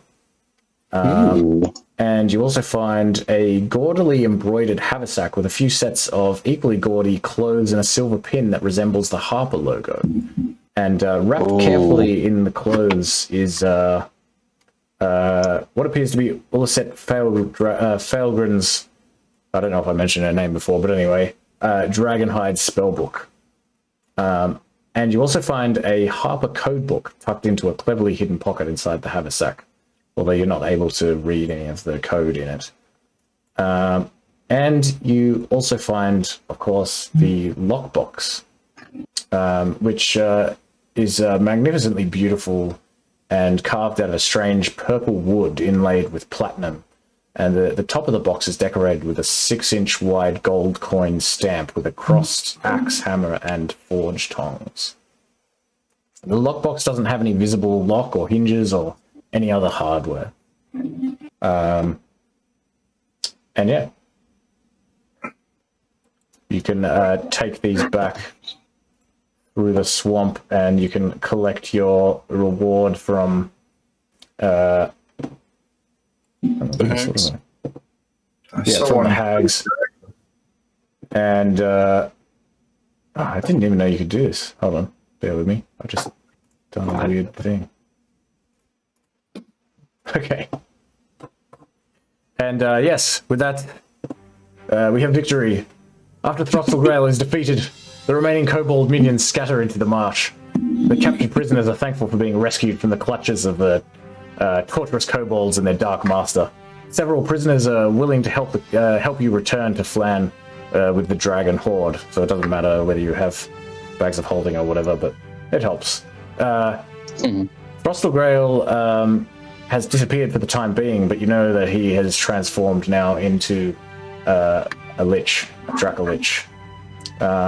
And yeah, you're paid what you owe by the Coven, though they're dismayed to hear that you weren't actually able to kill Throstle Grail. And you return the mysterious, magically marked box to the Merchant Guild, and you earn your reward, and a mischievous smile from Rolk. And yeah, your rewards are summarized here. Hey. And I'll post all of the spells in the spell book as well, because you can at least you can kind of like copy them or something. I guess you got to return the spell book. Really, what they wanted was the codes and the maps and everything, so we can say essentially you can like have the code book, the spell book. Well, alrighty. I'll paste these in here actually. So the amount of gold total is what? Okay, yeah, I'll post that in the chat. I'll have to like work that out. Because you said it was 7,000 for like value, and then there's another 700 from the hags. Wait, I thought it was like 4,000 from the... 4,000, I think. Yeah, oh, so did you say 4,000? 4,000 from Velvet, plus like, I think 200 from the hags, because you didn't kill Throstle Grail. Yeah. Which you can't do anyway, so I don't know why. Anyway, I will... It's a tease. I actually had a plan walking in. Yeah, we were going to kill that thing. That would have put you in a tight spot. You would. There were some things in your in your repertoire, actually, which I was saying, like, I looked at it before the game and I was like, if he does this, I don't know how to make the storyline do what it's supposed to do. Yeah, we could have killed him. I was about to force wall the water so we could walk on it. Oh. Shit. But I really wanted to cast my animate objects. So I almost cast that, so there would have been no way he could have went anywhere. He would have also polymorphed the dragon before he got escaped the first time. Yeah, I was trying to polymorph the dragon earlier. Force wall the water, yeah, like he wouldn't even be able to, like... I didn't even think of that. What the hell would I do then? No, I almost did that as we walked in. Give him spells. I really want to cast animate object. I didn't know you were going to make him run. I mean, I guess, like... force wall the water so we could have walked on it. I guess he would just, in a future edition, just be resurrected or whatever. I haven't in like the next adventure, I suppose. Like, so, I mean, Bogclaw was like killed in that previous one, and he was brought back. It's the Forgotten Realms. You can Life is So resurrect people. fuzzy. So are you saying we get this spell book?